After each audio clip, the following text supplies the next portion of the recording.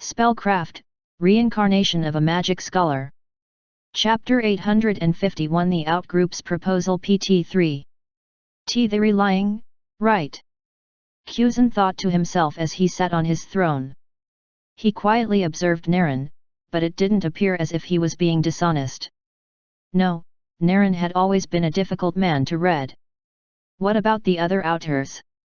Surely, they would fidget at the ridiculous words of their leader. None of them are reacting out of the ordinary. Are they really being honest? But that was impossible, right? As far as anyone knew, the outgroup was made up of a ragtag group of exceptional individuals. He even knew most of them, except the little girl who seemed to be clinging close to Stefan. She appeared to also be a newcomer. In any case, should I believe them, or not? Kuzan glanced at the Dragon King, Ziark, for his counsel. I wonder what the old dragon thinks of this. Asterisk. Asterisk. Asterisk. Why the hell are you looking at me? You've always done whatever you wanted. Ziark's thoughts echoed as he maintained his outward persona. He was also rattled by Naren's claims. Such a thing as having over 5 million soldiers at their beck and call was an extraordinary claim. The issue was the evidence. Do they have any way to prove the veracity of their words? He thought. If the outers did, then Ziark already knew he and his people would be better off following them than taking their chances doing nothing. In fact, after considering all of what Naren had said, he found himself having a change of heart. It would indeed be wiser to strike them hard and fast, and as soon as possible too. With an army of the proposed number, we should be able to win. Plus, with an intelligent person like Naren on the team, they would be able to follow a well-structured plan. Honestly, the plan sounded lucrative enough to him. Not that Kuzan really cares what I think. In the end, the absolute emperor would make all the decisions himself. That was how it always was. Asterisk. Asterisk. Asterisk. I have considered your words carefully. Kuzan began, his tone low and sullen. I watched as his eyes drifted around uncomfortably, only to find their way back to Naren. Despite the obvious signs of discomfort, I could also sense some sense of resolve in his eyes. It indeed seemed like he had come to a decision. I will accept this alliance you have proposed. And we will operate according to your plan if, of course, you have the 5 million troops you claim to possess. Kuzan stated. That sounded fair. In fact, it was only rational. Something told me he wouldn't stop there, though. Unfortunately for me, I was right. If we are to lend you our strength and follow your plan, then I have one condition. Kuzan smiled, his eyes narrowed. The one who will end up fighting Jared, will be me. Ah, so this was what everything was all about. In the end, he agreed because our plan still makes it viable to reach Jared. Does he even care about his own troops or the lives we'll be saving thanks to our strategy? It didn't seem like it. This looked to me like he was a guy who just wanted to use us and his own resources to increase the chances of his selfish ambition revenge. I guess it doesn't really matter as long as we get the job done. Shrugging a little, I sighed. Naren picked up on my gesture, no doubt, so he knew where I stood on the matter. In the end, it was up to him to decide, though. He was the leader and this was his world. I could only serve as an advisor, trainer, or whatever. However, the decisions still had to be made by Naren. Fortunately, he was very good at what he did. Very well. You will be given the right to challenge Jared. Our plan will accommodate that detail and we will not get in your way unless it's unavoidable. You had better not. I'm going to crush him. Kuzan responded with a bitter tone. I wondered how he could say something so haughty, especially after just losing to a newcomer in the outgroup. I thought that would humble Kuzan a little, or at least, make him doubt his own strength. However, it seemed he was still as stuck up as he always was, especially where the Jared of this world was concerned. Rho Alpha D Alpha NL. I'm relieved he agreed to this easily, though. I didn't have to take any other measures. A smile formed on my face as I observed my invisible surveillance automatons in the air. They had captured the entire fight I had with Kuzan, as well as Naren's rousing speech. If I wanted to, I could broadcast it to all the citizens of the Midas Empire, as well as the magic beasts. They would see just how much sense we were making, and an inevitable insurrection would grow from the people. That method is too volatile, so I wanted to save it as a last resort. There were also other methods we could use, like an active threat or even controlling Kuzan himself. However, I just thought a diplomatic approach would help everyone out, especially considering the long run. And what do you know? It ended well. So, what now, Naren? Outgroup? When should we begin our plan? Or rather, how much time would we need to sort out the details? That was indeed a valid question. As much as I would love to take out my evil version as soon as possible, it was much better to go through some logistic checks, discuss the plan in detail and observe the armies that the Midas and magic beasts claimed to have. Well, first of all, we... Suddenly, I felt a vibration pulsate throughout my body. It spread all around me, and I could see Naren and the rest of the people in my line of sight trembling as they felt the wave permeate the building. What is going on? My thoughts echoed and a bad feeling began to rise in me. The surge of magic power I was experiencing was beyond ordinary. It felt out of this world. Asterisk. Asterisk. Asterisk. Chapter 852. This power, it's just like back then. I swiftly looked in the direction of the quivering voice, only to find Seal mumbling as she shivered in fear. Her widened eyes, which seemed about to pop out of their sockets, told of an untold trauma, and her pursed lips trembled with terrifying horror. A dark sense of expectation hung above her, and I could feel tension spreading throughout the hall at a rapid rate. I need to find out exactly what's going on. 1 second. I told everyone, instantly teleporting out of the throne room. Voyage. In a flash, I appeared outside, floating directly on top of the Grand Midas Palace. My head was raised high into the sky, and my senses enhanced to their limits. That was when I saw it, the sight that was impossible to miss. And no way. Many miles and kilometers away from the Midas Empire and its pleasant ambience was a thick formation of dark clouds.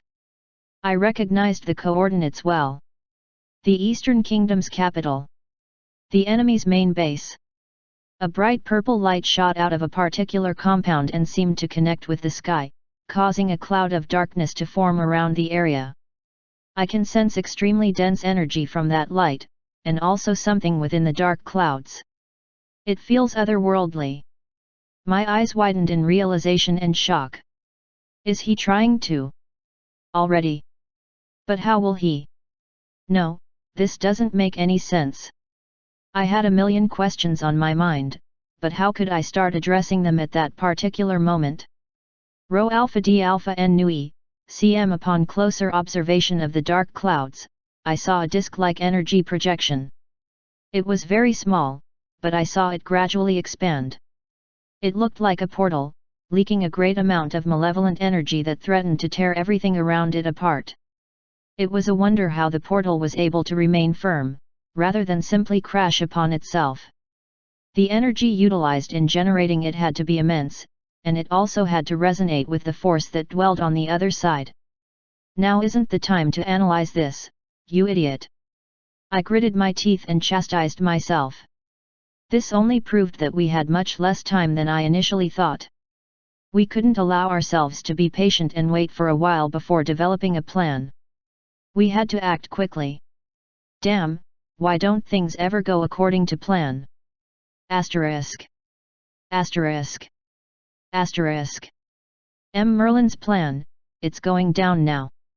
I can feel it. This creeping sensation, this growing darkness. Can't you sense it? Can't you feel it? As Seal shivered, the Outers surrounded and comforted her. She was always the pillar that gave them a purpose, so it was very difficult for everyone to see her break down like this. The very thing she feared and had hoped to avoid was now upon them. And she wasn't strong enough to stop it. Let's not focus on that for now. The plan comes first, I told Naren, who kept glancing at Seal. Yes. You're right. He responded hesitantly. I could tell he was concerned about the woman and also worried for the world, but we didn't have time to be hung up on emotions. This was a decisive moment that required action. Hopefully, he could see that. I apologize for being distracted. I'm fine now. Once he said this, I nodded and decided to leave the rest to him. Emperor Kuzan, King Ziark, we no longer have time to spare. Right here and now, I will brief you all on the plan, and we will act as quickly as possible. Kuzan and Ziark also seemed flustered by the sudden wave of vibration and the strange energy that was strong enough to even invade the closed walls of the Midas Empire. However, they had no time to be afraid. The war has begun. Asterisk. Asterisk. Asterisk. As expected, Naren gave a precise, concise, and charismatic rundown of the plan. By designating roles and assignments and also issuing warnings to others, he was able to quickly make sense of the situation and deliver his message succinctly. In a nutshell, the Midas forces were to storm the Fairy Kingdom to take it over, along with Biruel and Kido, who would be serving as the commanders. The magic beasts would go to the Beast Folk Kingdom, and they would be led by Vizer and Reed. Anna and Stefan, who seemed to be the best duo based on their compatibility in magic and technology, as well as in other areas, were in charge of the Dwarven Kingdom. Their goal was to eliminate the opposition, but more importantly to emancipate the enslaved dwarves there.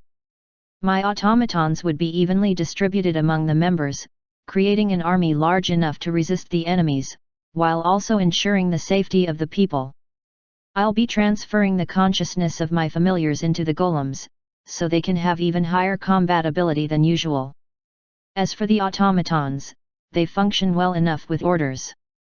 It was going to take some time to gather the armies belonging to the Midas and magic beasts, so we simply began the preparations while they gathered. We still haven't figured out a way to transport all of the soldiers you lot claim to have. At this point, Kuzan was panicking more than normal. His hysterical voice, widened eyes, and perspired face showed what kinds of thoughts he was having. Don't fret. We have a way to handle that. Naren responded. That way was simple.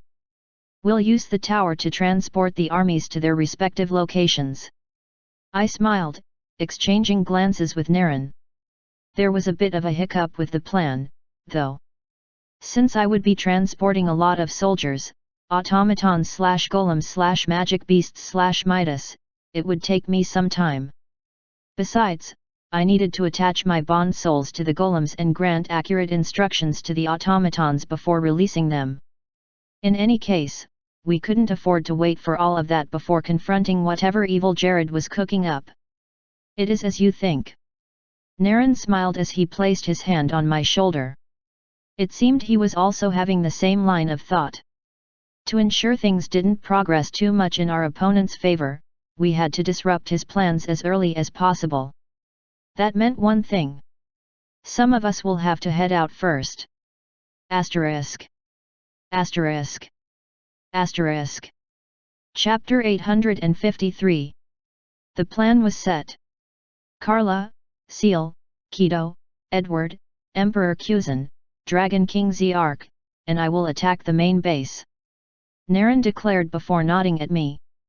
My automatons and golems were going to handle the surrounding area to ensure that the people were safe, while also doing their best to handle the myriad of security protocols that my malevolent counterpart would have set in motion. I'll have to send my big guns to assist them. They're going to have their hands full, after all. My scout automatons pretty much gave me the laydown of the topography and geography of this world. I could teleport anyone anywhere I wanted. Plus, with my constructs occupying key areas all over, I could switch places with them at any time. It's not yet time for me to act. I should save that for later. For now, I had to focus on my task of transportation, while the real players dealt with the threat. Alright, everyone. Let's begin the mission. Asterisk. Asterisk. Asterisk. In the massive compound that surrounded the gigantic castle belonging to the overlord Jared, there stood a group of people, alongside an immense army. The group comprised of none other than Jared's elite members, and they all stood behind his magnificent form as he watched the humming machine in front of him carry out its task. The device was a towering structure made of sturdy metal and advanced technology, standing over 100 feet tall. At its core was the Matrix Core, a powerful energy source that could generate a beam of intense energy capable of piercing through the atmosphere and beyond. This was the result of the combined efforts of him, Merlin and the engineer Jane Ursula. It was the main carrier of their ambition, meant to bring their goal to them. The time is nearly upon us. Jared whispered, his white hair fluttering as he stared into the swirling dark abyss in the sky. With every minute, the blot increased in size and the skies around it darkened even more. The dark portal's power spread its influence around the sky, showing how much it was growing. Soon, very soon, we will be able to harness this power. Jared smiled. All they had to do was wait for the portal to become stabilized. Any rash decision now would cause the event horizon to collapse, and all the expended energy they had harvested over the course of so many years would be expended. Ever since my death, the Matrix Core has been constantly absorbing energy and compressing it to form this high-density energy. They couldn't waste all their efforts and resources, so this project had to be delayed until all the right conditions were met.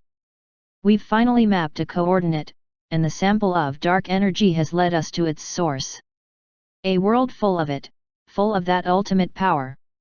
With it, he would finally be able to conquer this world and everything beyond the bounds of his planet. He would conquer any and all forms of magic, and then, rule the universe. Those who accepted him would prosper. Those who rejected him, they would wish they were dead. Thank you, Jane. He whispered while glancing at the lovely fairy who stood among his subordinates. Without you, I would never have made it this far. The both of them were going to achieve their goals, together. And no one is going to stand in our way. Before he could complete his statement, a sudden gust of wind and a wave of light appeared a good distance from him and his device. Blue and white bursts of light danced around the sudden cluster of energy, and a group of people emerged from it. Rho Alpha D Alpha N Nu I knew you would come. Jared grinned, watching as each outer made their appearance. He could also see the Midas Emperor and the Dragon King with them. It's perfect that you're all gathered in one place. I can just destroy you lot at once. Still, something seemed slightly off. While 7 was a decent number for their attack, especially when considering their elite nature, he also had to consider something very important. Did you really come here without reinforcements? You're outnumbered, you know. Behind Jared, other than his 4 generals, were hundreds of thousands of troops. They consisted mainly of golems, but powerful mages and warriors were also among their ranks. All in all, they were over 500,000. You're surrounded by my army. They might be inferior to your individual quality, but together, you and your team don't stand a chance. Of course, he knew Naren would have known that. That was what made him even more confused. Where were they hiding their soldiers? Hey, Jared! Naren suddenly spoke, causing him to glare at the dark-haired man.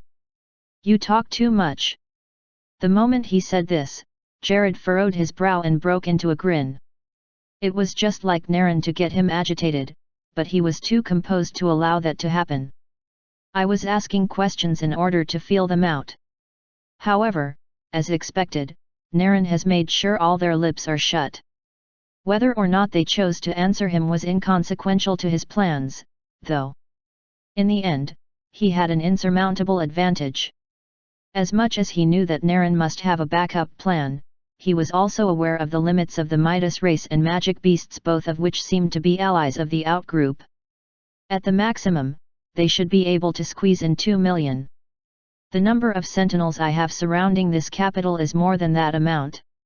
Rho Alpha D Alpha N Nu EC0M. The soldiers behind him alone were 500,000, and there were many others around, in the sky, beyond the compound, and even camouflaged. In the end, they were still outnumbered, no matter what. Then again, what other outcome was to be expected? This plan had been in the works for so long now. Victory was pretty much inevitable. You're not going to stop him.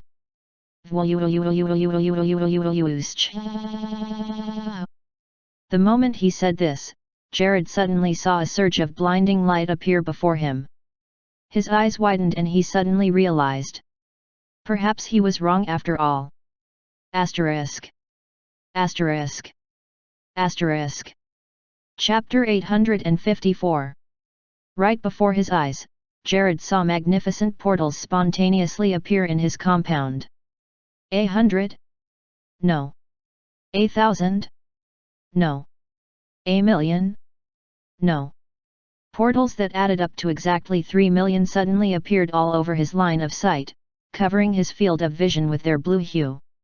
The immense surge of energy emanating from the portal was extraordinary, enough to make him slightly tremble in response. Rho Alpha D Alpha NLW, what is that? Jared thought to himself, forcing himself to show no fear. Was this kind of a thing possible? Such magic that allowed spontaneous spatial rifts to form? It was true that magic made all things possible, but weren't there limits to certain phenomena? No one being could possess such energy, so Jared instantly ruled out that possibility. Rather, he was more concerned about what happened next. What in the world are they? Ah, no way! Almost as soon as he made the statement, he began to sense movement within the spatial rifts, and then things began to step out from them. The metallic surfaces of some of them gave their identities away instantly, but Jared was shell-shocked by the level of advancement and design of each model. These are golems. But they weren't golems, were they? They were automatons. Emerging from the portals as well, after the golem automatons were the real golems. However, unlike the ones coated in simple metal skin, the golems were covered in the element of whatever familiar dwelled within them. Elements like fire, lightning, ice, etc. Several other specialized elements covered the golems, and despite being lifeless pieces of machinery, they were being controlled by the familiars within them, making them as capable if not more capable than the automatons. Jared and his allies didn't know much of any of this, though. The portals closed as soon as the things within came out, and the blue blots that littered the sky rapidly vanished. All except one. What is all this? What is that? Jared wondered to himself, already feeling immensely threatened by the number of adversaries that now stood before him. Using a supposedly impossible power, the Outers had managed to bring an army of 3 million to the scene. It boggled his mind, made him anxious and slowly brought in an emotion that he thought he had long discarded. Fear. No. I shouldn't jump to conclusions. They could be advanced holograms or they could even be fodder. He couldn't guarantee their efficacy in battle just by looking at them alone. That one portal still bothers me, though. Jared glared at the last remaining blue blot, hovering at the epicenter of the army that littered the sky. What could be within? Fortunately, or rather, unfortunately for him, he didn't need to wait for long. The blue distortion of spatial energy slowly parted, revealing the one that proceeded from it. The being was shrouded in platinum-like armor, and it appeared so regal that its elegance could not be described with mere words. It was brimming with dignity and power, having a humanoid form, yet the nature of an artificial entity. That looks like Gawain.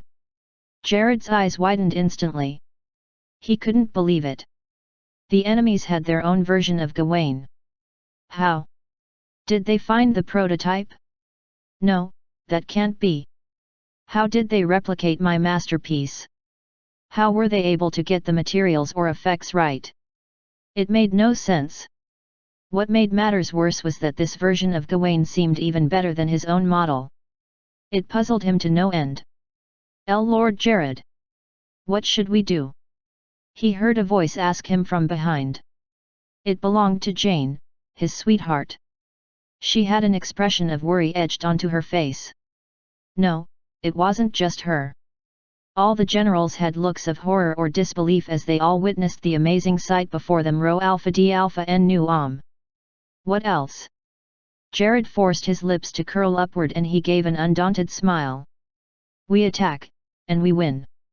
They couldn't postpone their project any longer, after all, they had already come so far. No matter the enemy's intentions or strength, Jared still believed his forces could hold them off until the process was complete. And once it was complete, it would be the end of everything. Jane, summon Gawain and Hugo. They will lead the army while we take care of the outers. Jared narrowed his eyes. Understood. As for the rest of you generals, you are not to underestimate them. Give your best shot and do not even consider losing. Why yes sir. Abel Lion responded instantly. I understand. Ilrich Lendertwal answered. Yes, my lord. Gerard replied. With most of his elite forces concentrated in this place, Jared was confident in ultimate victory. He had been planning this for so long after all. Curse that Naren! He took me by surprise. Even though he had tried his best not to underestimate the outgroup and the Midas Empire, this sort of thing happened. It made him look foolish. But how could I have predicted this? Damn it! As he was having this thought, an incorporeal entity moved close to his ears, dropping its bony hands on his shoulders. Curse that seal! What has she done? Has she reawakened her ancient magic? A cold, hollow voice leaked out from the ghost.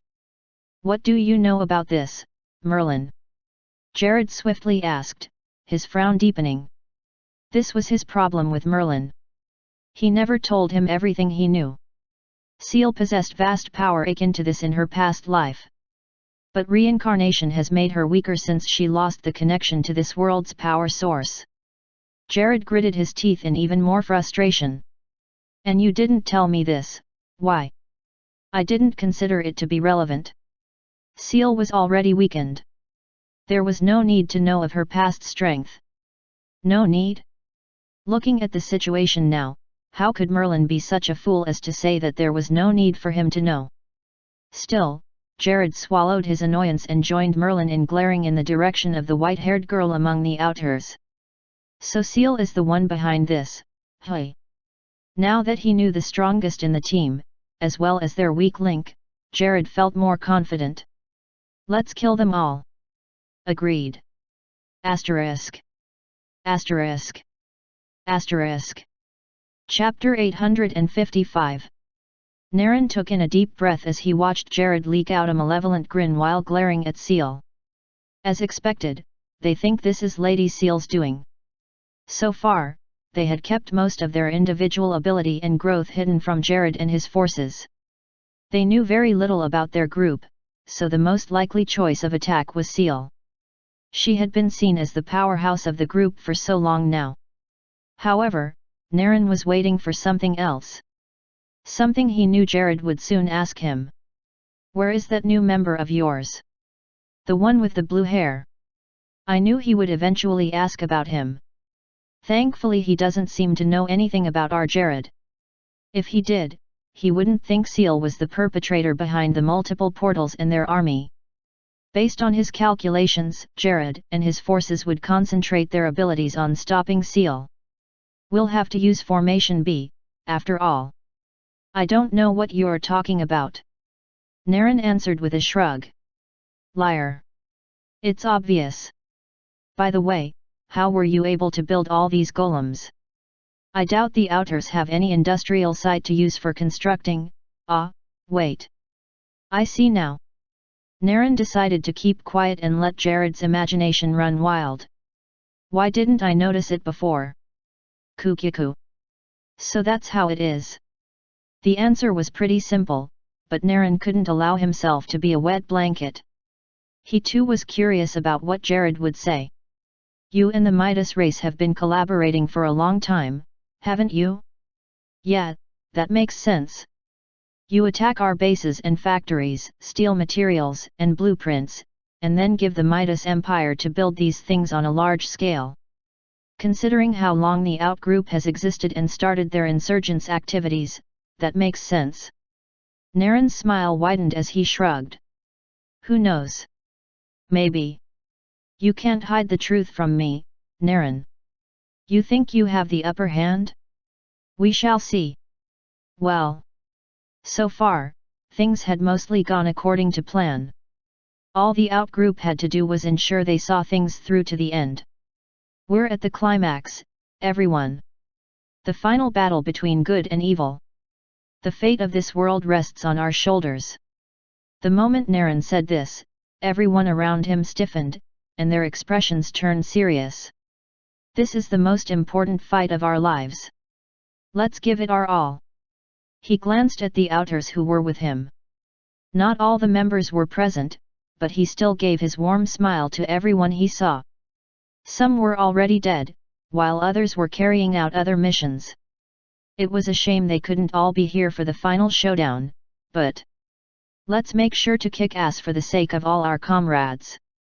And then, in a loud battle cry that resounded with excitement, the outgroup commenced their final clash. Asterisk. Asterisk. Asterisk. In mere moments, the battle became a complete and utter mess. First, it started with the sudden appearance of the ultimate golem of destruction, Hugo, and his equally malevolent partner, the ultimate automaton, Gawain, both on the side of Jared and his evil empire. Their sudden appearance and charge over Jared's soldiers commenced the clash between both sides, wreaking havoc and chaos on everything around. In a flash, the entire capital became a swirling mess of nothing but destruction. A good number of the automatons scattered around in order to protect the powerless people who were around, paying more emphasis on evacuation, in order to prevent any casualty. The rest of the outgroup's forces focused on fending off the enemy's resistance. Since they were mostly machines, their destruction wasn't problematic.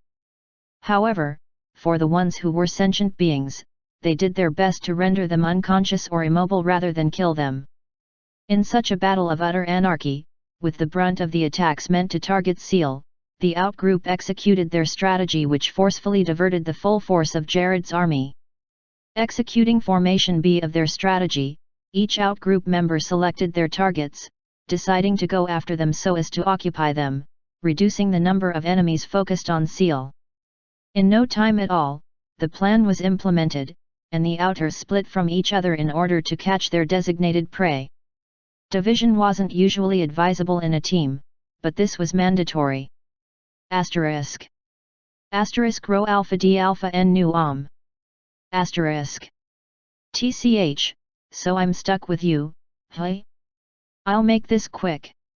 The Beast King, Gerard growled at his opponent.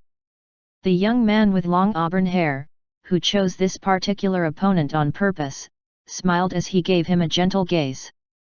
You caused my friend a lot of suffering. I'll make sure I pay you back in full, for Vizer. Bitch, do you really think you stand a chance against me? Abel Lion said, glaring at the other demon in front of him with contempt. Shut up. Traitors like you have no right to speak. Carla responded, forming a fist already. I'll pummel you to death. I suppose I'll handle the big golem. Hugo, is it? Ziark smiled as he watched the massive construct trot along. What about you? He stared at Kido. I think I'll just help out where I can. The golden-haired Midas answered, looking very carefully in the direction of Kuzan. I might be needed soon. So, you're the one I'm fighting. Ilrich smiled as he watched the very leader of the outgroup approach him. Isn't this unfair?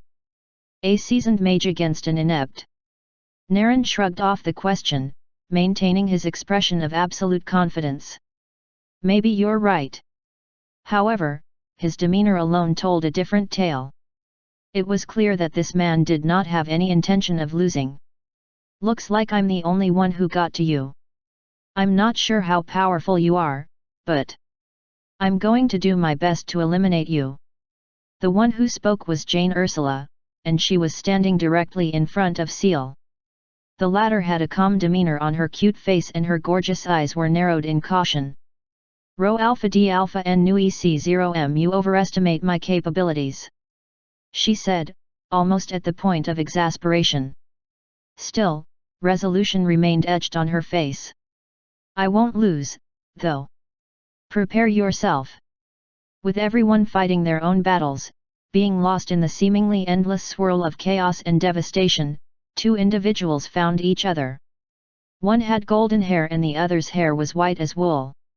They both stared at each other, each with contrasting expressions. Jared, finally, I have you within reach. Kuzan, the absolute emperor, grinned like a maniac as he stared hard at his opponent. Ugh! It's you. Stay out of my way, weakling. Jared responded with a frown, no, more like a look of disgust. Despite this, however, Kuzan would not back down. Never. I've come this far. I've mastered my family's secret techniques, and I've honed my abilities, all for this moment. I don't care. You will pay for what you did, Jared. I will make sure you die in the most painful way imaginable. At this point, Jared was already rolling his eyes. Right here, right now, I will use my all to end your life. Asterisk. Asterisk. Asterisk. Chapter 856. Meanwhile, the southern continent, Dwarven colony. The Dwarven nation was once revered as the hub of all smithing activities, the paradise for all technological advancement and construction. Of course, that hadn't really changed much, but one look at the nation now and one could only see vestiges of the city's former glory. The Dwarven colony, brought under subjugation by Jared Leonard, head of the United Nations, now had the appearance of a slum setting. Well, not quite. Towering above the heads of the dwarves were huge monoliths, and tall buildings called forges. Factories littered the colony, and they consumed most of the land. The remaining habitable areas were overpopulated by desperate dwarves who wanted to survive. Yet, even that proved to be very difficult. Thanks to the thick smoke and toxic waste that came out of the overcrowded factories, the skies that hung above their head was constantly grey and uncolorful. A certain foul smell constantly wafted in the air, and everything within the civilization was affected. It became inevitable that the denizens would eventually begin to experience poisoning sicknesses that were caused by the toxic waste they were forced to live with. In this sort of community, where one had to slave away and work in order to survive, what manner of hope was there for these people? Were they fated this sort of existence forever? Well.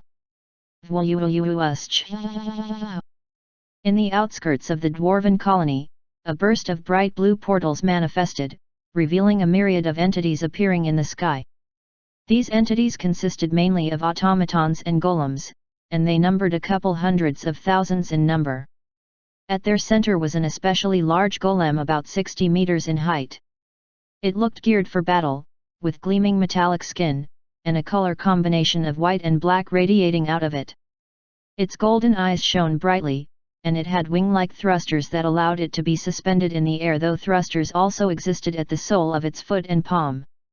This golem was Hugo. And operating it from the inside was none other than the only Magi tech expert in the outgroup other than Naren and Jared.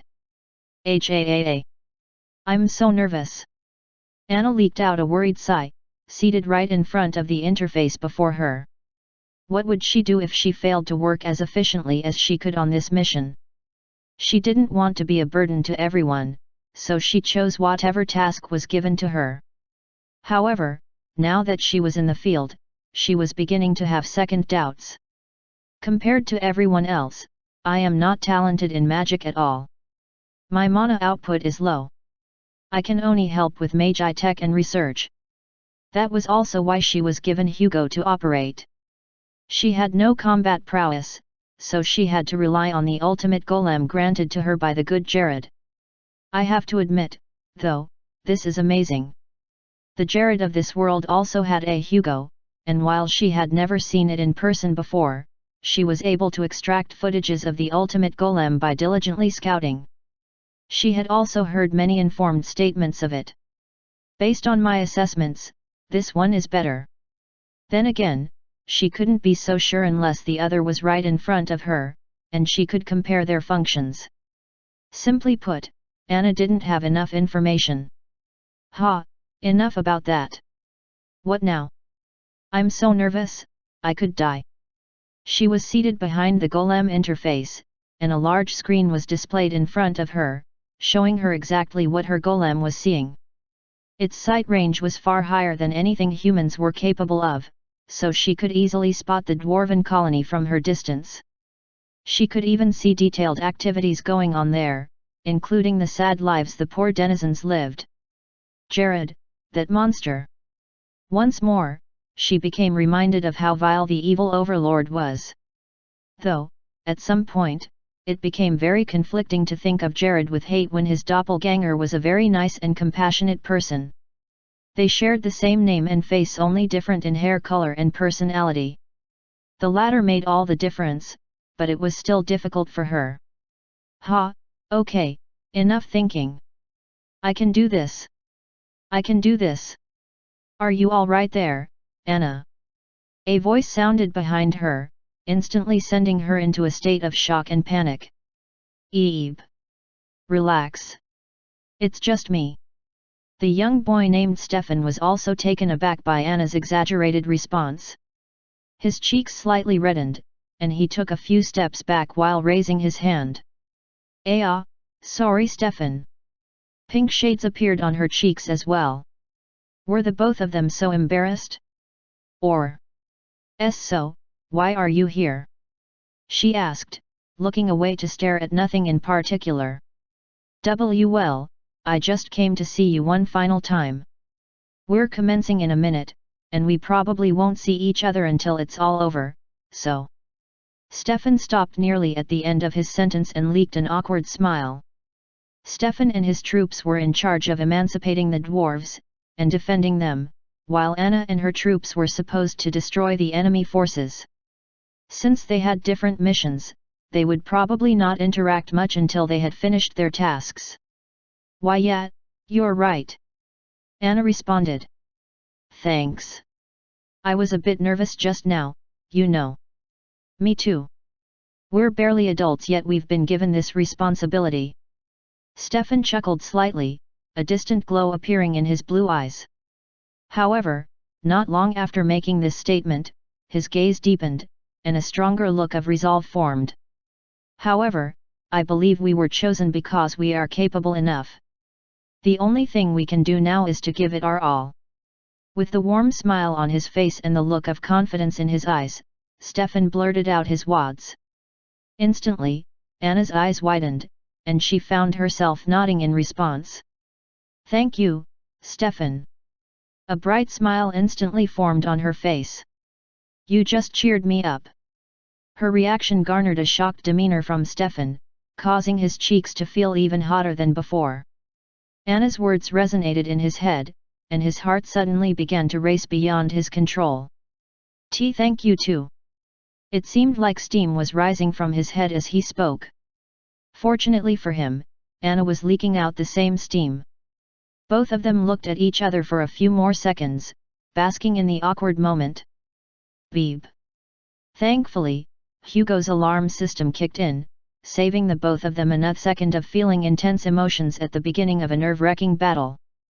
Well, I gotta go then. Wish me luck. Stefan quickly said, utilizing the spell card he was given to transport out of the golem. Me too. And good luck. Blue light replaced Stefan in his location, and in an instant, he vanished. Now alone once again, Anna held her pink cheeks and shut her eyes for a few seconds. Rho Alpha D Alpha NL not now, Anna. Let's focus on the mission. With that in MND, she manned her interface and prepared for her task. I won't let everyone down. Asterisk. Asterisk. Asterisk. Chapter 857. Stefan set aside the lofty feelings and warm sensations permeating his heart, and he decided to focus on the task he had been assigned to. Ever since he lost his cousin and all his friends, joining the Outers in the process, he never really had much of an opportunity to interact with someone his age. He had to force himself to grow up, becoming more like the grown ups around him, so he could properly contribute to his team.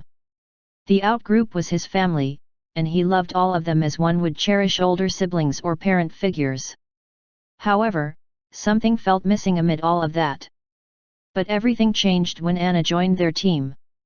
These past months, I really enjoyed myself. It had been so long since he felt something like this for anyone. However, he couldn't assume that Anna felt the same. He didn't want to burden her with how he felt, especially when things had reached this critical stage. Let's make it out of this alive, Anna. I'll tell you how I feel once this is all over. Stefan gritted his teeth as he floated in the air among his troops. I promise you. Asterisk. Asterisk. Asterisk. The safe zone has been established already. It's time. The safe zone was a large patch of land, just outside the bustling dwarven capital, which was now covered in a bright white dome. We'll bring all the dwarves here while Anna and her forces eliminate the threats. The dwarven colony was filled with poisonous air, and the levels of infections were high. The only reason the denizens could survive in such a place was because of their strong vitality. However, by taking them to the safe zone, their health would be guaranteed, and they would be protected from harm. It was Jared's idea, but Stefan couldn't help but feel immensely proud of the idea. The Safe Zone core was designed by the joint efforts of Anna and Naren. It uses the mana around and creates a dense layer of protection that hardens and prevents any form of entry. Only those whom it recognizes will be allowed entry by the mana layer, lowering its density in the direction of the ally, enough so that the person could enter with no problems arising.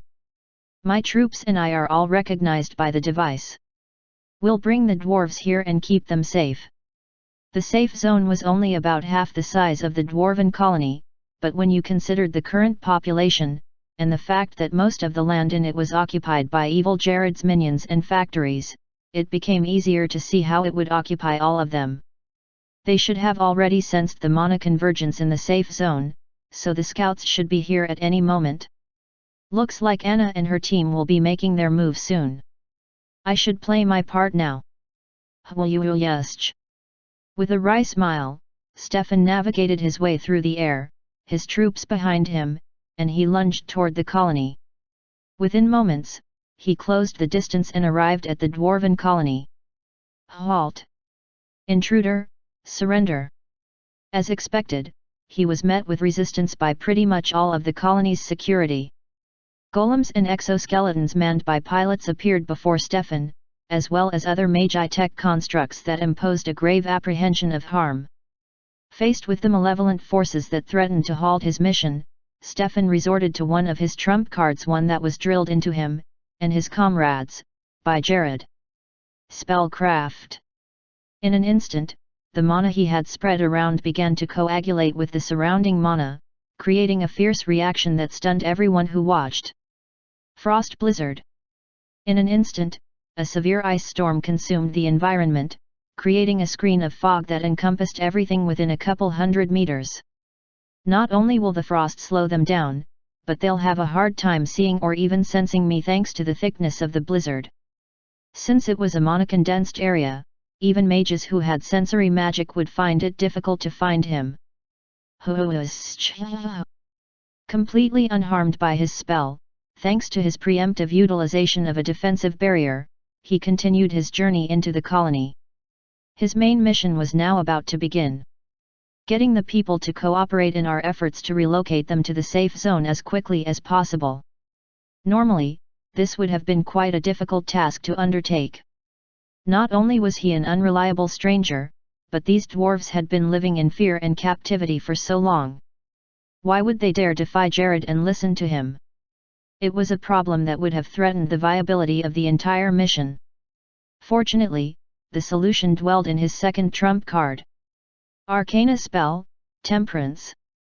Within moments, a burst of magnificent light spread from him and covered the entire dwarven colony. This peach-colored glow pierced the dark clouds, turning them into pink-like fluff.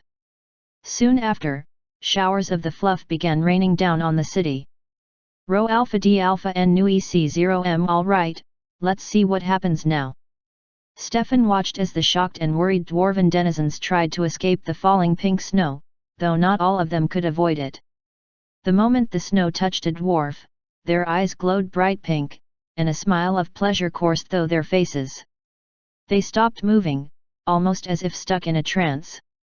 Take them to the safe zone. Stefan told his automaton and golem troops, and they instantly obeyed.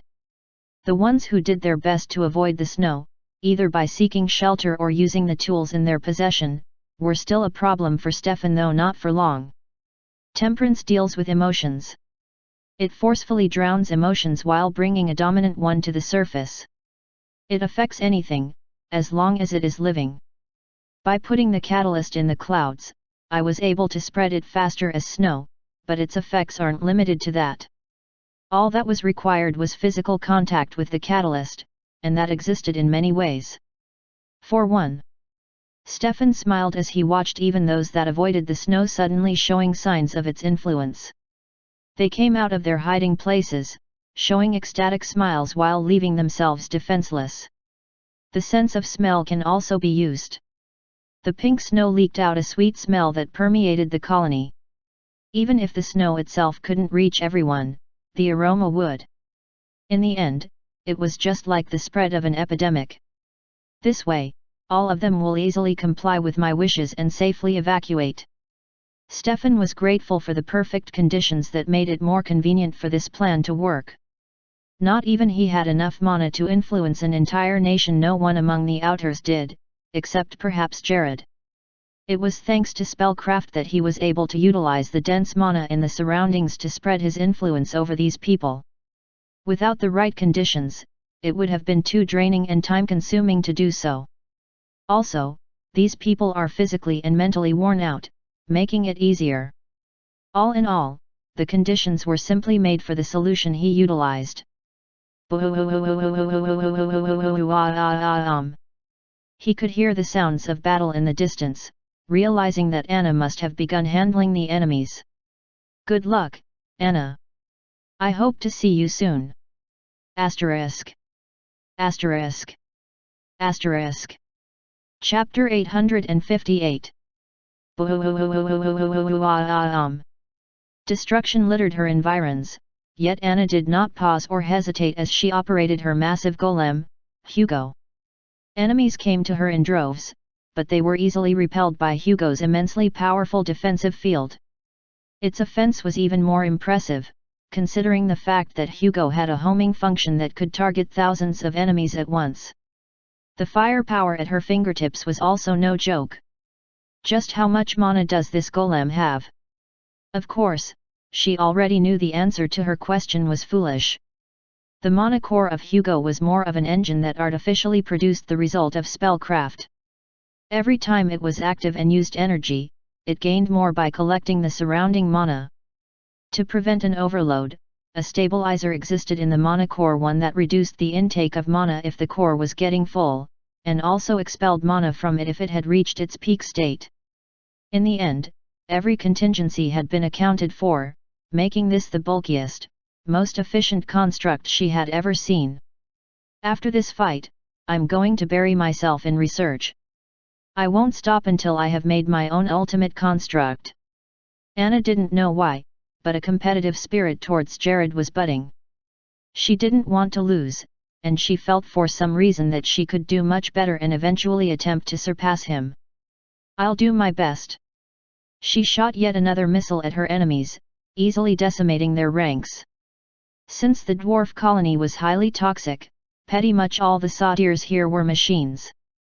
The evil Jared's empire wouldn't want to endanger capable soldiers by placing them in such a wretched place, so the next best thing was to make automatons and autopilot golems do the work. Unfortunately, they stood no chance against the ultimate golem. I wonder how Stefan is doing. Anna thought to herself, her cheeks turning a little pink. Her heart began to slowly race, and she clutched her flat chest with a little bit of concern. Even then, a small smile began to appear the more she thought of him. What am I doing? Ever since she was a kid, she never had much interest in romance and the likes. Boys weren't really her priority, considering she was surrounded by her male siblings. Anna's major interest dwelled in knowledge, and she pursued that with all her passion. However, ever since she and Stefan began to interact, she could feel this budding attraction no other person had managed to make her do. Is it because I've never really interacted with boys until now? When she thought of it, she had mostly been too busy either with research or revenge to give romance any thought. Even when I first met Jared, I was flustered, wasn't I? But, how did that explain the thumping in her heart whenever she talked with or thought of Stefan? In the first place, the kind of connection she had with Jared was a more competitive and respective one. However, for Stefan, she could feel a longing and attraction that defied prior experience. And it was for good reason. He's kind. He listens well. He teaches me new things. He's very smart and curious. He's very handsome too. He's strong. He encourages me all the time, and he's so proper. He can be assertive at times, but I like it when he's all shy and cute too. There was one other thing that attracted her to him, something that shocked her till this point. He always mentions how cute I look, because of my stature. Why was she so giddy about this? Usually, Anna got upset when anyone brought her height and overall appearance into the conversation. It felt like those who did this were looking down on her, or something. Even Stefan did something similar in their first meeting, for which he already apologized for. In essence, she didn't like it. Yet, why was it that when it came to Stefan, she was smitten by his charming way of implying how cute she was with her small stature?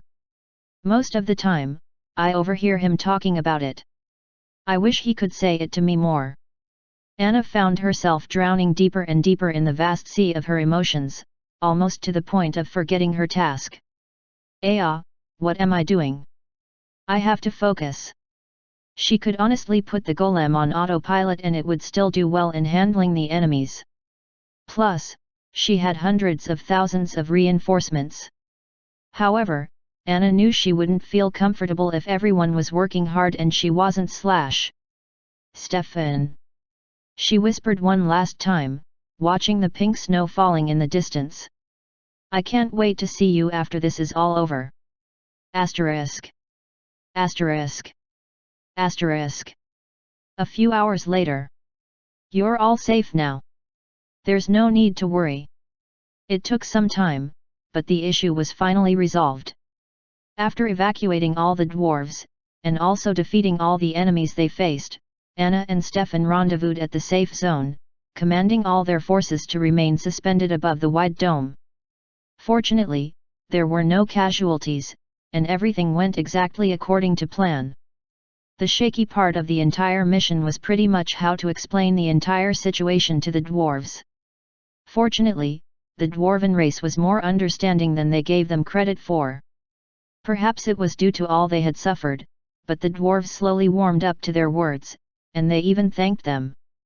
All in all, it was mission complete. Or so they had thought.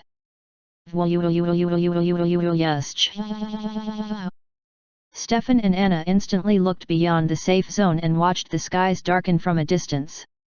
It was the direction of the eastern continent, so the two of them knew it had to be the doing of their prime enemy.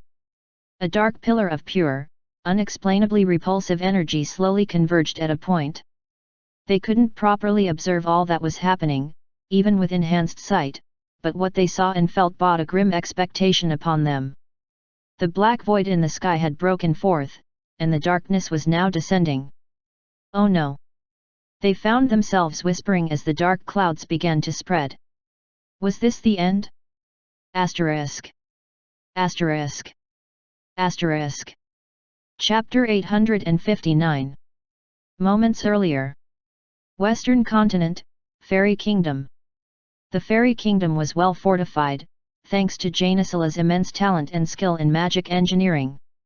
Golems, automatons, and droves of weaponized constructs were already prepared to resist Biruel and Kido, who led the invasion. Other than the inanimate weapons of war, the fairies were also prepared to defend their kingdom from external aggressors. Whether they did so of their own free will or not was irrelevant. Thanks to Jared's calculations, though, the total number of soldiers with Biruel and Kido was sufficient to handle the resistance put up by the fairy kingdom. Despite their possession of enough forces to eventually take back the fairy kingdom, the duo decided to take a much different approach. An approach that rendered the thousands of troops behind them. The chariot. The Emperor. Completely unnecessary. The chariot easily hijacked control of the enemy's technological advantage, while the Emperor took over the living opponents. In essence, just the two of them were enough to subdue the entire fairy kingdom all within a matter of minutes. Asterisk. Asterisk. Asterisk. There's a problem. Biruel whispered. Even though they had already disabled all the technological defenses, and forced the fairies to surrender, there was a much bigger issue that caused the fairy king worry. Using the chariot, I was able to detect something from them. He added, looking at Kido with a very concerned expression. Kido could only depict shock. The chariot only works on technology, though. Exactly. What are you saying, Biruel? It seemed a lump had formed in his throat, since it took him a great deal of time to form the words properly.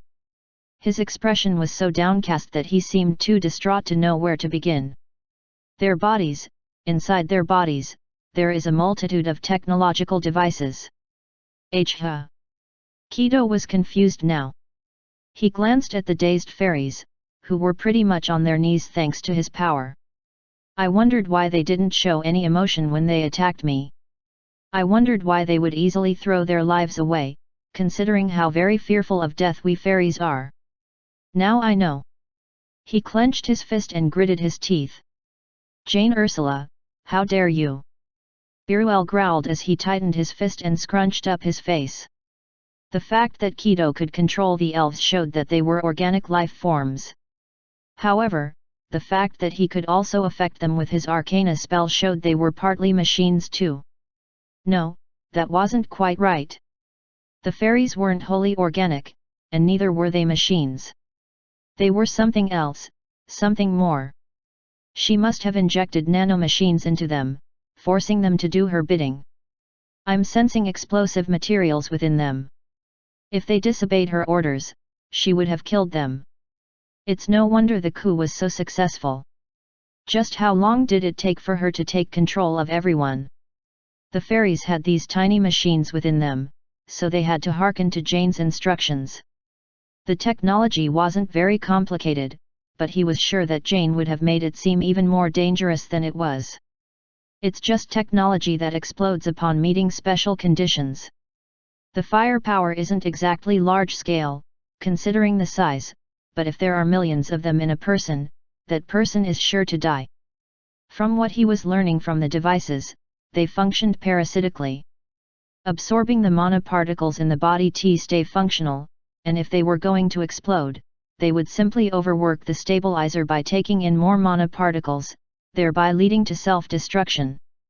Kido, tell one of the fairies under your control to explain how he was threatened. In response, Kido nodded and brought a random soldier before Biruel. Tell us about the card Jane Ursula uses to keep you fighting for her. He said very calmly. I have a wife and 3 kids. If I don't fight and win, they'll die. The fairy said with as much emotion as a controlled puppet could muster. How would they die? All of us have been injected with Queen Janisala's powerful nano-devices. It can read our minds to decipher our loyalty. It can cause us sickness or bring us health. It can also kill us at any time. If we desire to live, we must remain loyal to the Queen and do whatever she desires. Biruel's face darkened the more he heard about the plight of this single fairy. He wondered about the many other fairies and the stories they had to tell. Jane lied to them. The device can't read their mind or do anything else. It can only bring death to them by using their mana particles against them. But whether she was lying to them or not about how effective her technology was didn't change the fear it had on them. No, the lie was most likely what made her hold over them so strong. Do you think you can deactivate the machines, or something? Kido asked Biruel. I should be able to. The machines shouldn't be too much of a bother to manipulate. The problem is that there are at least 1 million in every fairy. There's a limit to how much I can control at once. In the end, he would have to do this by saving one fairy at a time. It's going to take a great deal of time. Biruel narrowed his gaze in resolve. But, I will save my people. No matter what. That was his duty as the Fairy King. One last question, Fairy. What do you think of your former ruler, Fairy King Biruel? Kido asked the controlled being before the two of them. Fairy King Biruel was the kindest ruler I have ever known. Everyone regrets betraying him, I'm sure. He was the best. A warm smile formed on Biruel's face, and his twinkling eyes expressed gratitude to Kido. Come on, Fairy King. Time to get to work. Asterisk. Asterisk. Asterisk. Chapter 860. A few hours later. Biruel and Kido were in the process of ridding the fairies of the life-threatening nanomachines inside them, with the Fairy King doing most of the work, and Biruel filing the fairies in an orderly fashion to increase the efficiency required. The both of them were in the middle of this when they felt an immense pressure that emanated from the Eastern Kingdom. The surge of what could only be described as malevolent energy coursed through them, and they felt chills pervading their bodies. The swirling dark portal in the sky seemed to be leaking its contents into a single location. And that spelled an unpredictable calamity to come. Should we go and check that out? It looks bad. Kido asked, concern etched on his face. Biruel remained silent for some time, lost in his own thoughts. He had to weigh his options, saving his people as fast as possible, or the world. Jared and the main team should be in charge of that region.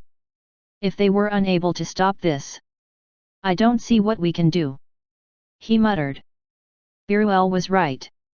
Most of their heavy hitters, if not all, were supposed to be there. If they failed, then just the Fairy King and one Midas wouldn't change much. Still, I'm worried about everyone. He added, tightening his fist as he glared at the spreading dark clouds. Let's go, Kido. I'm not sure of what we can do, but I can't afford to stay here while my family perishes. Kido gave a soft smile and nodded. It turns out he too felt the same. Yet. Let's go. Asterisk. Asterisk. Asterisk. Moments earlier. Southern Continent, Beast Kingdom. The Beast Kingdom recovery expedition was meant to be the most problematic of all the assaults. Not only were the enemies completely organic, but they were beast folks whom Jared had cured, thus making them extremely powerful and very loyal. In essence, if one were to come to their land with the intention of taking it over, then they would fight till their last breath. They would defend their land with honor, and wouldn't care about throwing their lives away to protect the leader they had sworn loyalty to. If only that was the case. We surrender. The beast folk, after experiencing Vizer and Reed in action, realizing that the two were practically unstoppable by this world's standards, instantly gave up. It was a pity their Beast King wasn't present to see their shameful decision. The beast folk, who had gotten introduced to life without mana overload, must have gotten softer over the years. Perhaps they now valued life too much to throw theirs away. They wanted to grow stronger, live longer, and have even more children. Who among them would desire to throw their lives away so meaninglessly? We'll be taking over this land. No longer will you be under Jared Leonard's control. Neither will you be subjects to Gerard. Vizer declared to the trembling people. He still remembered his past life in this place. The desire to become the king of these people was long gone. Once he established enough order, and a new king was selected, he would leave this place. My wives, My children! He remembered their lovely smiles, and the way they often warmed his heart. He missed them every day so much so that it hurt at times. He didn't want to relieve those memories, so it was best to let his past go. Nothing is waiting for me here. He smiled sadly, watching over the lands. It seems you really won't be ruling your people any longer. Reed's voice interrupted Vizer's thoughts. The old mage drew closer to the smiling beast folk. He had a wry smile plastered on his face, and he too seemed distant in his thoughts. You know, after this is all over, I'm thinking of spending the rest of my days as an adventurer. I want to explore more of this world, discover hidden treasures, and defeat monsters. Reed said with a smile. Frankly, he had already had his fill with society and its intricacies. He wanted more freedom now. I'm not going senile, am I? He grinned. You're not. In fact, I was thinking the same thing just now. Vizer returned Reed's warm smile. The old man must have wanted to cheer him up, and he succeeded. Being an adventurer, enjoying the pleasures of the world as well as the dangers, perhaps that was what he needed. That would be nice. Where do you reckon we begin from? Vizer added. Well, I'm thinking of Land of Eternal Glaciers far north. Oh? Any specific reason why? I've only heard rumors and myths. I want to see for myself, if there's a frost dragon dwelling within the glacier cave. It would be nice to see if we could get the frost dragon and travel the world on its back as we continue our adventure. That sounds pretty reasonable. Once we gather enough experience and treasures, we can even open an adventurer's academy, or something.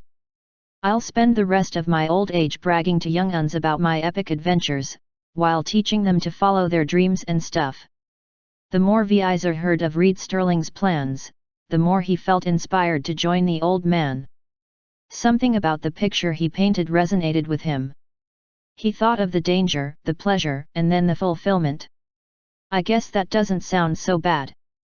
No, it doesn't.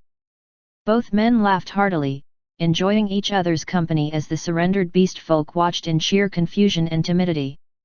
But then... what is that?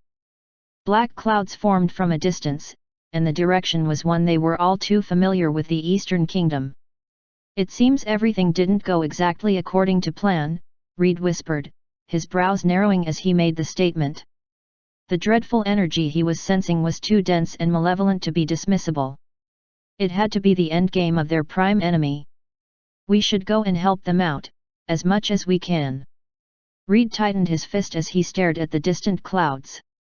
It seems our adventuring plans will have to be put on hold, Reed. Right, you are.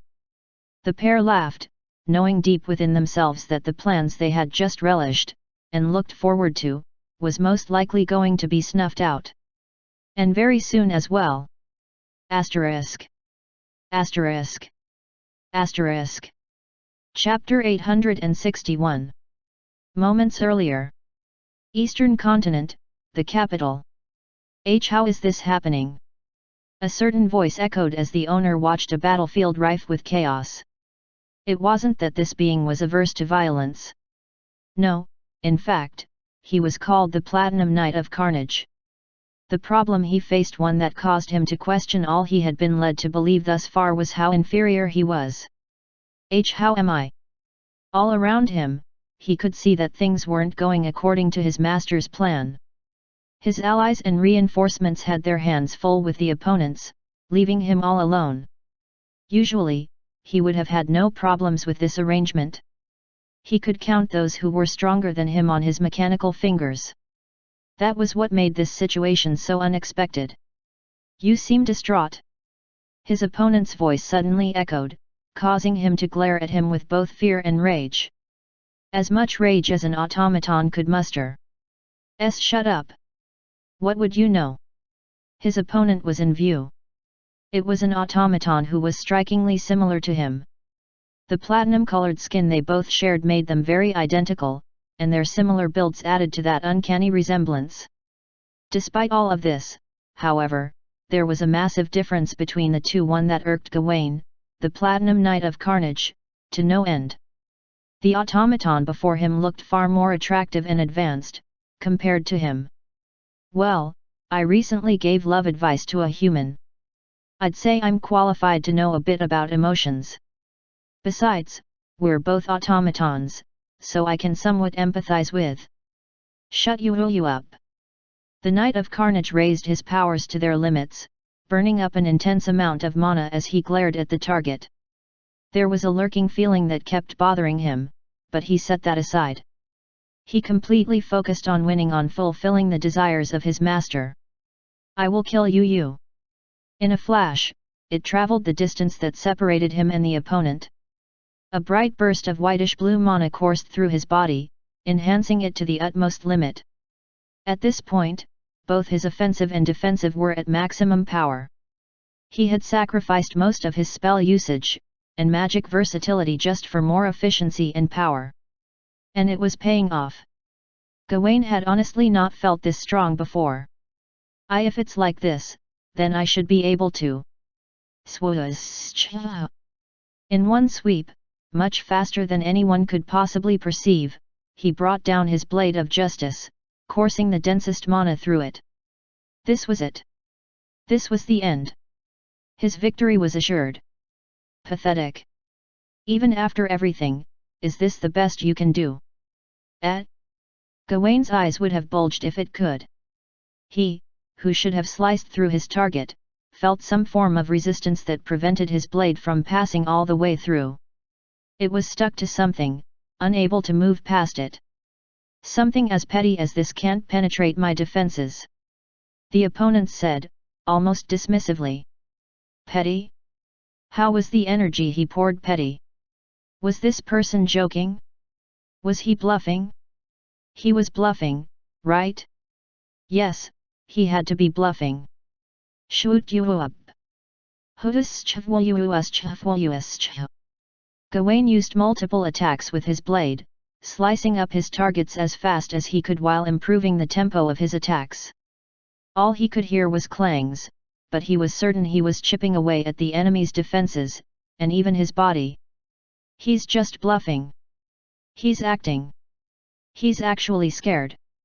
Yes, he's frightened of my power. After making the same frantic efforts for a few more seconds, Gawain finally heard the sound of metal breaking, and then shattering. He, ha ha ha ha. I knew it. He was actually. Perhaps he missed the little detail thanks to his excitement, but it wasn't his opponent's body that shattered. It was his own blade. His blade was as good as useless at this point, already broken and chipped away in its remaining parts. Even though his weapon was in such a miserable state, the opponent looked as beautiful as ever. How? His mind could not comprehend it. Master told me to be patient and withstand your attacks, but I really don't see how I can learn anything from you.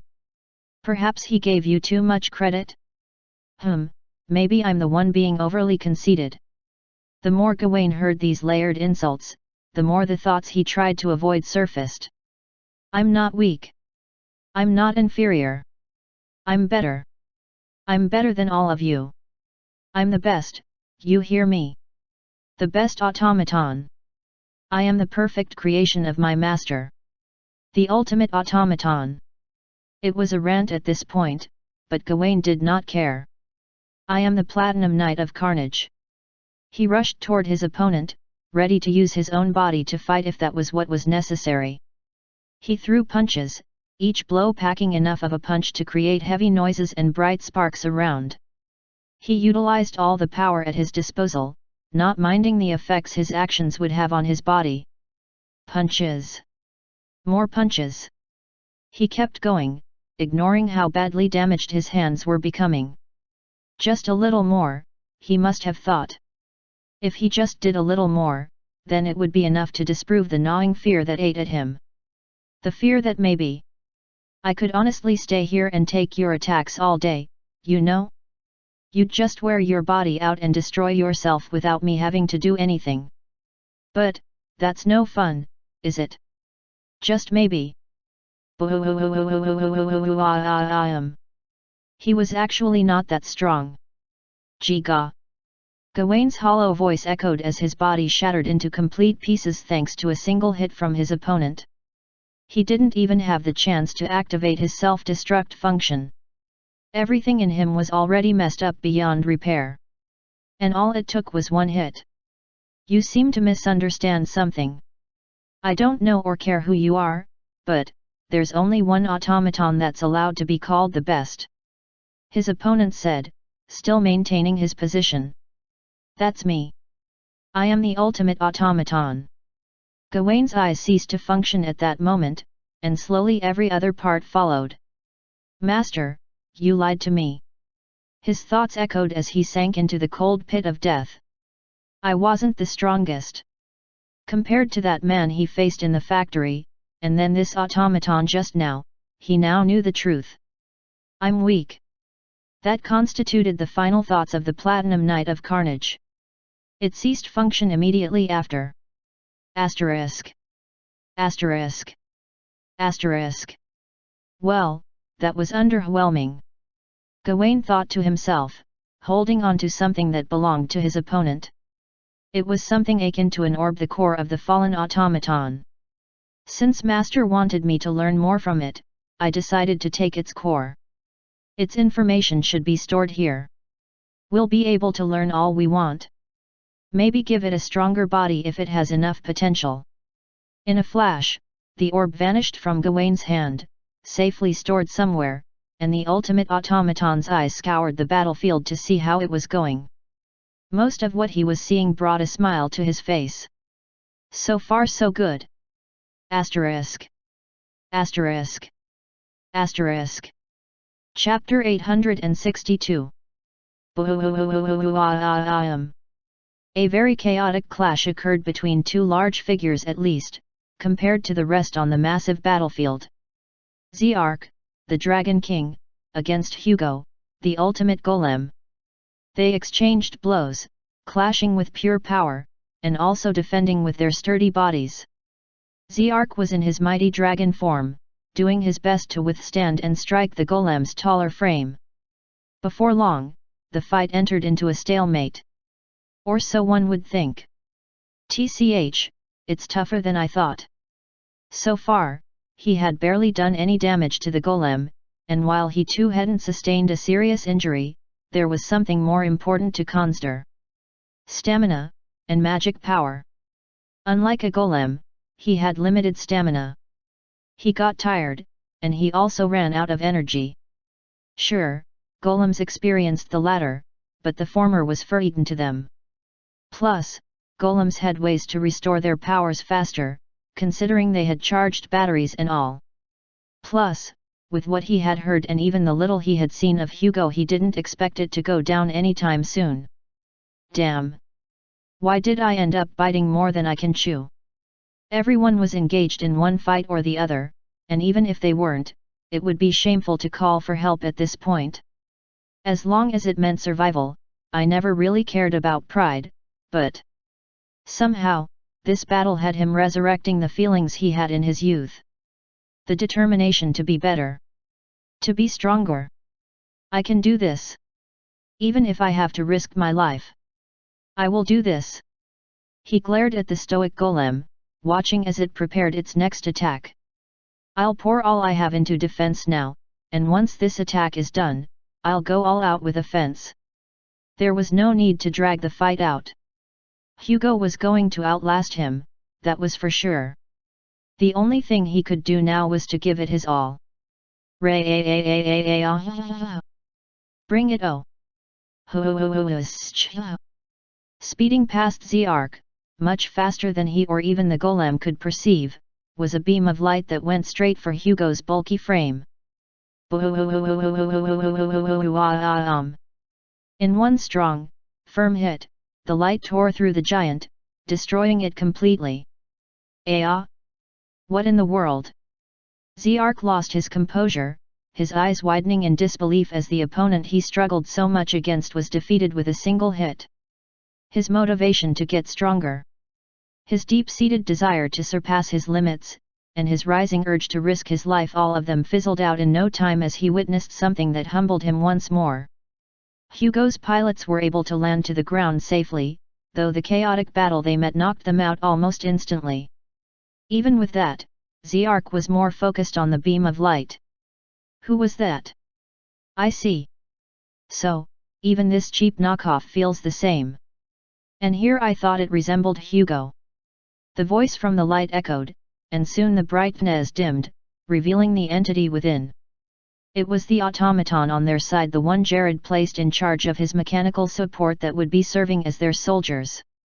Well, you did well holding it off for some time. The automaton spoke to him with a casual attitude, but Ziark instantly felt uncomfortable with that. Someone of this being's power was more than fit enough to be his master. His people would jump at the opportunity to have a strong leader like him. There was no way he could simply address him this way. I'm off then. Good job. Please wait. What is your name? Ziark asked. They were allies, so it was a bit strange to ask at this juncture. Still, he had to know who his benefactor was. Gawain. In any case, keep it up. Before Ziark could say any more, the automaton vanished. All alone, the Dragon King chuckled at himself, realizing he was far more tired than he earlier thought. Looking at how the battle was turning out, he doubted he was needed to ensure their side's victory. I think I'll just rest a little. Asterisk. Asterisk. Asterisk. Amid the destructive tension of the battlefield, two people stared at each other. Surprisingly, despite being surrounded by chaos, their immediate vicinity was left completely untouched. No soldier or interference, just the two of them. On one end was an auburn-haired martial artist. He held his blade with conviction, and a cool ambience surrounded his frame. On the end was a well-built man. He had a menacing grin, and his bulky frame was a pure representation of power that the Beast King was supposed to be. Edward and Gerard. Both of them stared at each other, engaged in silent assessment for a moment, and then one of them finally broke the silence. You won't attack? I thought you wanted revenge for that fool, Visor. Gerard chuckled, though a hint of impatience lurked in his tone. Silence. Come on. Won't you say something? I don't have all day, you know? I still have to kill more of you and win this battle already. Still, silence. Ha ha ha ha. Scared? Don't tell me you're scared. Ha ha ha ha. Maybe I should have just. Shut up. The silence was finally broken. Hey? So you can actually speak? I thought you were dumb or something. I said, shut up. The instant Edward repeated himself, a strong pressure circulated the area, forcing Visor to swallow any further words he had to say. I have the Death Arcana spell. I could easily render death to you at any moment, and this will be done with. But Edward's hair slowly turned white, and his body glowed with pale light. His right eye turned blue, like the sky, and his left eye became amber like scorching flames. Where's the fun in that? His blade took on an azure glow, and sparks of energy consumed it. He was in a state that transcended anything his opponent had ever seen or known before. No, I think I'm going to use this as an opportunity. A chance to make you wish for death. Gerard, who had been so cocky earlier, found himself trembling now. Was it because of the energy Edward was leaking? Was it because of his newly transformed state? Was it due to his words? Yes, it was all of the above. Edward was simply frightening. Gerard. You killed the family of my dear friend. You took his kingdom. You've committed far too many atrocities for me to ignore. As Edward said these words, he took a step closer to his opponent. Eek. An eye for an eye. Tooth for a tooth. Bruise for bruise. Just as Edward was about to take another step closer, he stopped. He heaved a sigh, and a mist-like breath proceeded from his lips. I will give you a chance to live. Show me your best attack. Do your best to kill me. Edward's smile was already widened to the point of insanity. If you fail, you will die. Gerard was still trembling, but it seemed his freedom had been returned to him. Thanks to the reduction in pressure, he could finally utter the words he had been longing to spit out. Who, just what are you? In response, Edward could only render one explanation. The martial blade god. Asterisk. Asterisk. Asterisk. Chapter 863. Stale air greeted the two opponents as they stared at each other. Gerard had a very conflicted, and mixed, expression written on his face. On one end, he was annoyed at Edward for his arrogance, but he also couldn't help feeling extremely intimidated. TCH, this bastard. Why do I need to fear? Since he was given a chance to freely attack his opponent once, he just needed to pummel him with the strongest technique at his disposal. What a big mistake this foolish one has made. Keek keek. A burst of dark blue light drowned Gerard in its torrents, causing only a silhouette of himself to show. Slowly, his form began to change. His body grew bulkier, and bigger, donning multiple characteristics. Wings grew from behind him, and claws replaced his hands. He grew one extra pair of arms, granting him a total of 4 firm and powerful arms. A tail emerged as well, with spikes rising from them. Horns manifested, and 3 more eyes formed on his face. His hair grew longer, and it began to gleam like metal. No, his entire body seemed to gleam like metal. He took on more animal characteristics, making himself more powerful as the process continued. Ha ha ha ha ha ha. I usually don't have time to activate my full transformation in battle, so thank you for standing around like an idiot and allowing me to do this. Pua ha ha ha. The burst of energy finally converged on Gerard's changed body, showing how immensely large and powerful he had become. His bulky frame, taking on multiple animal characteristics at once, was terrifying. He stood at about 5 meters tall, gleaming evilly at Edward's unmoving body. Kikikikik. D. Beast King Gerard opened his massive jaws, revealing his sharp teeth. An immense concentration of mana began to form at the center of his mouth, getting stronger and stronger with each passing second. My ultimate! He grinned while still forming the blast. Blast of destruction. At this point, Gerard released the immense power trapped in the orb, creating a highly volatile breath that devastated everything around. The rain of pure energy decimated the area, disintegrating all things with its high density and temperature. In no time, the surrounding area became a pile of ash and smoke. Phew, now that was a good warm-up. He smirked. As expected, the swordsman was unable to keep up with the speed of the attack. He had seen how the blast of destruction consumed him, and how it consumed everything else. Since everything around had been destroyed, it also meant the same for the annoying swordsman, didn't it? I should go cause more damage while I can still maintain this form. He murmured, already feeling a slight strain on his body. Rapidly transforming to his most powerful state, while also using his ultimate attack, took a lot out of him. The results were worth it, though. With this in mind, Gerard began looking around to decide which battle he ought to join. Jane is already after Seal. My attention should be more on these small fries that are more troublesome than expected. We're really losing a lot of our soldiers. It seems their constructs are more powerful than ours. Well, it doesn't matter. As long as we're here, they shouldn't be able to.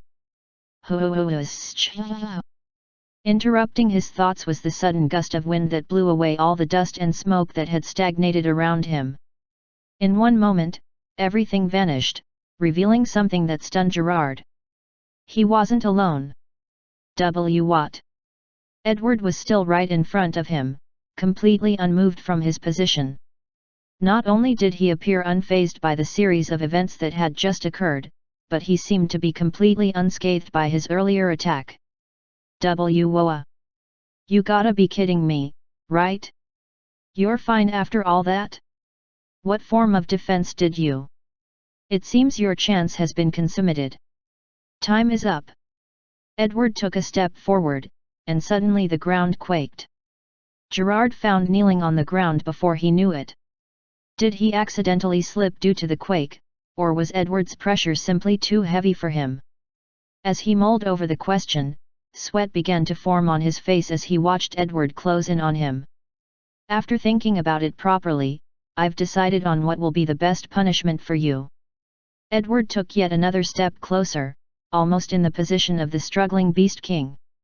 Why you be bastard? Gerard growled. I've done nothing wrong.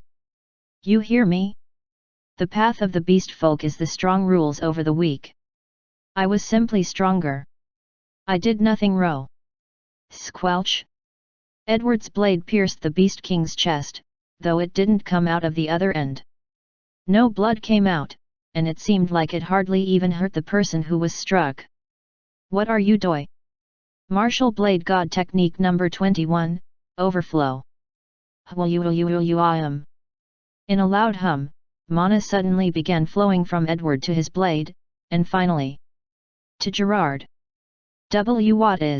What are you, this is, no. The mana constantly flowed, unceasing and unstopping. Everything was pumped into Gerard with no sign of moderation. No. Please. No. Not that. Please. Not that. Edward watched the Beast King's plea with cold, unfeeling eyes. He simply stood motionless, dispensing his definition of justice to the man beneath him. What are you afraid of? Just a little mana? It must be what happens when you have too much mana, right? I'm pumping all of this mana directly to Yaut Core, after all. Merely a decade ago, or so, the beast folk were afflicted with a serious problem. It gave them a high mortality rate, and they suffered because of it. They had long been cured by Jared, thanks to Gerard swearing all of their allegiance to him, and they hadn't experienced the pain ever since. The agony of mana overload. Right now, I'll make sure to prolong the process to elongate your suffering. In essence, Gerard would experience hell for as long as Edward wanted. Death is overrated. Asterisk. Asterisk. Asterisk. Chapter 864. He only lasted 30 minutes, eh? That's disappointing. Edward muttered as he looked at the Ashen Beast King. His body was already fading with the wind, nothing more than burnt ash. I suppose I'm done here. The others should be done by now too. He smiled, unsheathing his blade. While the revenge he enacted wasn't for himself, Edward still felt good about it. His white hair turned back to its normal color, and his eyes also reverted. He shut them and smiled, allowing himself a brief moment of peace and silence in the raging battlefield. Asterisk. Asterisk. Asterisk. Moments earlier. Bitch, surrender now and I'll consider sparing you. I haven't done it with a fellow demon in so long now. Become mine and I'll spare your life. The one who uttered these crass words was none other than Abel Lion, the demon prince that sold off his people to Jared in exchange for power and recognition. He had zero loyalty towards his people, and was rather content being one of Jared's generals as they conquered the known world. Watching him utter these words, Carla felt sick to her stomach. She wanted to vomit in disgust, but she controlled herself, limiting her expression to a mere glare. All my family, my friends, our kind ruler, they were all killed by him. Yet, the bastard called Abel Lion kept flapping his gums as if his actions were too flippant to be bothered with. It enraged Carla the more she thought about it. So, what do you say, bitch? Become my whore. Carla had no response for this man. To be honest, she would prefer it if he suffered for all of eternity. What would that solve in the end? The past was in the past. She had managed to survive the carnage, and she was able to find love and peace with Naren. She had a new family thanks to the outgroup, and her purpose had never been clearer. There was no way an imbecile like this was going to take any of those away from her. Time to use my arcana spell, she whispered, her right palm glowing with something akin to a tattoo. Oh? So you want to fight, eh? Very well, bitch. Taste this. Hellfire of Spellcraft. The magic circle that was already forming in front of Able Lion instantly evaporated, producing nothing but tiny sparks that could hardly light up anything. What? I'll end this quickly. In a flash, something that caused Abelion's eyes to pop wide open in shock occurred. It manifested as a very bright core that traveled high into the sky. Suddenly, every scrap and metal part on the battlefield began to gather to the white light. The process was scary fast, and it attracted everything in moments. Add a little bit of fire, and then lightning, wind too, and water. The sky above her produced torrents of lightning that struck the convergence of so much matter, and it burst into flames. Water suddenly appeared around the bulky mix of weird elements, and a swirling wind gathered around it. The power was akin to a freakish storm that remained suspended in the sky. What is that? It's nothing. Just an unstable mix of multiple elements, some conflicting. They need a makeover. She raised her hand to the sky, causing the bright tattoo on her palm to glow even brighter. Arcana spell, the lovers. In response to her words, the massive bulk in the sky glowed. The elements began to merge with one another, fusing to form something new. Something better. Within a moment, a new object now hung in the sky. It was a perfectly smooth and round mass the size of a small mountain. The huge sphere had a rainbow-colored light shrouding it, and it menacingly stood high in the sky. What are you doing? Able Lion growled, trying once more to kill Carla with his spell. Unfortunately, it kept dissipating before he could complete it. Was this the result of a spell of hers? In that case, Able Lion rushed towards Carla, most likely intending to defeat her in a melee before she could complete what she had going for her in the sky. I wouldn't do that if I were you, Carla advised. However, Able Lion quickened his pace instead, hands stretched out to kill her.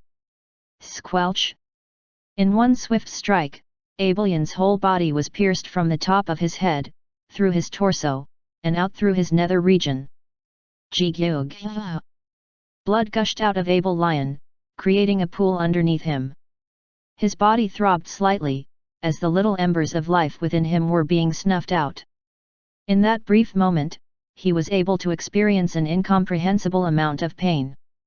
The sharp, energy-filled spike completely crushed his brain, heart, and vital organs in its assault, leaving a completely mangled corpse in its wake. I told you not to move. Carla smiled as she looked at her toy that hung above. It was from the orb that massive spike came from. Like judgment from heaven, it sent an extension of itself to pierce Able Lion in the most surefire way to kill him. By mixing multiple elements, I can account for the elemental resistances the targets might have. Plus, with its sturdy body made of condensed metal, it should be dense enough to pierce anything. Able Lion was only one of her many targets, so she completely ignored his lifeless body as it plopped into his own bloody pool. Be bitch! She heard his passing statement as he lost his life, but didn't bother about it. Those were idiotic words coming from an idiotic man. All right. Let's see the limits of this new creation. Carla looked at her malleable, yet immensely dense orb. Eliminate as many registered enemies as you can. Since the construct was linked to Carla, it would be able to determine the enemy forces, and separate them from their allies. Plus, with its swift attack pattern, most enemies wouldn't even see the attack coming. Initiate assault. Her lips curled upward, forming a near-evil grin. Killing the bad guys was always fun. Asterisk. Asterisk. Asterisk. Chapter 865. Splush. A loud echo of carnage pervaded the battlefield as the massive orb locked in the sky unleashed its many spiky tentacles upon the field. In an instant, the golems were pulverized, and destruction reigned supreme. The mission involved sparing living beings, of course, with the exception of the generals, so no one technically died. However, the injuries and destruction that spread around were a testament to Carla's new creation. Ah, I see. So, it destroyed 3,000 in a single go. It also injured its fair share of people. She could keep this up and try to whittle down the forces of the enemies. Yes, that would be the best way to spend her time. I don't think anyone requires my help or anything. Asterisk. Asterisk. Asterisk. I see. So this is your plan. Jane Ursula narrowed her eyes as she looked at Seal with a hint of carefulness as well as admiration. The two of them were currently in the sky, separated from most of the conflict that seemed to drown the landscape. Your team really came prepared. You're even overwhelming our forces. Your golems and automatons are superior to ours as well. It really is surprising. I'll need to know how you pulled it off. Jane had always been a curious person. If she wanted to learn something, she always found a way to obtain that knowledge. Even if that meant having to pry it from corpses or screaming victims. Ultimately, it was the end that justified the means. You give us too much credit, Jane. Our side isn't particularly strong. You're just too weak on your end. Seal answered, her gaze containing absolute caution and seriousness. One might think she was being condescending in her statement, but she really wasn't. Oh, please. No need to be so modest. When measuring strength, don't you consider the power of both sides and grant the title of the strong to the more powerful one? Your group obviously has that advantage. Congratulations. Jane was mostly right in her line of thinking, but she was missing one important variable. Jared Leonard, the man that came from another world. Compared to the power he had displayed to them, this world's magic was nothing. How could the outgroup boast of being strong when they knew someone like him existed? The strength we are able to display is all thanks to him. Our troops also belong to him. He established this plan as well. So, no. Seal wasn't being modest at all. She was simply giving honor to whom it was due. It doesn't matter, though.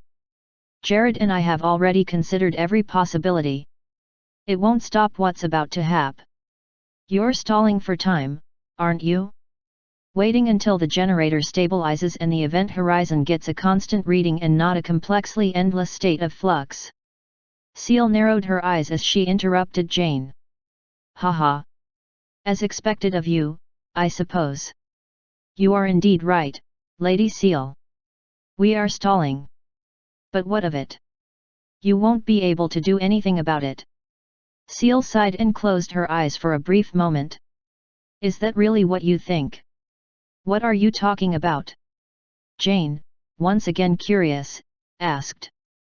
You don't need to know. Let's simply end this.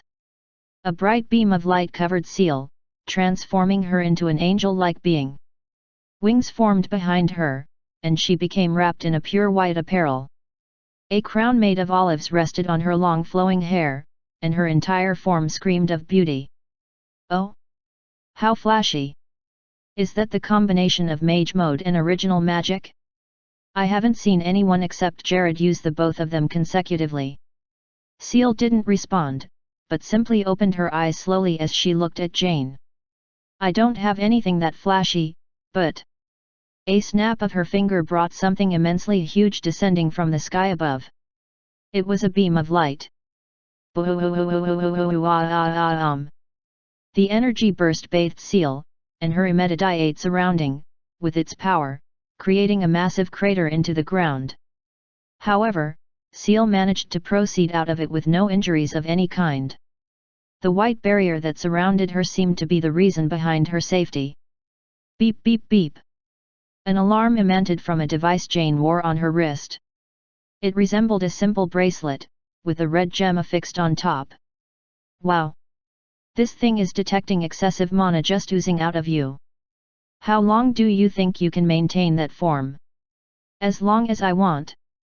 Seal replied nearly casually. What?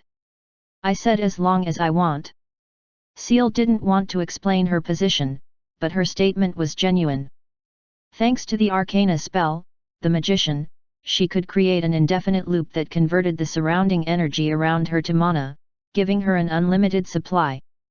With Spellcraft, she could also attract more mana for her purposes, allowing her access to even more mana than she would otherwise possess. That beam of light from beyond the sky, it's from a satellite, no? Incredible.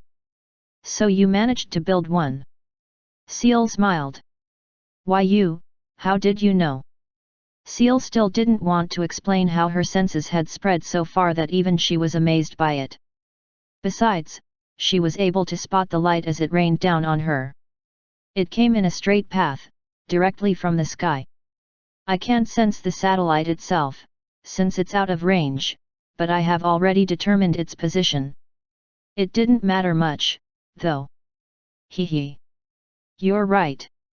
My satellite can track your movements in real time and shoot you down at any given moment. Really?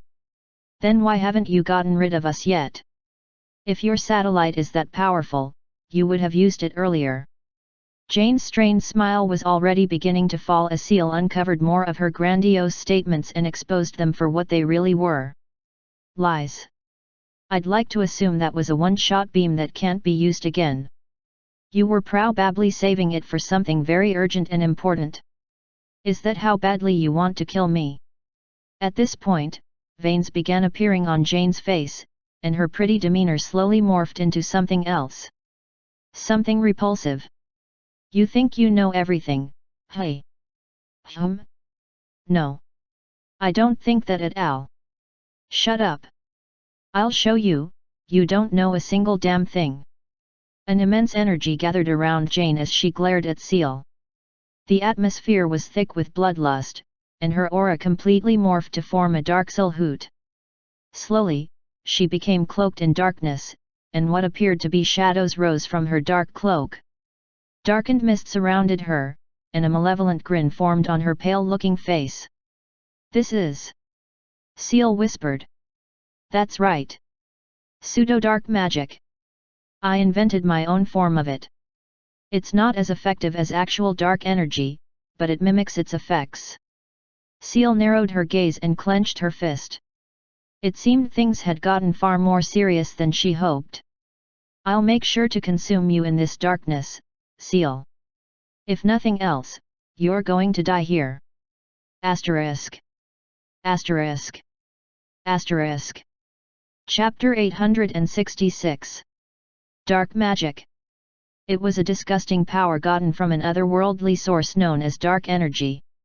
In this world, it was a deadly force to be reckoned with, and even the mightiest of champions feared its effects.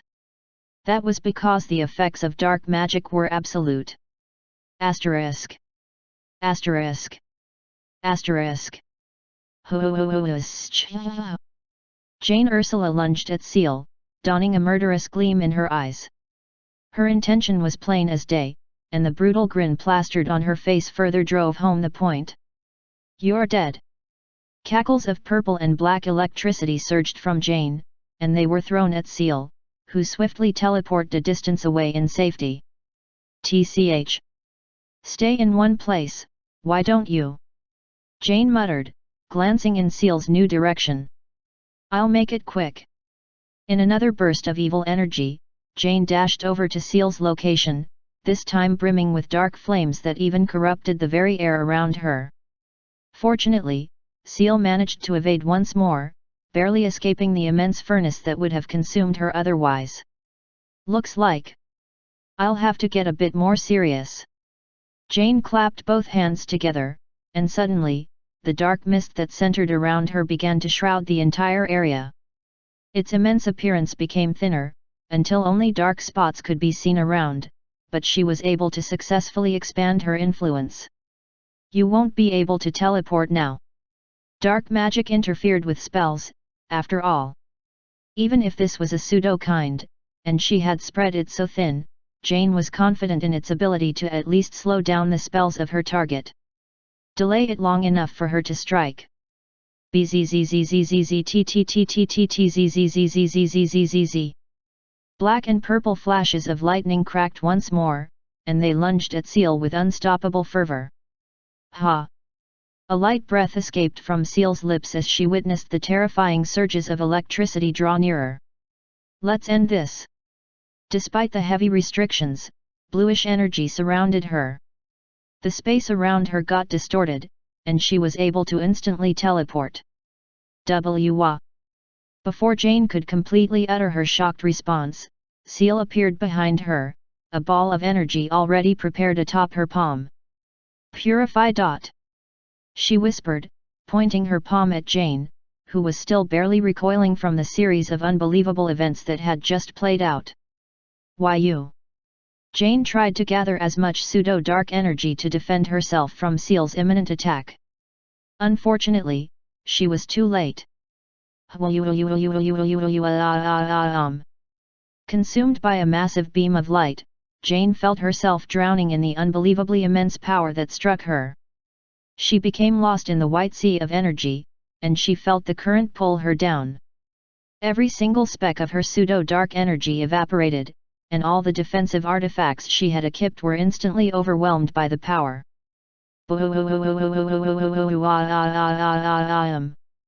Inevitably, she crashed upon the earth, creating a massive crater upon impact. As her back was buried deep into the dark soil, and her face forcefully pointed at the sky, Jane felt her injured body grow stiff and heavy. She could hardly move, and lacked even the most basic energy to cast a spell. She was stuck in every sense of the word, and her heart tightened upon that realization. Having no other choice, her eyes had to witness Seal floating above her, coated in beauty and splendor, what could be described as Jane's opposite at the moment. It seems you're the one who lost. The young-looking woman in white said with a smile. That pseudo-dark magic of yours, it's scary, but incomplete. Frankly, if it hadn't been for the influence of the arcana spells in her arsenal, she couldn't have been certain of her victory. Once more, she had to thank Jared for bestowing upon her this knowledge, and the ability to harness enough power to use them. So, what are you going to do now?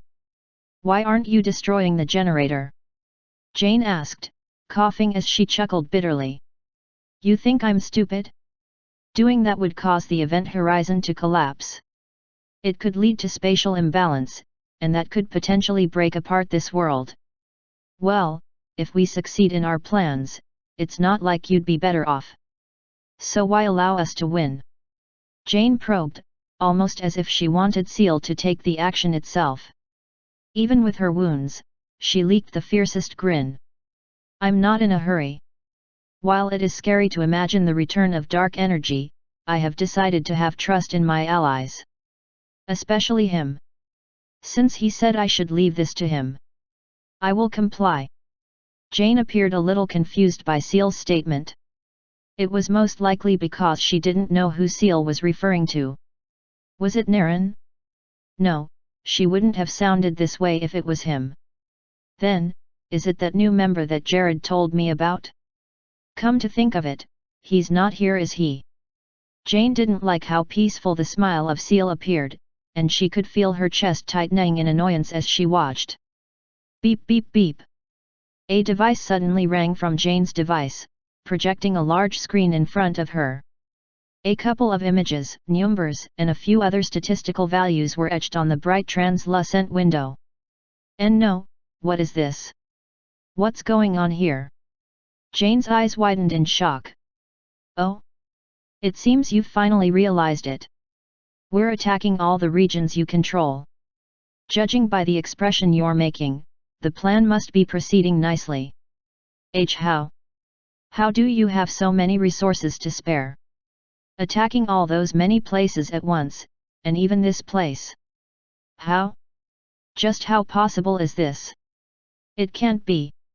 It defied explanation how the outgroup, even if they teamed up with the Midas race, could secure so many soldiers and resources. How could an army of that scale even have moved to the respective nations without being detected by surveillance?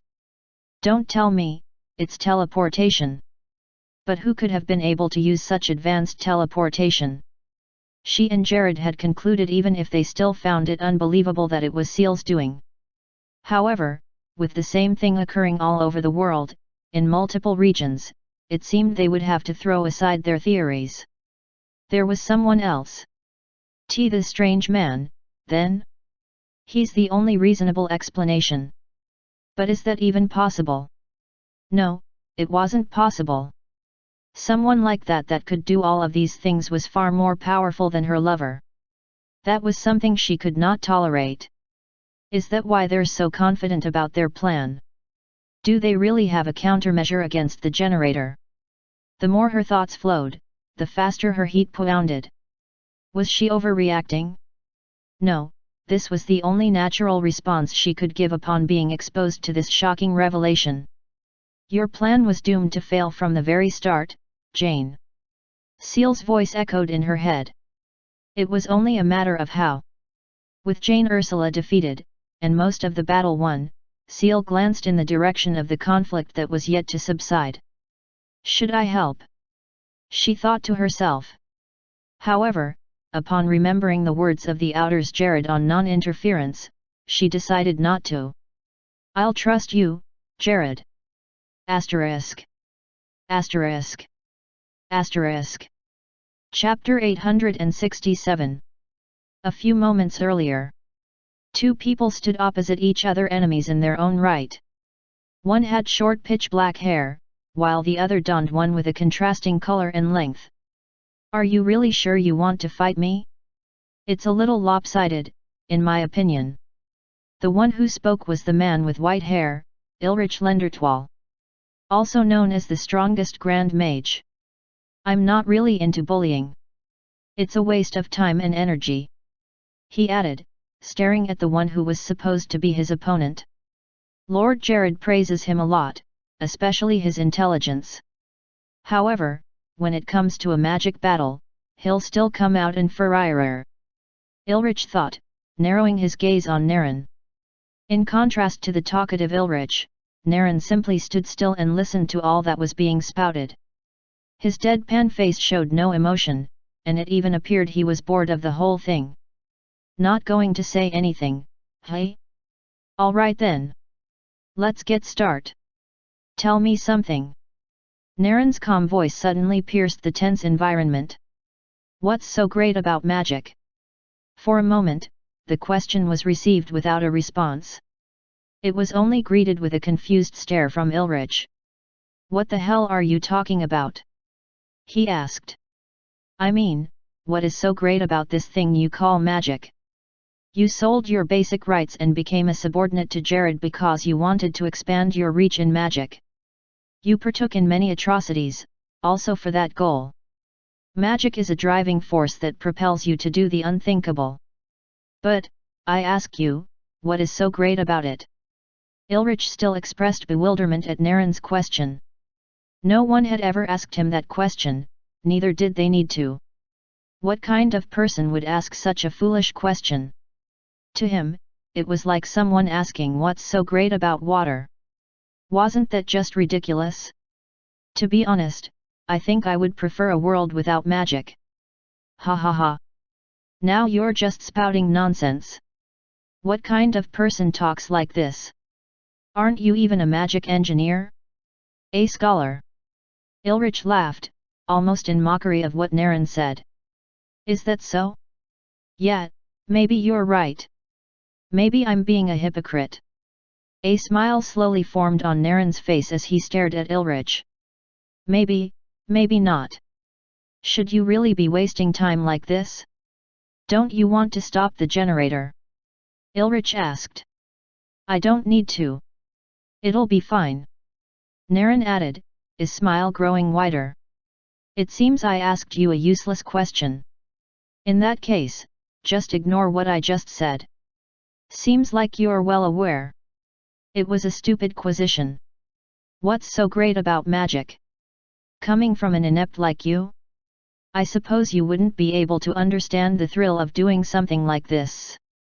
In an instant, twin flashes of lightning appeared on both Ilrich's hands, and he pointed them at Naren. The bursts of whitish-blue energy charged toward him, cackling loudly in their wake.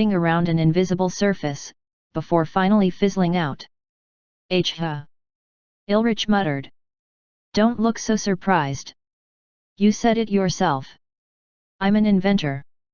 Even right now, my body is coated with a lot of items I made." Naren responded with a shrug. Primulu's ores have a special property that repels electrical currents. By fusing them with other prismatic ores, and gemstones, I can create a natural elemental resistance barrier. Of course, improving concentration and creating multiple resonating reactions make the repulsion fields much more intense. You could try another spell and see how it goes. What? It'll be the same result, though. Unless you use a spell that's about 7, but something tells me you can't. How did you? By the way, you're yet to prove my question foolish, you know? I mean, what's so great about magic, Ilrich? The Grand Mage began gritting his teeth at this point. He had spent so much time studying and improving his magic, but his specialty was elemental magic. Did Naren account for this before deciding to face him? I will give credit where it is due. Your intelligence was not exaggerated. Ilrich muttered. However, this proves nothing. With a snap of his fingers, Ilrich caused a dark red orb to appear. It gleamed brightly, but something murky seemed to dwell within. Something detestably dirty. Did you sacrifice living beings to make that bloodstone? Looking at how large it is, you must have consumed a lot. Oh, this isn't mine. It was a gift from Lord Jared. It's the result of the Elven massacre all those years ago. Naren's eyes twitched the moment he heard that. Oh, don't look at me like that. Do you think I would refuse such a gift? You know how immensely powerful bloodstones are, don't you? The condensed mana particles of those who died, all converging to form a huge mana amplifier. It's the ultimate tool for a mage. Even those who can't properly use magic, should be able to use it with this. Of course, it does nothing to help inepts like you. A bloodstone could only serve as a supplementary mana core, but not an actual one. If used right, even the least adept human could be able to use the power of magic to its full potential, but those who didn't have any ability at all remained helpless. It's the greatest magic item in the war. It's disgusting. Naren spoke, his voice thick with something else this time. No longer did it contain a lackluster energy, and no longer was his expression deadpan. His tone had gone through a drastic change, and the current look in his eyes expressed something that made Ilrich shiver down to his bones. Rage. So this is your answer, Ilrich? Coke. Naren's hair began to turn white, and sparks of energy danced around him. The intensity of the power forced Ilrich to kneel, trembling fervently as the energy kept rising. This is how great magic is. Asterisk. Asterisk. Asterisk. Chapter 868. Ha, Haaa. Ilrich Lendertwal could feel himself hyperventilating. His heart wouldn't stop racing, and sweat filled his face, no, his entire body. All his pores leaked out the sticky, salty liquid as his bulging eyes turned bloodshot. What is this power? Ilrich's thoughts screamed as he felt his body completely lacking strength. Wasn't he inept? Just as Ilrich felt the immensely bountiful power was about to crush him, it suddenly ceased. I don't think so. Perhaps magic is indeed relevant to live a better, more peaceful life. Perhaps there could exist a world where magic isn't used to cause more harm than good, and a greater justification for atrocities isn't wrought because of this supernatural force. However, that kind of reality doesn't exist here. Naren's white hair returned to its usual black color, but his eyes were frosty cold. Ilrich looked at his face with trembling as he remained on his knees. Even an inept like me can wield magic with an artificial core and some body modification surgeries. By enlisting his assistance, I was able to complete the project and use magic. However, do you know what I felt after personally experiencing it for the first time in my life? Naren's gaze grew darker. Disappointment. Magic is underwhelming. Yet. Ilrich's face turned pale. You all increased my expectations, so I had my doubts about my view on the subject. I had thought it was because I never knew how amazing it felt that I couldn't understand why it was so relevant, why, despite the horrors it causes, we still place it at the apex of our desires. His body trembled the more he listened to Naren. A man who wielded such power, yet called it insufficient justification? Yet demeaned it to be disappointing. How could someone like this exist? Now that I have experienced it firsthand, I can clearly draw my conclusions. This world does not require magic to function. Magic isn't so great. Inasmuch as it can bring good and happiness, the risks outweigh the benefits. Ilrich could not understand. He had spent his entire life chasing after magic. So had his father, and his father, and the father before that. His mother's lineage was no different. In the end, everyone could agree that the pursuit of magic was what drove their civilization forward. How could this man say otherwise?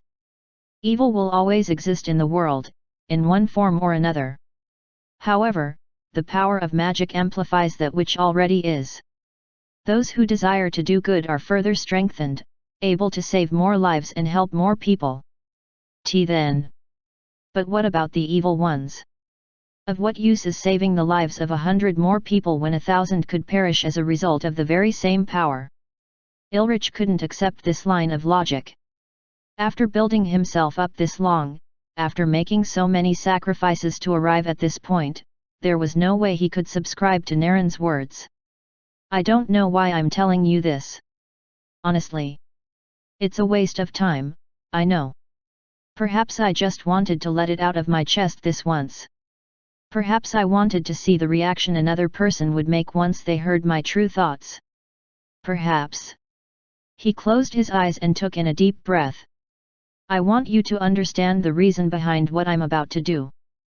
Shut up and die. Ilrich swiftly raised his bloodstone, causing a massive eruption of energy that seemed to blow everything in the area away. With this power, I can transcend my limits and use 8-star magic. I'll destroy you with my ultimate spell. Naren remained rooted in his position as Ilrich heard this. The distorted space, caused by the intensity of mana in the air, made it nearly impossible for anyone to see the kind of expression he was making. 5 elements scream.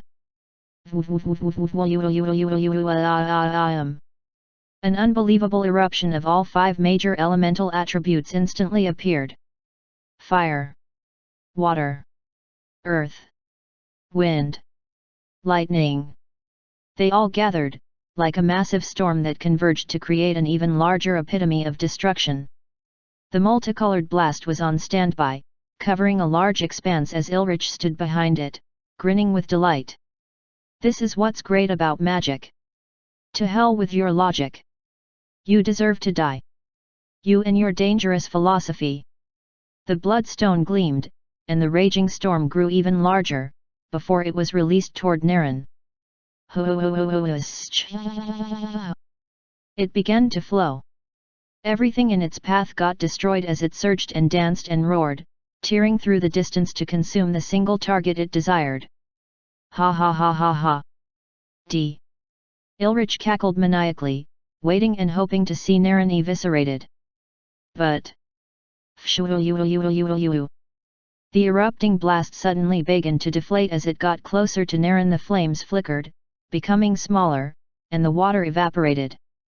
All the elements began to lose their luster, and by the time they reached 1 or 2 meters from Naren, the spell had become nothing but a squishy mesh of elements that could fit into a person's palm. And, of course, it self-destructed. Poof!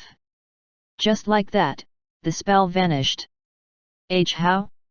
You said it wouldn't stop anything more or equal to a 7-star. That was an 8-star spell. Ilrich screamed, tears and snot falling all over his distorted face. Are you retarded? Naren asked, a wide grin etched on his face. Have you never heard a lie before? I could have easily lied about the capacity of my items. Why would you rely on any statement I make? As your enemy, shouldn't I be unreliable? So, that was it. Naren tricked him? Naren lied to him? He was deceived? Naren, you bastard. I didn't lie, by the way. That device of mine only had that capacity. Your spell was enough to overwhelm it. This only made Ilrich all the more confused. Then. I didn't need to lie to win. I was planning on doing this from the start anyway. I just needed to give you enough of an incentive to use your full power. Just as expected, it holds up. Ilrich's face had now become ugly, turned wretched by Naren's brilliance and clear dominance. He could do nothing but stutter like a bumbling idiot. What holds up? With narrowed eyes, and a wide smile, Naren uttered the words that Ilrich never expected to hear. Anti-magic. What? How long has it been now? When I happened to stumble upon the vestiges of dark energy in the dungeon I visited with Edward. I studied its components and realized its incompatibility with this world's mana.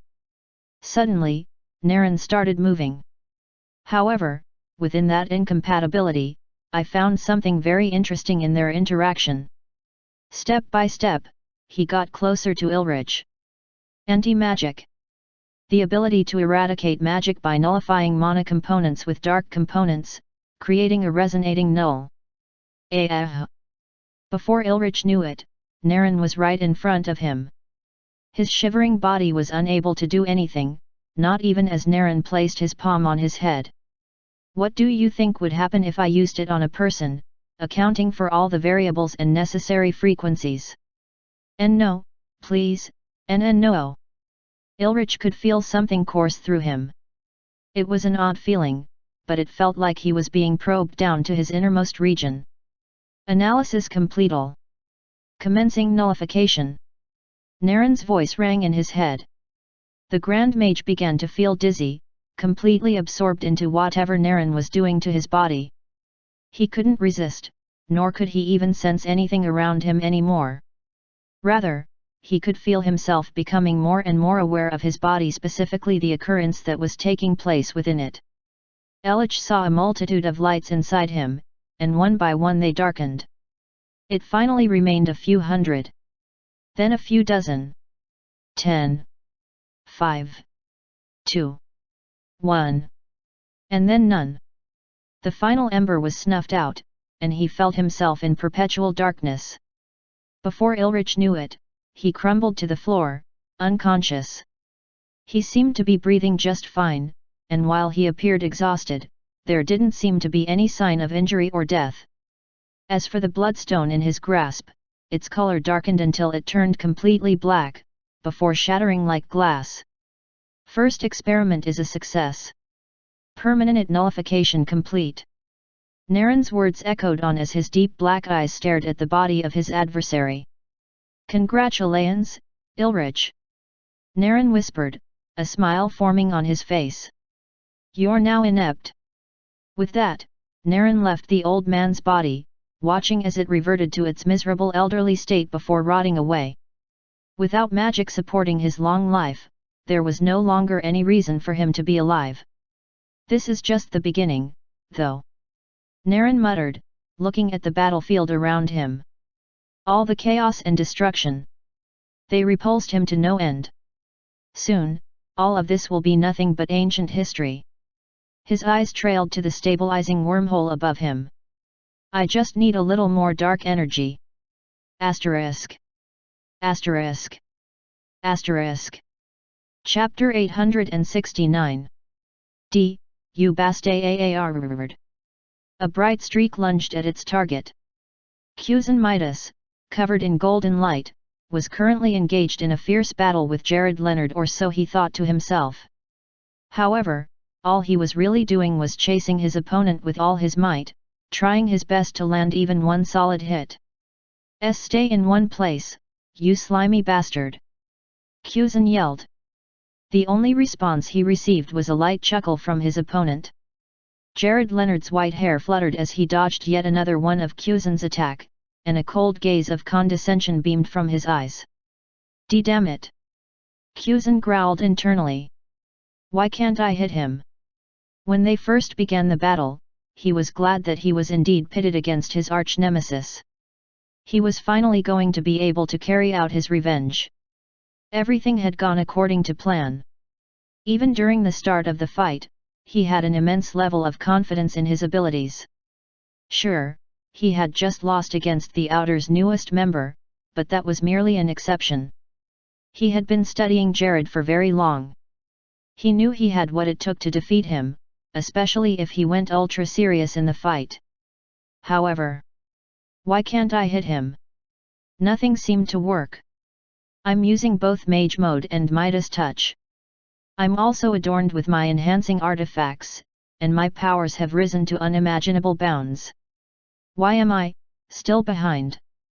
Cusan gritted his teeth as he created several hundred constructs of light with his magic, lunging the golden blades toward Jared. For real?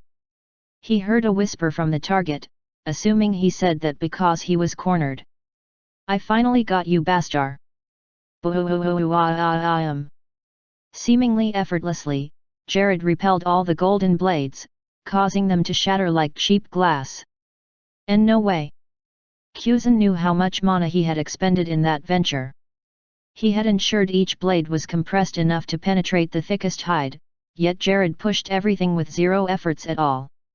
How is he doing that? It made no sense to him, which enraged the Midas Emperor even more. Bastard. All right, that's enough.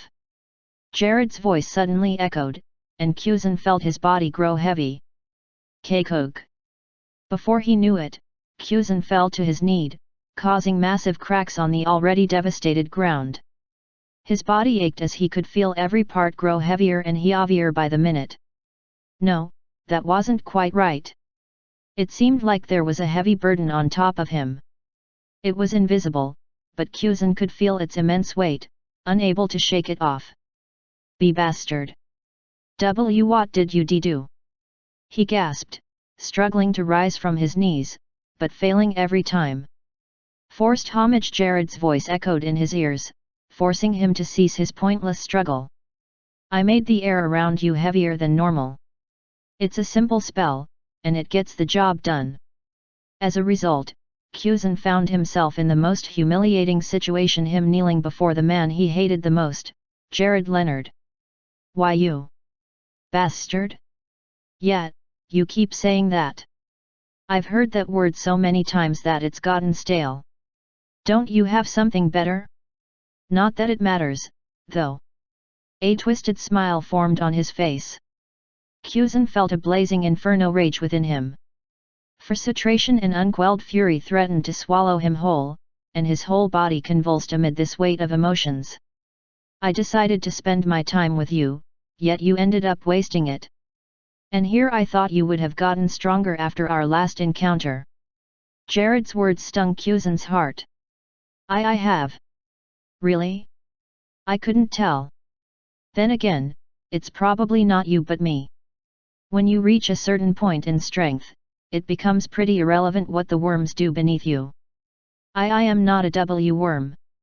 Sure, you are. Before Cusan could respond, Jared planted his heel on head, forcing it to clash with the ground. He then rubbed his boots on Cusan's suppressed face. See? I stamp worms with this very boot. There's no difference between you and them. Jared, the clear dominator, grinned. Kuek, why you? I'll kill you. Ugh. You keep saying that. Grow up already. Jared rolled his eyes, now displaying disgust. What are you? I mean, sure I killed your parents. I stabbed them in the back and made you an orphan. So what? You don't need to bitch on about it. Why you monster? Exactly. I'm a monster. That's what I am. It's what I do. Do you know how many people I betray and kill in a day? Do you know how many orphans I've made already? Stop whining about your situation as if you're some sort of special case. Hic, hic. At this point, Kuzan began to choke on his sobs. Tears fell from his eyes, overflowing due to his increasing frustration and unquelled rage. Yet. Keep crying like the little baby you are. I can't believe this. You mean, you allied with the Outers, went through all this elaborate plan, and even challenged me, all because of some childish reason? What a snowflake! Mom, Dad. Kuzan cried even more, miserable and pathetic as his face hugged the dirty floor. Pfft! What a retard! Kuzan's golden light vanished, and his mage mode expired. He was now nothing but a pathetic loser, fallen and completely helpless. I find it hard to believe you are the emperor of the Midas Empire. It's a good thing you allied with the outgroup. Pretty sure they helped you with most of your administrative affairs. Even this plan. I doubt you got to have any say in it. Why? Because you're an idiot. Broken. Weak. Sunken to the lowest point of despair, Kuzan's empty eyes saw nothing but hopeless darkness. Am I, such a loser? He had been shown just how weak and incompetent he was. He was a terrible ruler, a bad nephew, a hopeless mage, a dishonorable son. All in all, wasn't he a failure? That's right. Kuzan Midas was an absolute disgrace to the Midas race. Wouldn't everyone be better off if he just died? Asterisk. Asterisk. Asterisk. Chapter 870. Ilmi. A whisper escaped from Kuzan Midas's lips. He was as helpless as a rat caught in a trap. No, perhaps he was even worse off. Not only had he completely lost the will to struggle, but now... Hey? What did you say? Just, kill me. Kuzan had completely lost the will to live. So you finally want to die, eh? About time. I was thinking of doing the same, considering how much of an eyesore you've become. There was no response from the young Midas. I thought it would be a bit thrilling to have some sort of powerful figure who was out for revenge and doing their best to oppose me. I thought you could at least be useful for entertainment, but you fail at even that. Hey! Kuzan could not utter a word in his defense. Worthless child! You're a worthless child! Suddenly, he began to stomp Kuzan, kicking and crushing him with his boots with every word he gave. A dissonance existed in Jared's tone at this point. A form of anger was displayed in his eyes as he gave a frown of disapproval. You're not useful for anything. How dare you be this useless? You idiot! Retard! Inept bastard! Ah! He slowly stopped pummeling him, looking at the bloody mess he had made on the floor. He watched the disfigured face of the fallen Midas, and how disheveled he looked. Allow me to put you out of your misery. He whispered coldly, pointing his hand toward Kuzan. Just die. In that moment, at that very spot, a heart stopped beating, and death was inflicted upon the target. The cold corpse clung closely to the dirt, drenched in its darkened blood. What an eyesore! Jared stared at the darkened blood, watching the reflective surface of the stale liquid. Looks like that's one issue taken care of. What of the rest? Asterisk. Asterisk. Asterisk. After a brief moment of investigation, using his sensory abilities and ultimate technique, Jared opened his eyes and gave a light sigh. Looks like most of our forces have been defeated. That's unfortunate. It seemed, even though he thought he had planned well enough for the climax, his precautions were still lacking. Looking at the current state of the battlefield, it was clear that the opposition had the upper hand. If something wasn't done quickly, their side would lose. Not that Jared was really worried. 3 of the generals are also dead. He muttered, continuously observing the battlefield. He could see that Abel Lion and Gerard were dead. He could only see a rotten corpse in place of Ilrich. The corpse seemed to be undergoing a rapid process of decay. Even after I gave him that bloodstone, he still lost? What a useless fool! Well, it couldn't be helped that he perished. Considering the fact that his opponent was Naren, that much was to be expected. Besides, I only gave him a portion of the complete bloodstone harvested from the Elven massacre. Most of the power went to powering the device. Jared looked at the generator, and at the bright purple light that pierced the sky. The event horizon was stabilizing. He could see that it wasn't going to be long before he achieved his desires. However, something felt missing. Even as he saw the gateway to his grand goal, his thoughts were elsewhere. Jane. She wasn't dead. Not yet. Since they were linked bound by their soul contract he could tell. However, he was finding it very difficult to find her location. He didn't think he would have this much trouble, but apparently he did. Where are you, Jane? His thoughts began to get erratic as he searched around even more, ignoring the multiple enemies that began closing in on him. Jared, what are you doing? Now isn't the time to get distracted. Merlin's ghost appeared that very moment, touching his shoulder with its cold hand. I'm searching for Jane.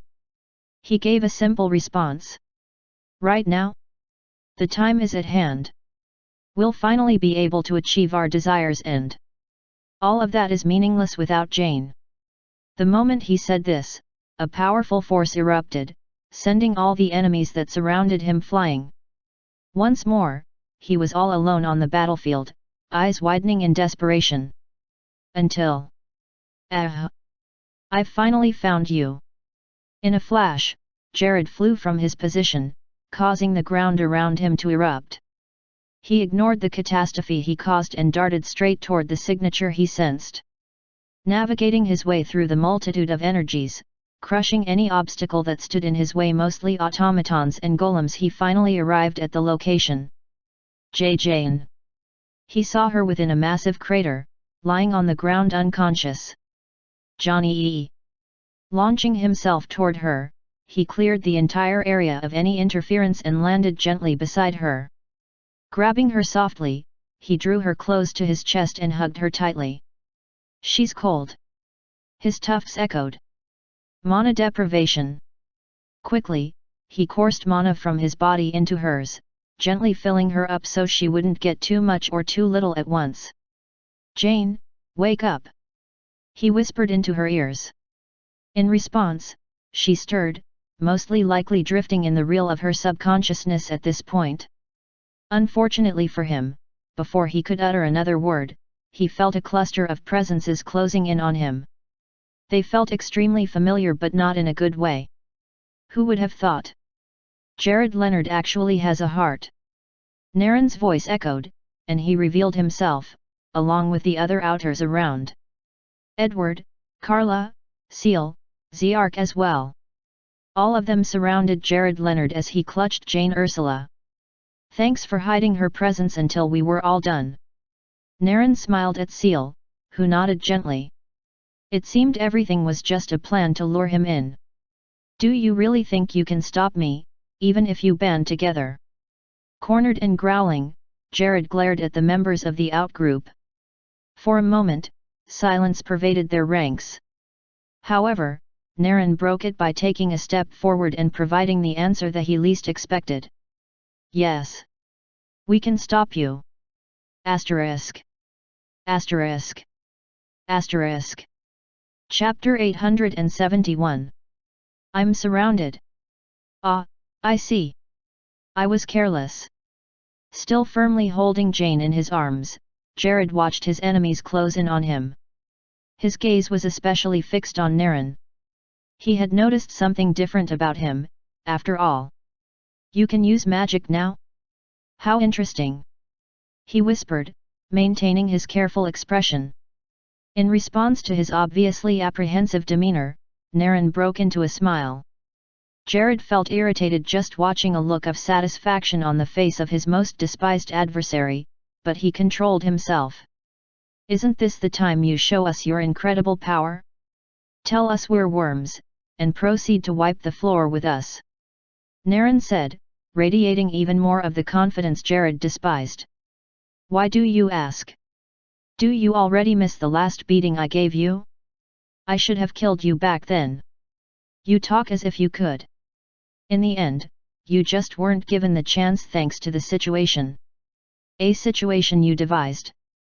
As always, Naren, you remain the greatest annoyance that stands in my way. At this point, Jared could do nothing but calmly watch as his adversary drew closer to him. I would have displayed my power, and I don't think it would be too difficult to escape this situation, but why does it seem like that is exactly what they want me to do? When he thought about it deeply, couldn't they have ambushed him, or perhaps attacked him with a combined effort, rather than leisurely approach him like this? It seemed to him that they were daring him to retaliate. Do they have some sort of trick up their sleeve? Seal was able to hide Jane from my senses, only revealing her presence when she wanted. That shows that they're at least not the weaklings they were in the past. Plus, Jared could sense the power that the group in front of him leaked.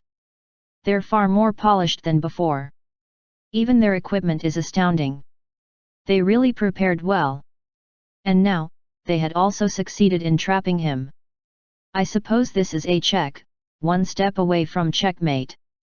Jared gently put his down, using magic to ensure her body didn't touch the cold, dirty ground. Sparkles of light danced around Jane, causing her to levitate mere inches from the floor. The light also encased her in a protective dome that boasted an immense concentration of energy. In essence, it was her haven. How considerate of you! If only you had spared only a small degree of that affection for others, it wouldn't have come to this. Naren said, a grave expression on his face. Jared shrugged instantly. He wasn't in the mood to get into this discussion any longer. It had been too long since he chose to walk down this path, and his dream was in sight. Only a fool would give up now. What has this world ever done to deserve my affection? It has caused me nothing but pain and hatred. Crushed by the weight of despair, my desire formed, and I decided to do whatever it took to arrive at my goal. How was he the one in the wrong? No, he just wanted what was denied of him in the first place, what he had to struggle to obtain. Power. All I need is more power. Jane understood that. She deserves all my love and affection, not the rest of you mongrels. Jared's thoughts leaked out as he glared at the outers. You can stall for time all you want, Jared, but that doesn't matter. Once the wormhole you generated becomes stable, we'll destroy it. Of course. They must have known that doing it prematurely would only doom the world. You need to get to the portal in order to get what you want. We're not going to allow that. After Naren said this, a bright light manifested from Seal, and a highly concentrated dome covered Jared and his immediate vicinity. Is that so? The white-haired overlord responded, a wry smile forming on his face. An influx of emotions coursed through him, and his heart palpitated slightly, but he maintained a calm expression. Rather than waste his breath saying any more, he observed the shield that covered him. It's dense. Also rich in mana. I see, they've really thought this true. If he used his strongest spell, he would be able to break out, but they weren't going to give him enough room and time to use it. In the end, all I can do is wait, hey. But, how long did he really have to wait? That was the most pertinent question. And the answer? Yes. Hee. Jared grinned, raising his head to witness the source of the echoing sound. It wasn't just him.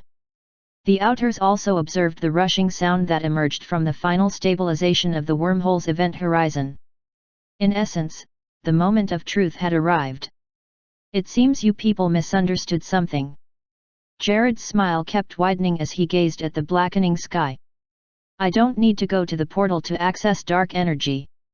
Misty blackness suddenly began gushing out of the swirling rift in the sky, like how water burst out of a leaking tank. The outpour raged, rushing only in one direction. The dark energy will come to me. Just as he made this statement, the shield around him cracked, buzzing in response to the incoming corruption that gnawed at its vitality. It weakened the dome enough for him to resort to his ultimate technique. Spellcraft. At that moment, the dome shattered, and the darkness collapsed on him. Everything around him shattered, and even the outers were pushed away due to the sheer pressure that enveloped him. Slowly, the darkness raised him above the earth, taking him to its source. The wormhole called for him, pouring out even more of its contents to him. Immersed in the bountiful sea of dark energy, Jared could feel what he had sought for so long. He felt it in abundance. Power. Asterisk. Asterisk. Asterisk. Chapter 872. A dark blot formed in the sky. So ugly and magnificent that everyone could watch in sheer horror and awe. This blight that darkened the whole world towered above everyone and everything else, doused in the ooze of darkness. The ooze converged and formed a man. The man had white hair, and black like veins around his pale body. His eyes glowed purple, and everything around him seemed to grow distorted as a result of his mere presence. Ha! Misty breath escaped his lips as he looked at his hand. Dark energy converged there, and he inhaled the mist it produced. So, this is it. The power I have sought after for so long. He had built his body to be strong enough to contain it. He had left his primary core dormant, and even created multiple hollow cores so he could absorb as much dark energy as he could. And now, he had gotten it. Unlimited energy, newfound power. He could feel his desire getting fulfilled to be the strongest in the world, and even beyond. His wish is to possess all the magic and be supreme. The means were now in his grasp. He had won. There's still so much power to tap from. Haha! I really did it! As his cackle echoed across the dark skies, certain people watched from beneath. Their faces told various expressions not that he cared to notice. He only sought the one man he wanted to gloat to. Do you see, Naren? Do you understand now?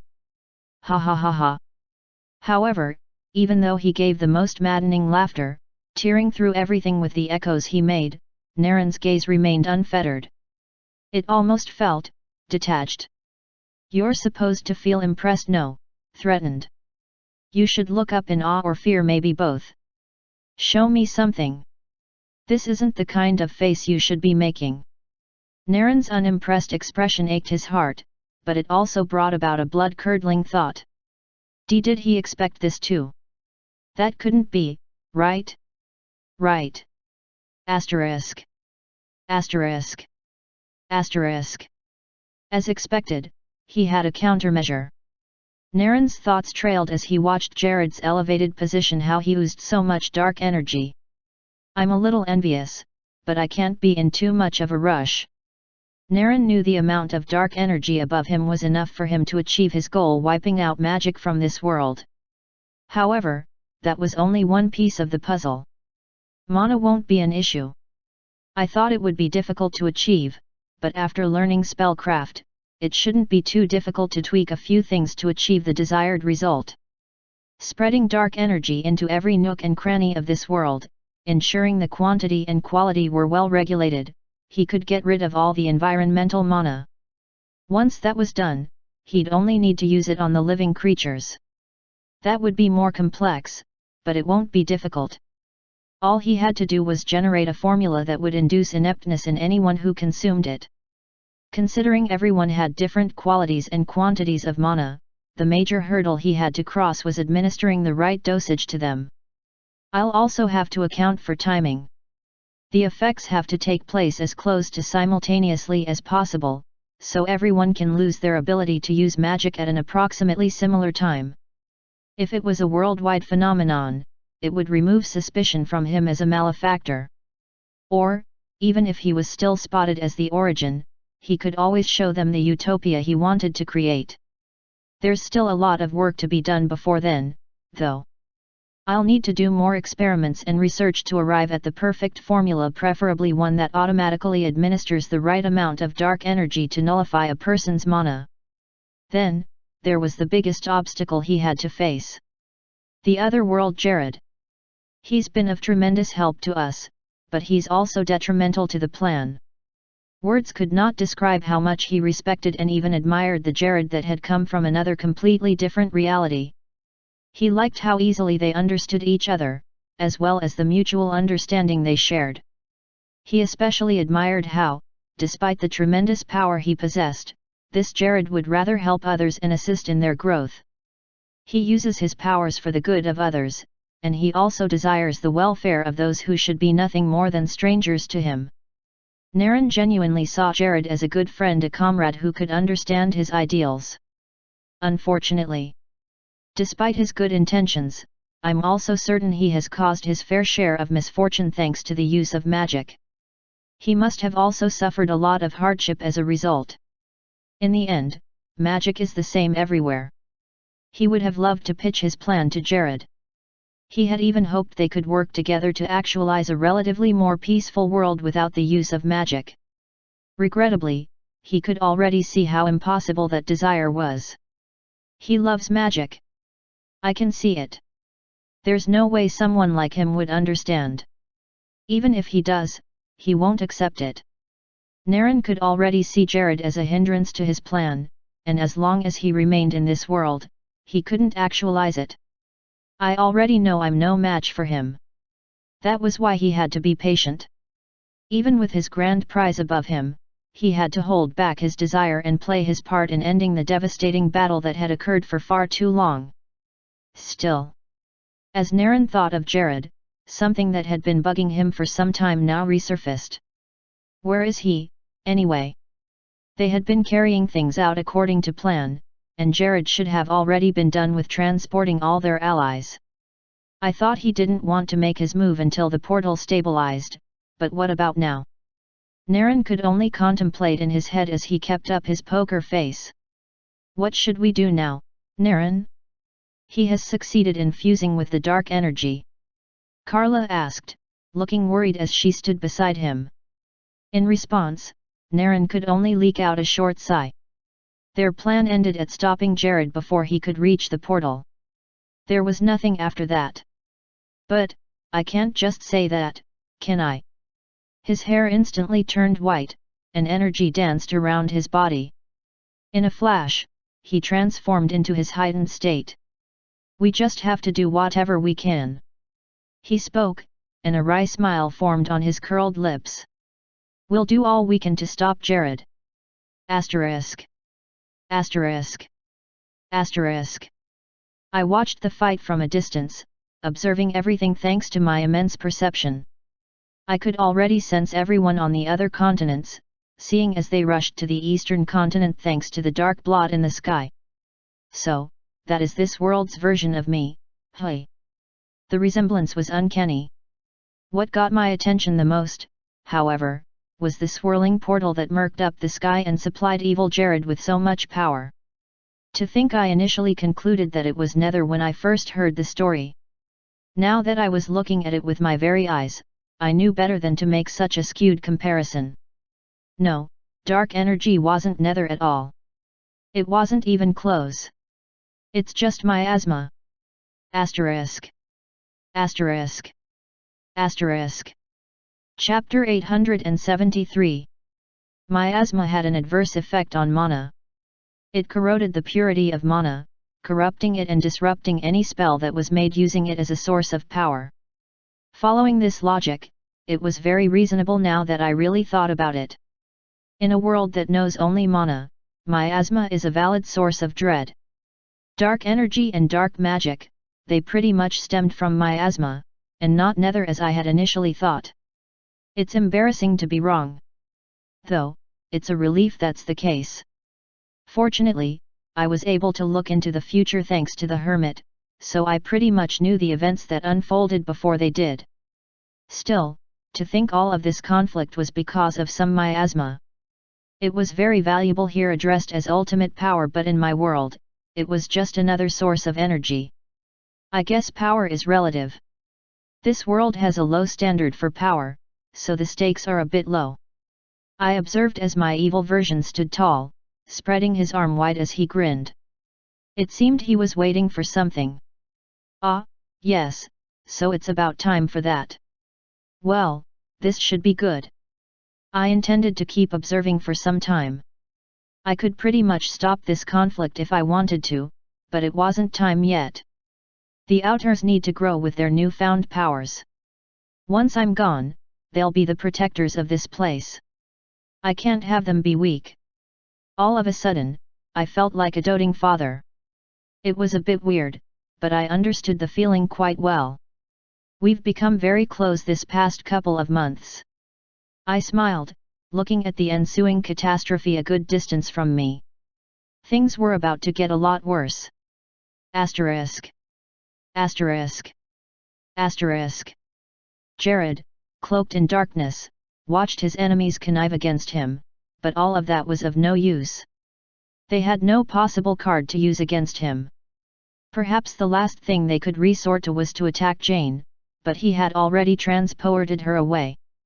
It was the first thing I did with this power. And it'll be the last. A voice suddenly echoed in Jared's head, causing him to sharply respond to the owner. What are you say I? However, before he could utter another word, the most shocking thing occurred. The darkness that circled him suddenly began to spiral out of control, and even more blackness fell upon him from the rift in the sky. It consumed his body, suffocating him till no end. He. I'll do a bit of remodeling to make this a suitable body, Merlin's hollow voice echoed. The question was, suitable for who? At this point, the answer couldn't be any more obvious. Why you, bastard, drowning in his own power, Jared cursed and cursed. Even if he could no longer speak, he cursed within himself as more darkness buried him. His onlookers only watched, seeing the invincible Jared Leonard completely fade into the darkness. And someone else emerged. And no. Seal whispered as she witnessed the entity that emerged from the void this time. He had long white hair, and a robe that seemed to be the night itself. Dark orbs danced around him, and a dark purple halo stood above his head. He opened his eyes, showing how the whites of his eyeballs had turned dark purple, and his irises now giving off a bright golden hue. That is, he's back. Her voice wouldn't stop quivering. Her eyes depicted a glare that no one had ever seen on Seal's face. It was one that represented both hatred and anxiety. Merlin. The excess energy vanished, leaving the man named Merlin floating above. His warbling orbs kept him company. It's good to be back in the flesh.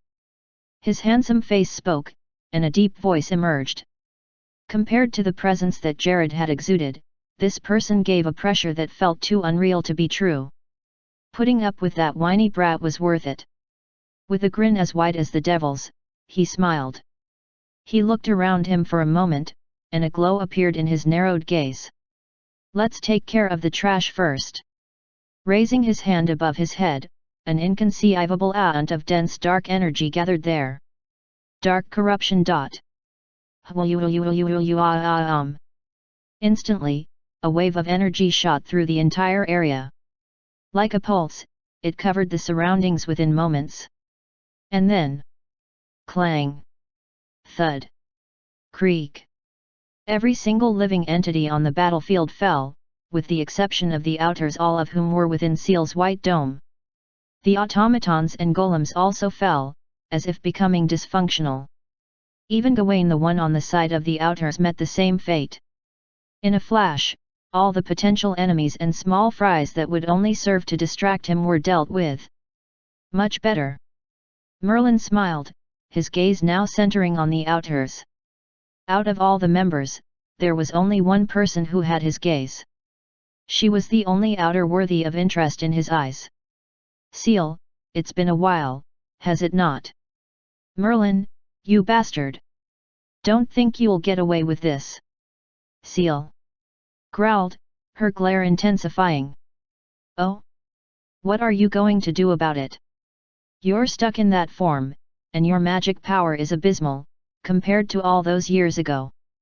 As much as Seal wanted to disprove his statements, she could only bite her lips and keep up her expression of disgust. And would you look at you, ragtag group? You really think these people can stop me now that I've acquired this much dark energy? Not a chance. The outers were never a threat to him. And now, even if Seal did regain her lost power, they still wouldn't be able to stop him. Admit it, outgroup. You've lost this battle. Merlin's confident voice echoed in the darkness. I win. Asterisk.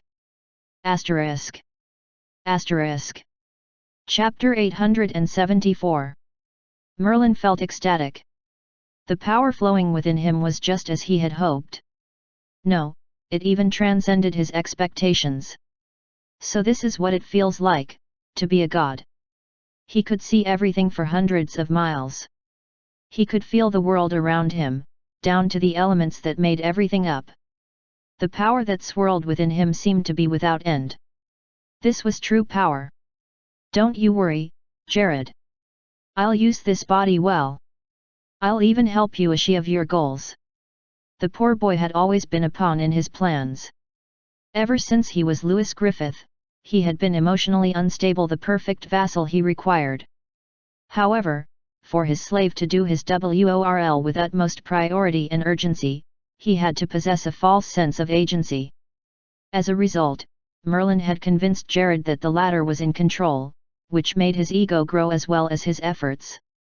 He only made suggestions to Jared, allowing the lad to figure the rest out.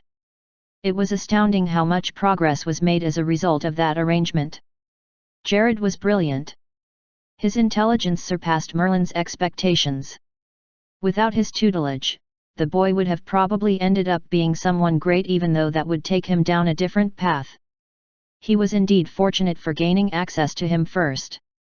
And now, after our long journey together, I've finally gotten what I wanted all along.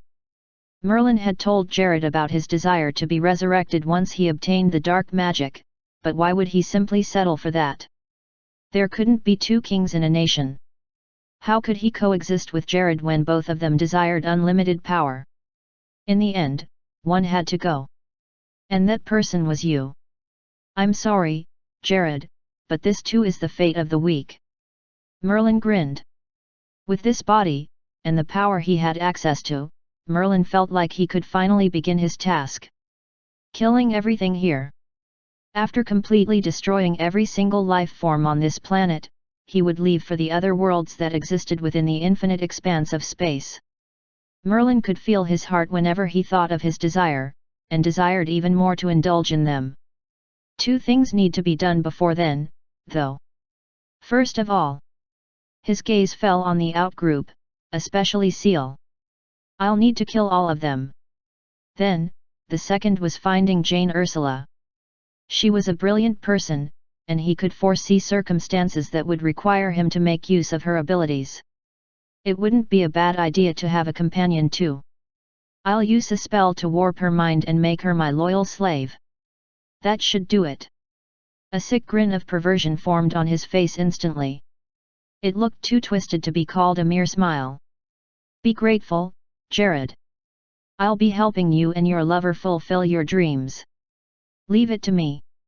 Once those two factors were dealt with, he'd use spellcraft, Jared's best technique, to manipulate the vast stockpile of dark energy in his possession, to create a large-scale spell that would prove fatal for the world. With his plans already set in his mind, Merlin decided to proceed with the first task at hand.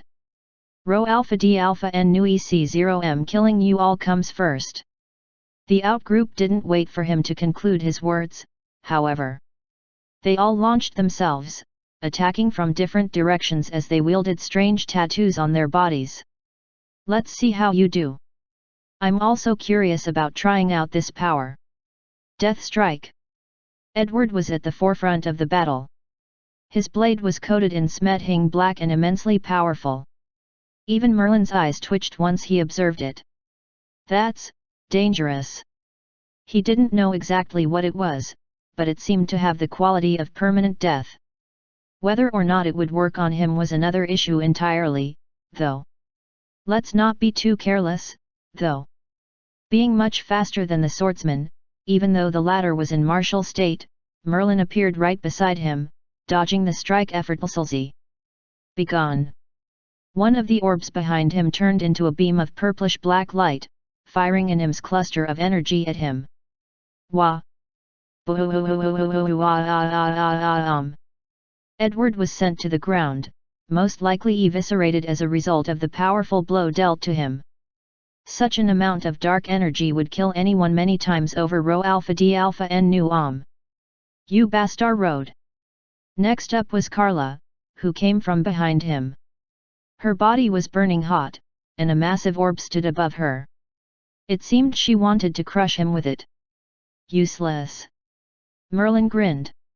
He stretched his hand to her orb, while two of his lunged at her. Dark purple energy flew from his palm and disintegrated the huge sphere. As he did this, his spheres created sparks of purple and black lightning, electrocuting her down to her bones, boiling even her blood. It all happened in an instant, so Carla was too unconscious and damaged to see the destruction of her orb. She plummeted to the ground, but before she landed, Merlin sent a dark spike, in the form of a blade, at her. "You're an eyesore. Die!" However, just as it neared Carla, almost fatally impaling her, the spike suddenly vanished. Merlin's face twisted in surprise. Did my spell just get nullified? Now, everyone! Combined assault! Edward, who was supposed to have died, rose from the massive crater on the ground. The whitish transparent barrier around him also faded. As for Carla, the things behind her flapped, and she regained her consciousness. The Outers, in complete sync, utilized their strongest techniques and spells on Merlin. Zark poured out his fiercest dragon breath. Carla combined all the elements she could and launched the amalgamated energy. Seal used her Tower and Pope Arcana spells to form a spatial orb that contained as much purified energy to it. The magician also allowed her to pour as much Maba as she could into the strike. Edward used the strongest technique he could utilize, coating it with the death attribute of his Arcana spell. Martial Blade God Technique number 49, Shattered Blades Uprising. As for Naren, he used the strongest magic item in his possession and pumped it with all the mana he could to generate the strongest chain reaction as it resonated with the other spells and techniques being used, thus resulting in a massive explosion. Let's do this, everyone! That's right! No matter what, they had to emerge victorious. The multiple concentrations of energy swept through space and focused on a single target. Merlin quickly used all the orbs at his disposal to generate a massive shield to cover himself, but even that did not stop the combined efforts of the desperate Outers. Keek, kakikikikik. Kakikikikikikikik. As soon as the barrier shattered, the converged energies met their target and generated the biggest explosion they had ever experienced.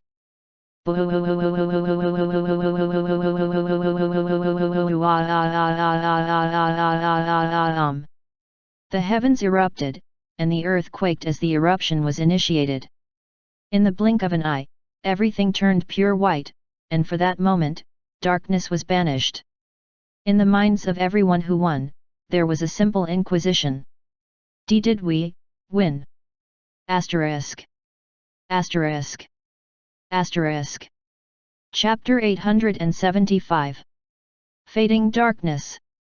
With light already shining, the slithering shadows receded. They coiled back, their fates undecided. In that moment, hope was lit anew. The onlookers were brought relief, and it seemed they could finally rest in their achievement. However, this sweet delusion only lasted for a brief moment. Hey, ha ha ha. Ha ha ha ha. The malevolent cackle of the monster they all feared echoed in the air, bringing the hopeful fools back to their senses. The battle wasn't over. Not yet. That hurt, you know. Dark purple mist hissed from Merlin's body as he once again appeared. It seemed a good chunk of his lower body was missing, but it was being stirred in no time. The dark clouds returned, and the situation reverted to how it was before their assumed victory. Nothing had changed. I take it back. You're a pretty good team. I underestimated your power. Merlin's body was now completely restored, and it seemed like he never got scathed in the slightest. The sight was both baffling and terrifying. However, that makes you that more dangerous. I should take things a little more seriously. Stretching his hand out, Merlin closed his eyes and whispered. Dark summon, Wraith. At that moment, a terrifying screech pierced the air, and a malformed entity was birthed from the darkness. It had a ghost-like body, transparent and floaty. It also had pale skin, accompanied with sharp claws and monstrous jaws. A monster, that was what best described the being. An incorporeal entity even more dangerous than a specter. Your attacks won't work on it, and it'll drain your life force. Using this, I won't need to do the dirty work myself, and I'll be able to watch you all suffer. Another twisted grin formed on his face. However, this grin was cut short by the appearance of someone he wasn't expecting. The footsteps of the lady that emerged seemingly out of nowhere caught the attention of both the exhausted Outers and the almighty Merlin. The latter's face contorted to express downright shock. How unexpected! What are you doing here? Asterisk. Asterisk. Asterisk. Jane Ursula had woken from her slumber a few moments earlier, and she witnessed the desperate attempts of the outgroup in stopping Merlin. They ended up failing, obviously. She thought of them as foolish. Why would they undertake a task that they knew would most likely not guarantee them any success? It really boggled the mind, didn't it? In any case, after watching for long enough, she couldn't hold it in any longer. And that was what led to this moment, Jane Ursula standing before both the Outers and Merlin. You should really take your disgusting ghost claws off my Jared's body, Jane declared, her hand on her hip as she spoke. Despite the immense aura of malevolence that poured from Merlin, she didn't seem too fazed. Her eyes showed nothing but confidence with every syllable she uttered. Jane, it seems you really had a few screws loosened from your head when you got knocked out. Is that why you no longer feel fear? Merlin replied, still stuck between surprise and amusement. I suppose this is a good thing. I get to achieve both of my goals quicker than I thought. Kill the Outers and obtain Jane. Both are within my sight. Jane didn't budge despite his bone-chilling statement. Why did you betray Jared? He was really going to do it, you know? He was going to revive you. Her voice was calm, but stern. Why wouldn't I? We both desired unlimited power. We both desired to rule everything. He stood in the way of that, so I got rid of him. Wouldn't Jared have done the same, Rho Alpha D Alpha? En nu So, all this time, you've been manipulating him and using him for your purposes? Jane further asked. You get the picture. As always, you're sharp. Jane placed a finger on her glossed lips. Before anyone realized it, they curled upwards. Pfft, just as he suspected. What? Pfft, ha ha, ha ha ha ha, ha ha ha ha ha ha. Jane Couldenty stopped laughing at this point. Despite the people looking at her, she didn't shy away from cackling as much as her heart desired. Why are you laughing? What's so amusing to you? Nothing really. It's just, haha. Jared already realized this would happen. Jane spoke, still recoiling from the humor only she felt. He did. Merlin's face twisted in disbelief. Why? If Jared really suspected him, he would never have danced along and fallen so easily for his trap. But Jane didn't seem to be joking. Despite her laughs, her words felt totally real. Why would he? Merlin's eyes widened slightly, and his lips twitched the moment he stared at Jane one more time. She had a device on her hand. The answers suddenly began manifesting in Merlin's head as he considered the most probable reason Jared would allow himself to be taken over. No. Yes, you bastard. The device in her grasp was a simple switch, but it was far more complex than anyone would expect. Rho Alpha D Alpha NL Wraith, stop her. Too late. The switch has already been flipped. Jane smiled. I was just stalling for time. The wraith didn't move an inch from its position, and neither could Merlin. He looked at his body, and found it to be different from the one he had just earlier. It was wrinkled and completely emaciated. Worst of all. And no way. It was incorporeal. Merlin had reverted to his state as a ghost. I have to thank you, Merlin. The deep voice that should have belonged to him rang from the body that should have been his. However, it seemed someone else was in control. Thanks to you taking over my body, I was able to build an even stronger capacity for dark energy. I was also able to absorb your memories. I now have access to all the knowledge you chose to withhold from me. It was Merlin's body and voice, but it was already clear who was speaking. Jared. Merlin's voice stuttered as he witnessed the malevolent smile he displayed. Upon hearing the name, his face only showed more satisfaction. In the flesh. Asterisk. Asterisk. Asterisk. Chapter 876. A disturbing silence echoed as all parties partook in a staring deadlock. Jared Leonard, floating in his majesty. The Outers, transfixed in their surprise. Jane Ursula, brimming with satisfaction. And Merlin, pale with horror. Looks like our long game has come to a close, Master. I learned a lot from you, but there's literally nothing else you can teach me. Jared gleamed evilly. He used his fingers to tap his head, his smile intensifying. Everything is already in here. It was now checkmate. You should know this already, but the Dark Summon, Wraith spell isn't only used to deal with physical opponents. It instantly dawned on Merlin what Jared meant by his statement. And no, please wait. He began to whimper. Incorporeal enemies are a chore to deal with, you know? That's why spells like these are useful. Merlin found himself paralyzed despite how horrified he was by the fate that awaited him. The wraith whom he summoned was already drawing closer to his ghost form. I should thank you for freeing me from the burden of summoning the wraith myself. As always, you've been most useful. Wait, Jared. Hold on. Let's be rational about this end.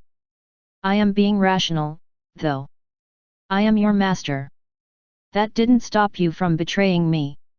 I was going to fulfill your dreams. I promise. I swear. Hey, just listen to me. Stop that wraith, Jared. Jared. Louis. Before Merlin could say any more, the wraith pounced on him, devouring his soul and extinguishing the last flicker of life that existed there. In a mere moment, it was snuffed out. Ugh. Finally. Good riddance to bad rubbish, am I right, guys? Jared's attention moved to the Outers, who were still shell-shocked by the sight before them. Oh, don't give me that expression. You saw how he was, didn't you? He deserved it. It felt a little strange hearing someone who appeared far worse condemn another villain. It was the perfect example of the pot calling a kettle black. Rho Alpha D Alpha N Nu EC0M. Don't worry, though. You'll be joining him soon. One thing to get out of the way first, though. Jared shifted his attention from his enemies and focused everything on the most important aspect of his grand plan. Jane, you genius. He grinned, launching himself at her. Gracefully, yet swiftly, he closed the distance they had, grabbing her by her slender waist as he pulled her close to his chest. The onlookers knew better than to interfere, lest they got caught up in a crazier affair. Plus, Jared's current power made it impossible for them to get close, even if they tried. Who, you and your sweet mouth. Jane licked her lips as she drew her face closer to his. In that single magical moment, both of them merged lips and kissed. Meanwhile. What the heck? Yuck. Why in the, with Jane? Erg. Whyy. I almost retched multiple times just watching the display of affection between this world's version of me, and this world's version of Jane Ursula. It was so gross. I mean, Jane isn't bad by any means. No, she's actually really pretty, but, hey, what am I thinking? I could feel my cheeks grow hot, and an uncomfortable feeling swirling deep inside me. Hell no. I don't like Jane. We're just friends. Best buds. Yes, that's all. I wasn't just saying this for my sake. It was true. Honestly. I truly had no feelings for that woman Rho Alpha D Alpha N Nu Om. We were just friends. MMMHMMM. The two lovers locked eyes as they concluded their passionate kiss. That was amazing. Jane whispered. Looks like this new body's gonna be great. Jared responded with a sly grin. Normally, if something as bizarre as a body swap occurred between a lover, the other lover was bound to feel a little weirded out. It would usually take some time before they could achieve the same level of intimacy as before. But that logic did not apply to Jared and Jane. He had already reincarnated once, after all. Having a different body wasn't so strange. You're even more endowed down there. Jane grabbed something in between Jared's legs, causing him to let out a soft moan. It's bigger than your first body. Isn't that hot? She licked her lips seductively. Jared gulped, feeling something rise both within him, and without. You little tease. I'm going to enjoy breaking you. Jared grinned, responding to her tease. Oh? How will you do it? Which me will you break? My smaller form or? Hey! That's enough.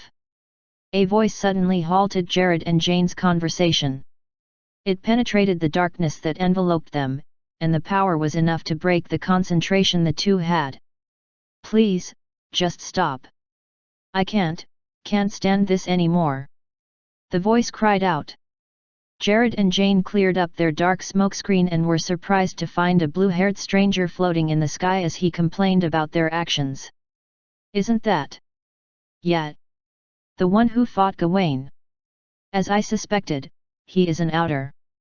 I wonder why he didn't show up sooner. Jared smirked.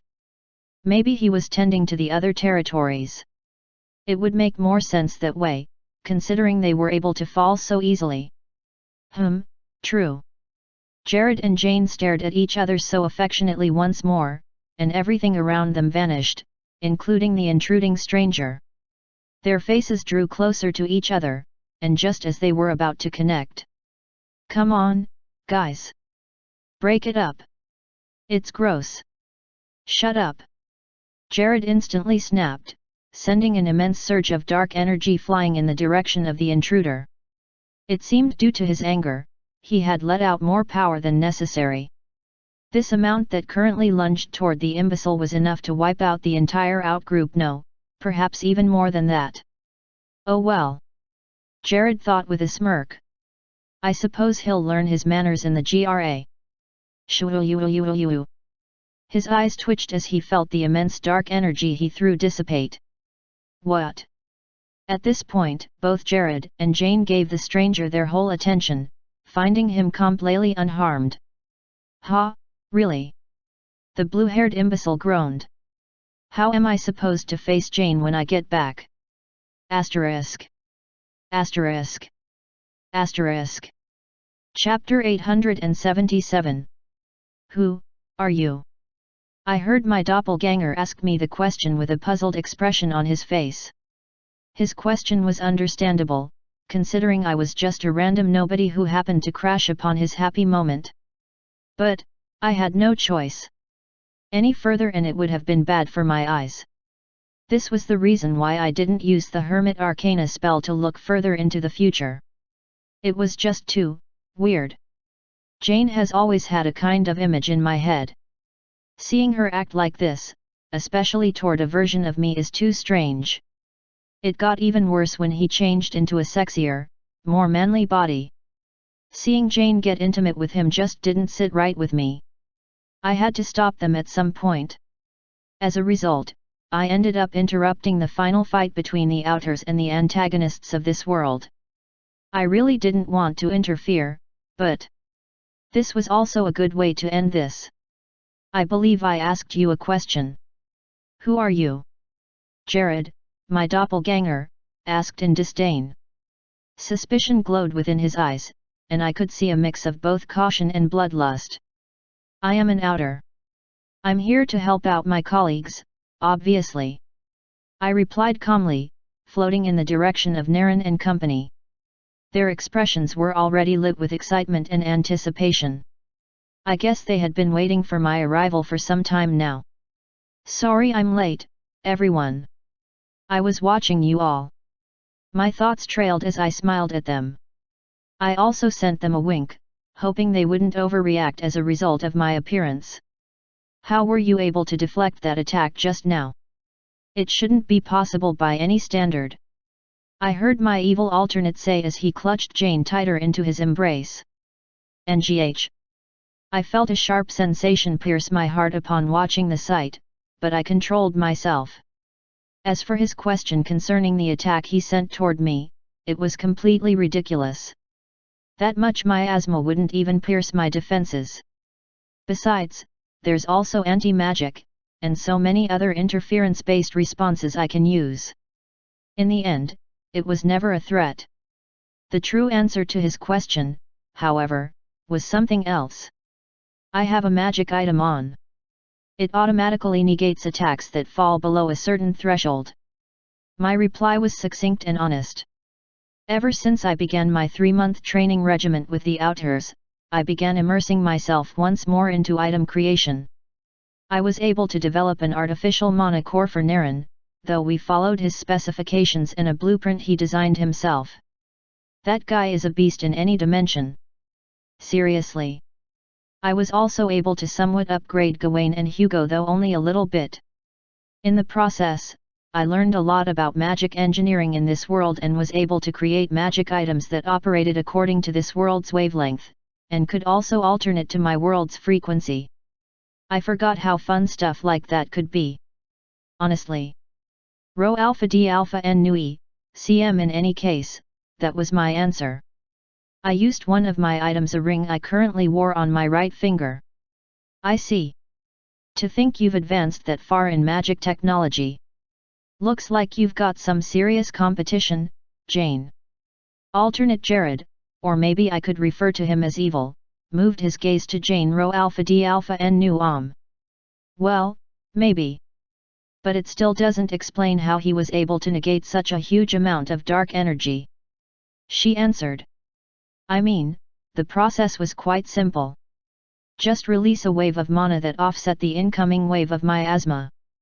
My item simply calculated the intensity and quantity of the miasma being directed toward me and sent an equivalent wave of mana to stop it. I guess they still think dark energy is the apex of energies, when it's just like the twin of mana. The issue with this world was a lack of enough in-depth analysis into magic. Original magic is extremely rare, and even mage mode is kept as some sort of secret trump card that others can't know. It stunted the growth of magic greatly. That's why arrogant pricks like this guy, who has more knowledge and power than anyone, starts getting ideas on how to rule people with his hidden power. Looking at him now, though he no longer possessed my face, I couldn't help but feel a little irritated. Still, it would be hypocritical to completely blame everything on him. In this world, bad people are now good. I suppose it's also understandable that good people are bad. They all had different experiences, so who was I to pop out of the blue to judge them? I just wanted to end the war, restore peace to this place, and then return home. I'll leave the administration of justice and stuff to the residents. Where did you come from, stranger? I observed your battle with my automaton, and I noticed your strength. Where have you been all this time? I shrugged once I heard the question. I really didn't have to answer. Did you have anything to do with that surge of energy that occurred over a month ago? He was most likely referring to the moment I arrived in this world, but I ignored the question as well. It appears I'm being too lenient with you. I'm not usually this forgiving, you know. I didn't know if my doppelganger was trying to look good in front of his lady, but it wasn't really working. I had a lot on my mind, and it was taking some time to really unpack. There were so many variables to consider,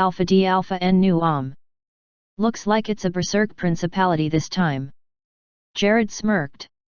The kind of summon that had little to no intelligence, all for the sake of increased battle proficiency. In essence, it was the best when it came to raw power among the rest of its kind. It should be able to reproduce that wave of dark energy I produced, and so much more. It's immensely powerful too. To think Merlin was keeping something as amazing as this from me. Jared grinned evilly.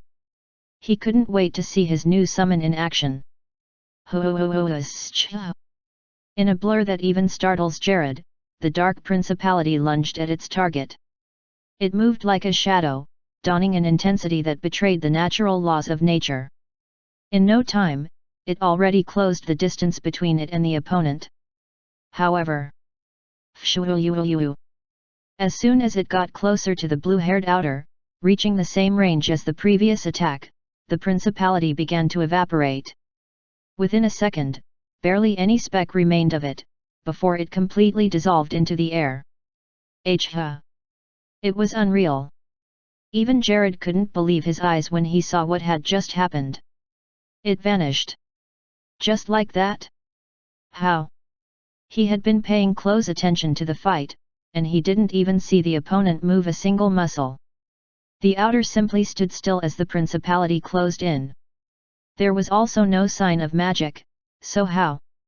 I told you already. Any spell under a particular threshold won't make it to me. It'll be counteracted. But this was dark magic. How was it possible to stop something that was meant to be the very antithesis to conventional magic? It made no sense.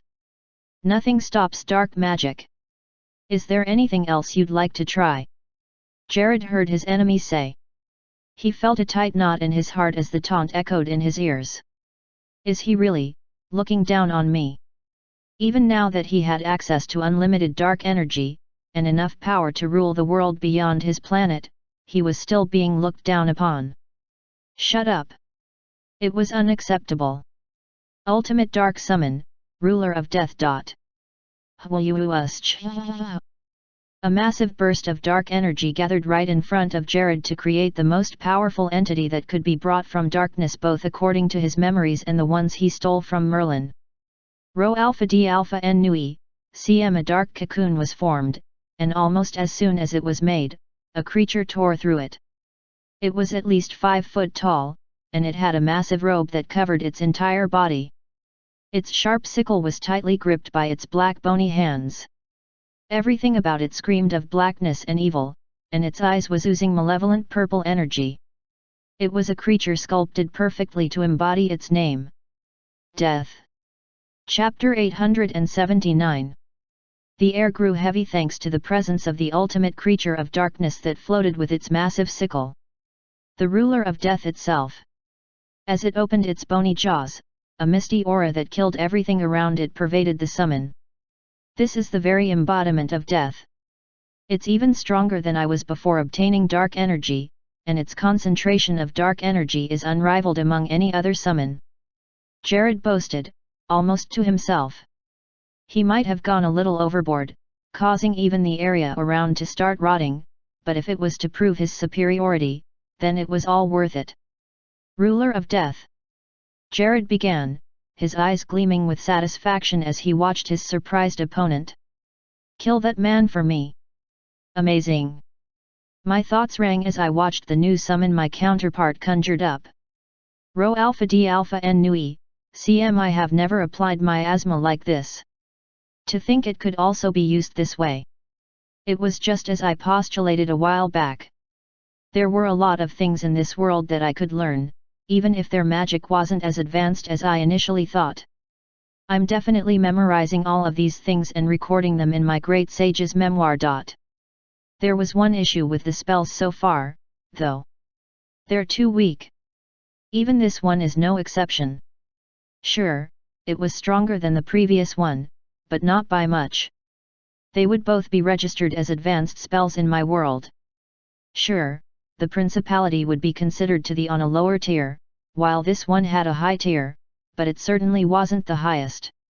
After advanced spells, there was still the peak magic category, and then the transcendent stage.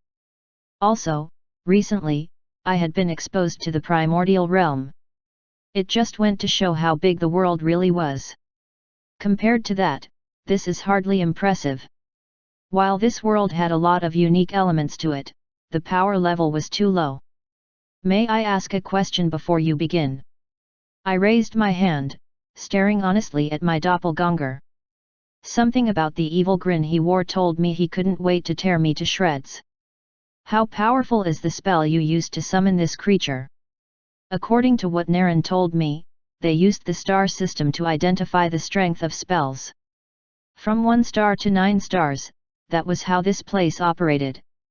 It's a 9-star spell. To think you wouldn't understand it even after seeing it. Did I overestimate you? I see. So, the limit of this world's magic was the advanced grade? Well, certain spells, like the ones for teleporting and the few law-altering spells I had observed, certainly fell above the advanced grade, but the way they were applied was too lacking. They also consumed too much mana and required a lot of time to prepare, so I couldn't really call them efficient. Honestly, if not for the miasma handicap, I'd say my 12-year-old self could win in a fight with the strongest person here. Perhaps I was overstretching it a little, but... ah, here it comes. The ruler of death sped through the distance, causing the very air around it to distort as it approached.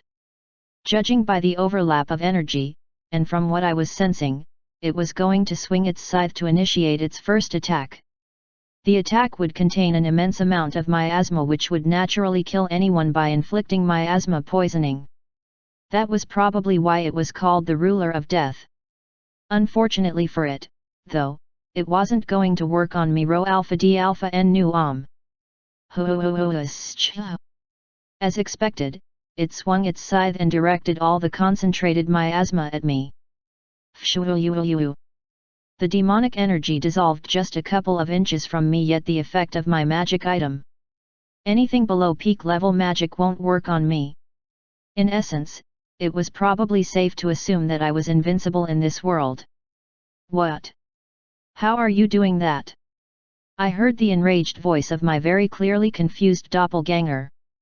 Evil Jared was looking like he had just witnessed something completely impossible. His face twisted in utter dismay, and he seemed powerless in his ignorance. Sucks to be him. A wry smile formed on my face. The only reason I was prolonging this battle was to see what else I could learn from the supposedly most powerful person in this world. So far, it had been disappointing, but it was possible that his pride prevented him from revealing all his cards.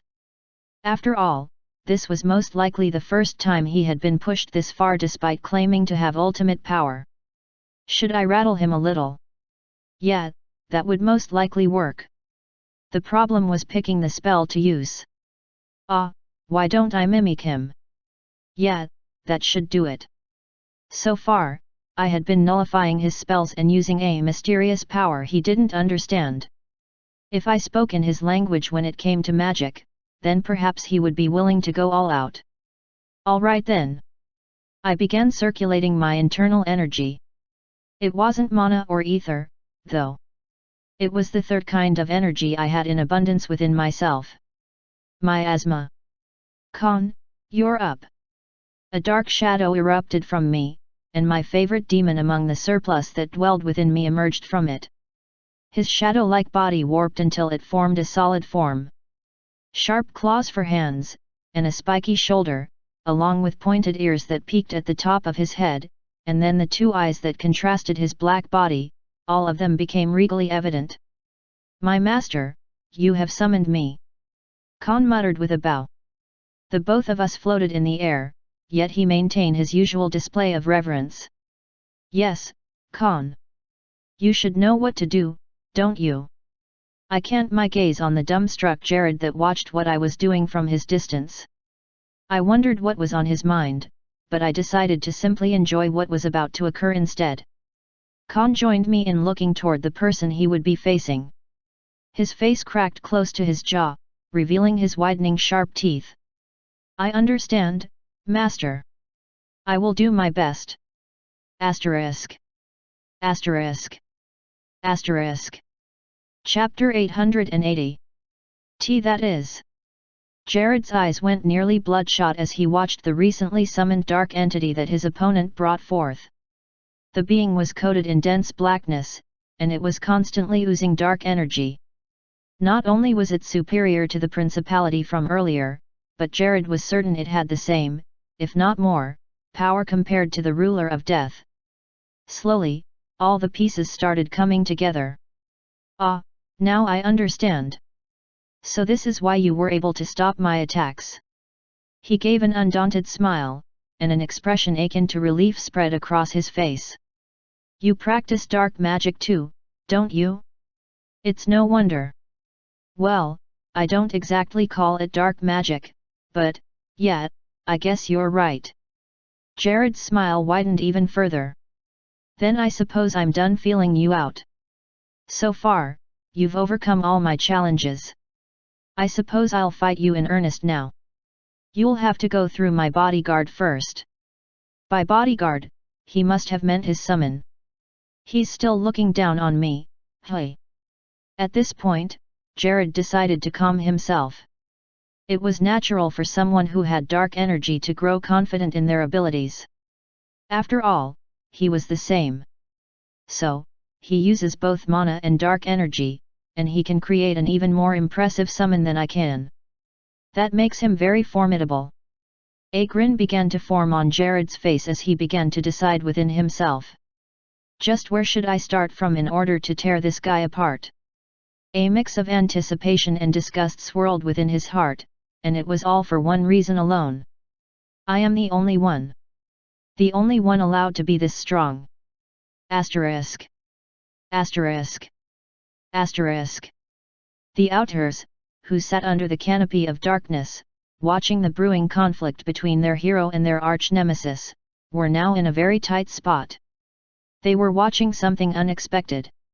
In all their encounter with the good Jared, they had never seen him mention this ability, yet. How could he use dark magic? Seal was the one most astounded by this sudden display of power. She always knew dark energy to be evil and corrupt, yet for someone as the otherworldly Jared to wield it, her worldview slowly began to crack. Just what was dark energy? There was one member who was both shocked and exhilarated as he witnessed the sight before him. His eyes were wide with excitement, and beads of sweat dripped from the side of his face. I see now. Naren muttered, his focus concentrating solely on their blue-haired ally. So you also have dark energy, Jared. It seemed he was right, after all. The more he watched Jared in action, the more he realized how mistaken and short-sighted he was. Everyone in the outgroup was shell-shocked by Jared's display, and for good reason. Once again, he had broken the bounds of common sense. Were they to fear him now, or perhaps revere him more? Torn between this dichotomy, they kept watching. Just how much more will you show me? How much will you show us? Naren smiled in anticipation. The real battle was only just beginning. Asterisk. Asterisk. Asterisk. I'm ready. Upon saying that, Khan coated himself in more darkness and lunged at evil Jared with breakneck speed. The fact that he and Carla didn't recognize Khan as a demon makes me suspect there weren't any shadow demons in this world. I removed my mind from the distracting thought and instead decided to watch the battle about to occur. Khan traveled past the distance in a brief moment, already appearing before Jared with his hand morphed to form a massive dark blade. Starting off with a melee, What will you do, alternate me? Jared crumbled into darkness, and then appeared a couple of meters away from Khan, sending multiple large spikes flying in his direction. The shadow demon, of course, easily deflected them, now using his second hand to form another blade. Both arms cross-slashed, causing an immense surge of miasma to fly in Jared's direction. He erected a shield to protect himself, and then caused multiple elements to descend upon Khan. Nice. I grinned, particularly happy to see that move. So he has multiple cores too. I wonder when he'll use mage mode, or elemental chamber. Does he have original magic? It would be cool if he does. I hoped his original magic was different from mine. That way, I would be able to take it for myself. All's fair in love and war. The battle continued, mostly with Khan attacking and Jared being on the defensive. It seemed he was waiting for something, so I decided to keep observing. Should I have used Able Lion instead of Khan? He's stronger, so maybe that would have put more pressure on Jared. But Able Lion could be a little too much. He was an idiot prince, but his power was quite impressive. Especially his original magic. Hold on, did I just compliment him? It seems this world is lowering my standards when it comes to magic. The The explosion caused by Khan's use of a spell caused me to return by gaze to the battle. Khan's spell was a swirling storm of dark flames that created a massive eruption around him. Fortunately, Jared was able to once again come out unscathed. Something feels off. I wasn't underestimating Jared, or anything. I also wasn't particularly hoping for his downfall. However, so far, I had been noticing some discrepancies with all of Khan's attacks, and then the area around Jared. It took me only a couple of seconds to figure out the cause. Oh. So that's what it is. Jared, you sly dog. Why didn't I notice it sooner? He's using Spellcraft.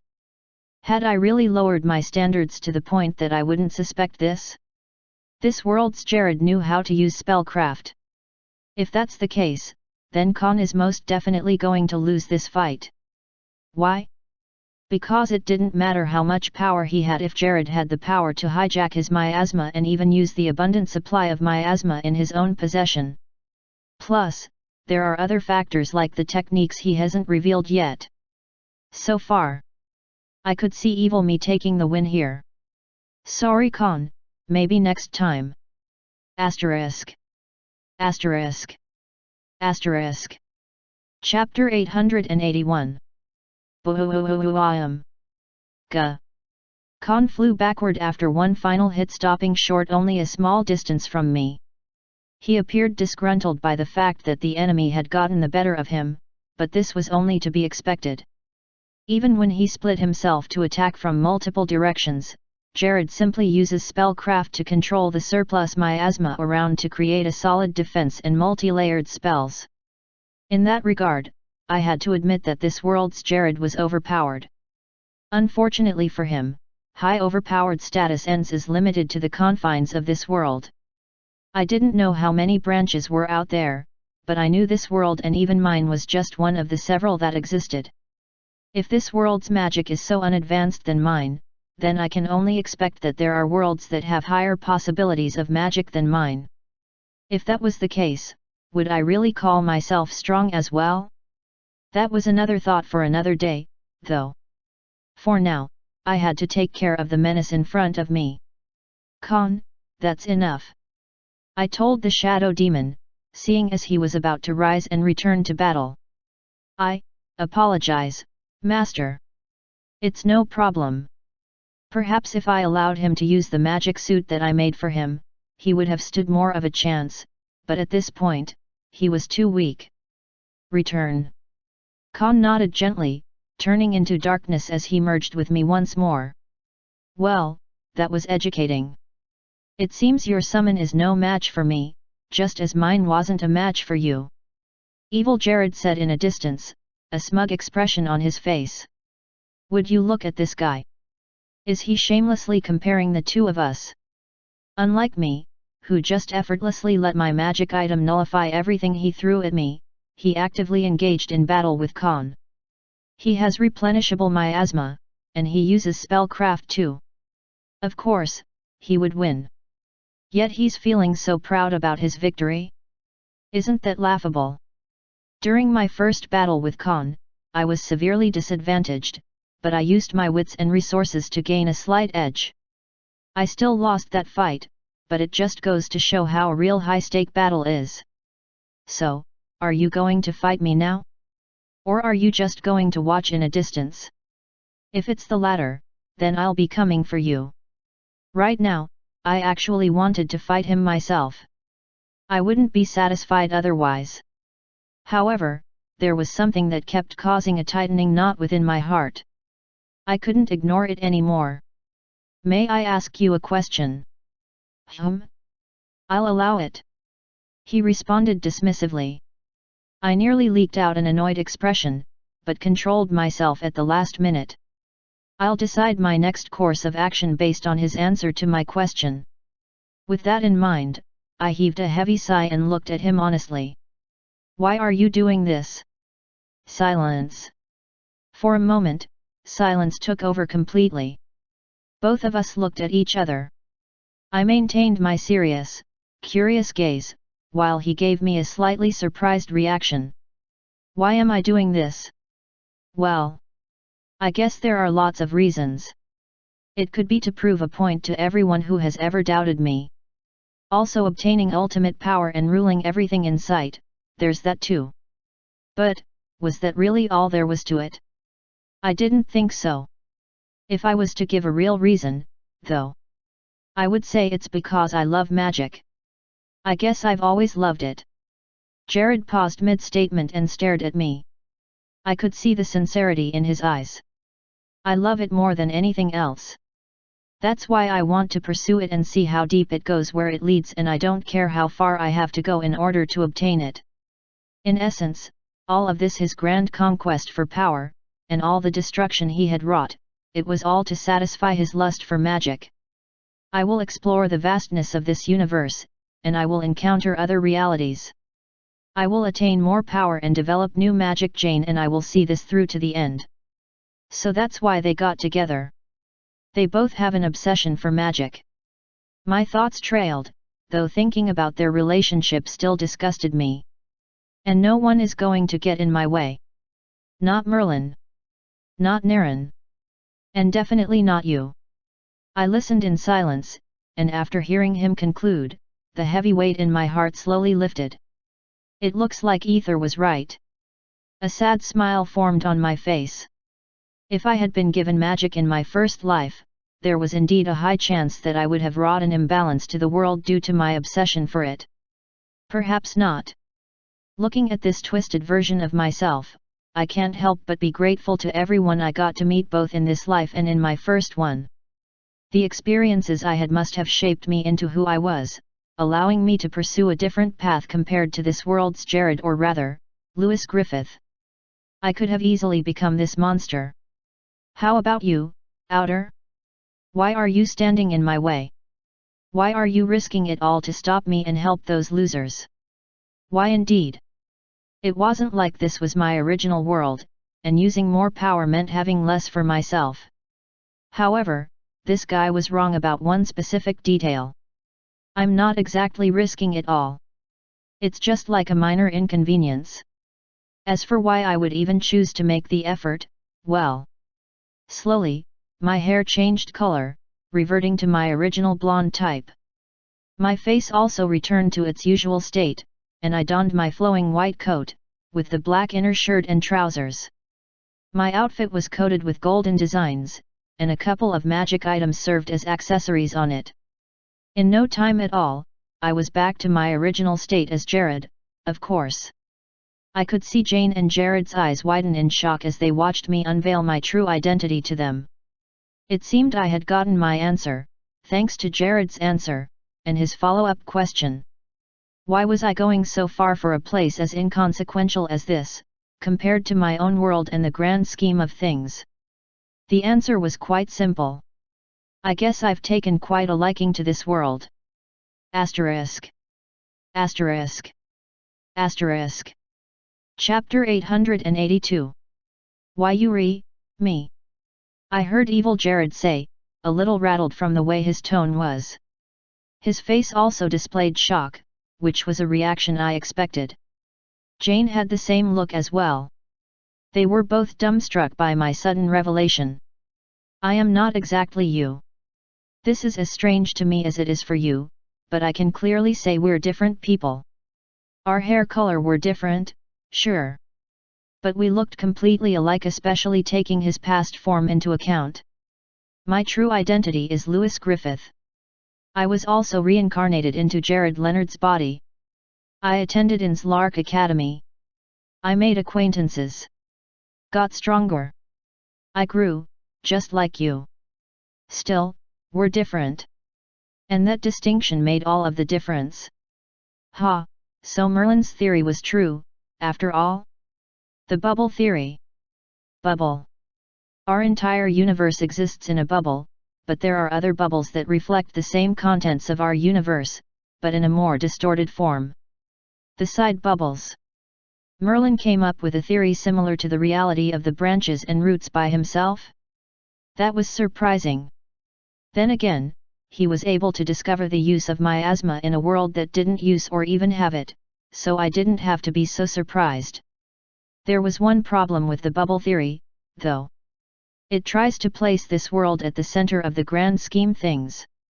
But every supposed bubble, in reality, is a side bubble. The original reality traces back to the root. It wasn't my world, or this world. Different actions and inactions caused the reality they were in to branch off and form a world where such action existed or didn't exist. This loop of action and reaction caused the cosmic tree to be stretched on nearly infinitely, and even I couldn't calculate how far it extended, or how many branches existed in it. Limiting it to bubbles and calling other words side bubbles is a little. So, you come from one of those side bubbles, don't you? It all makes sense now. That strong anomaly that we experienced over a month ago. That was when you arrived, correct? We couldn't pinpoint the location, but you must have landed somewhere close to the outgroup. His postulation was spot on. As expected of this world's version of me, I guess. I can imagine them giving you a hard time due to that face of yours. How did you become allies? So this guy understood the kind of trouble he caused me, didn't he? What an annoying bastard. I almost died, you know. Yes, this world's standard of magic was poor, but I would have seriously died back then if things had devolved any further. I still got shivers any time I remembered that very intense moment. I come from a world different from this one, Jared. Or should I call you Louis? Don't call me that. He snapped, his expression turning immensely dark in an instant. I see. So he really wants to let go of his last that badly. It must have been a really terrible first round he had. All right then. I come from a different reality, one where I am praised as a hero. I stopped a war, and I put my life on the line over and over again to save my people. I helped bring peace to the world. I told him about how my world's version of Naren and me were very close friends. I told him of how the Nether cult consisted of members of the Outers. I told him about how Jane and I were best friends instead of lovers. I felt my heart ache every time I spoke and looked at his face. I could see something gleaming deep inside him. Something that told me he wanted it what I had. I didn't think his desire was to be purely evil and despised. All of that was only a means to an end. All of these tragedies, though unforgivable, only served as a path to achieve his grand desire. Magic. And thanks to his love for magic, Merlin was able to manipulate him and use him to achieve his ends. In the end, this world's Jared was just a victim. It doesn't make his actions excusable, and he'll definitely pay for them.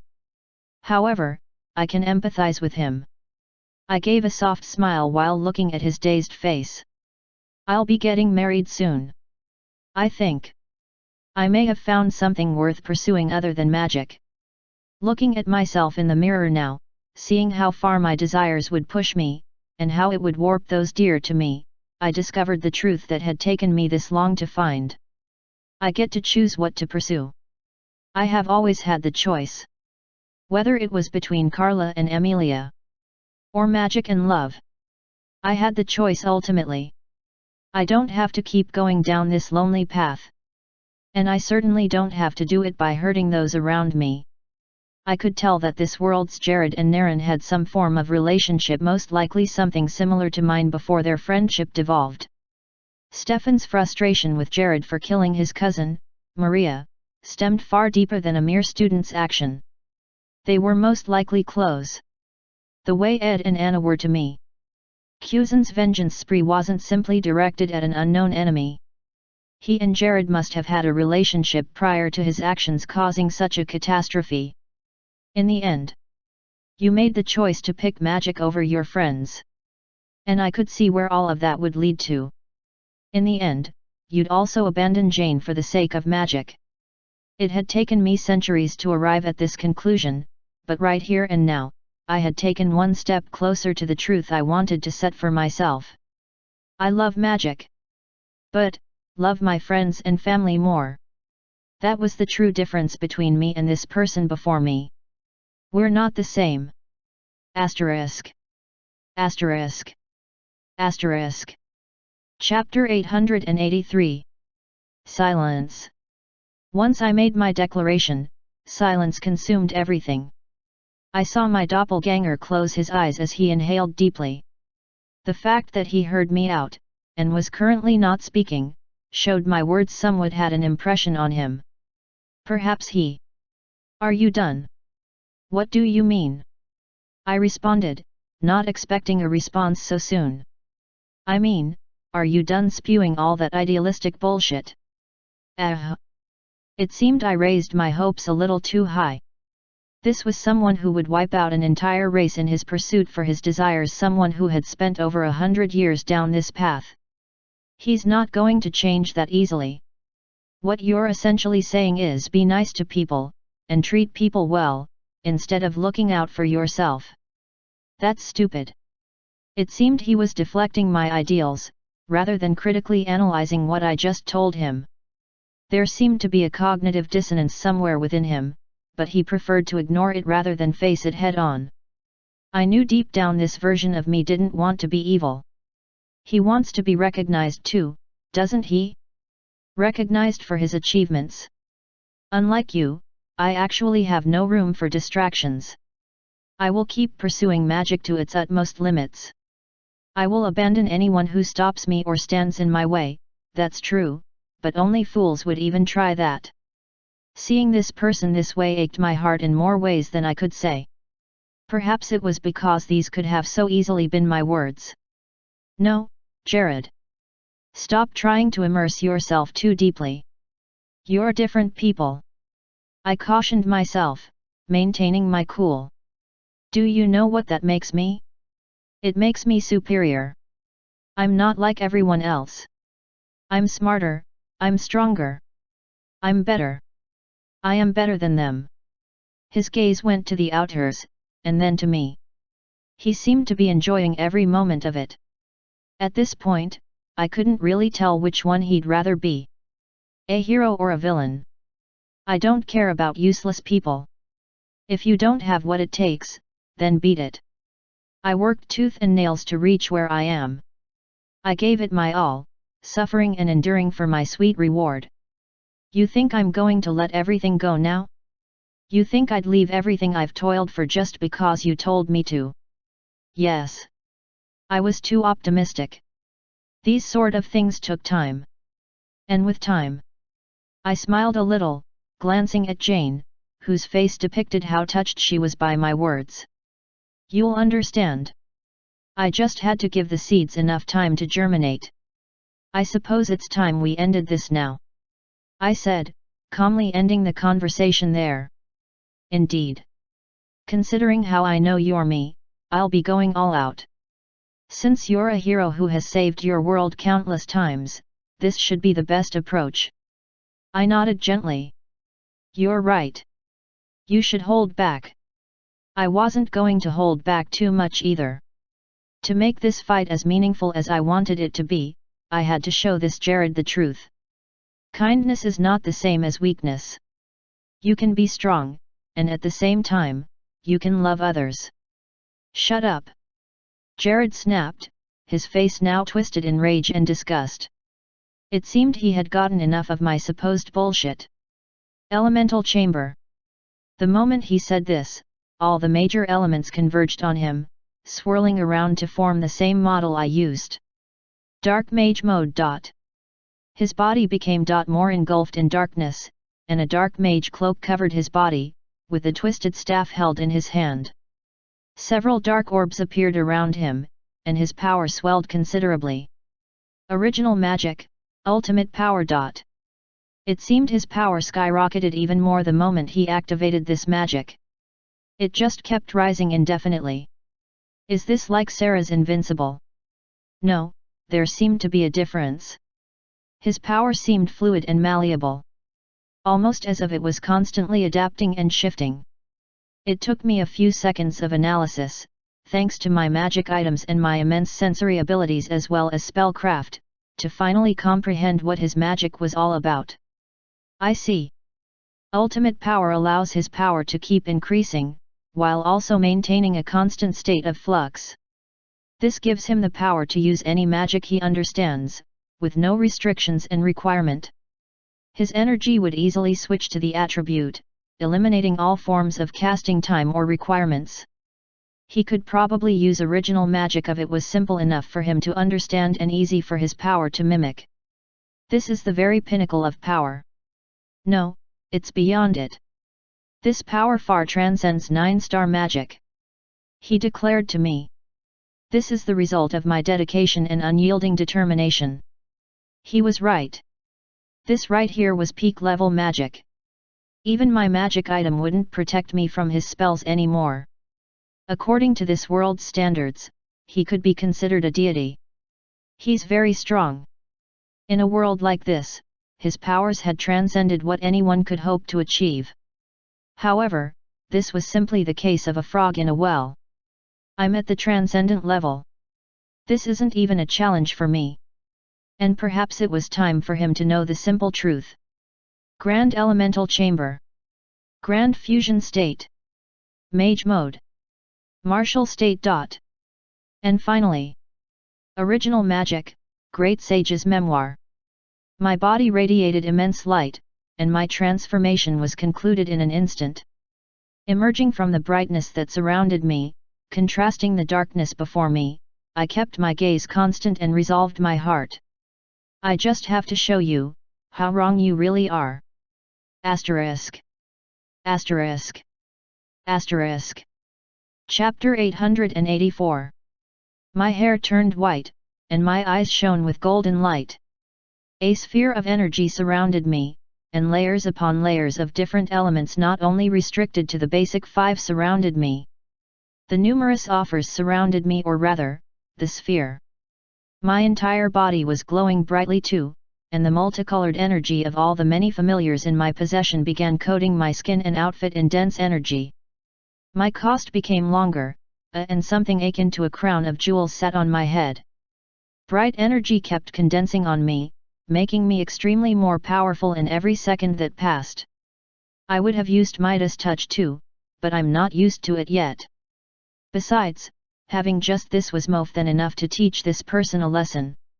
I didn't need to use my arcanas. I just had to show them the error of their ways. You can't win, Jared. I smiled amid the torrents of energy I was releasing. His face showed shock, or should I call it extreme intimidation. He most likely couldn't believe how powerful Jay was. He could already see how much stronger I was, compared to him. However, blinded by rage and power, perhaps even an inferiority complex, he would not back down. Shut up! He yelled at me, causing me to grow silent. I'll let you attack first. My thoughts trailed as he clapped his hands together to activate some sort of spell. And, as expected, he made his first assault spell. Final Flash. My eyes widened when I heard that spell. It was something I used a bit too, and it was a peak-level magic spell. Definitely, it was going to have more power than all of Jared's other spells. HR also has Spellcraft, so he's definitely going to increase the strength and ensure I get hit. The problem with that arrangement was that it was simply useless.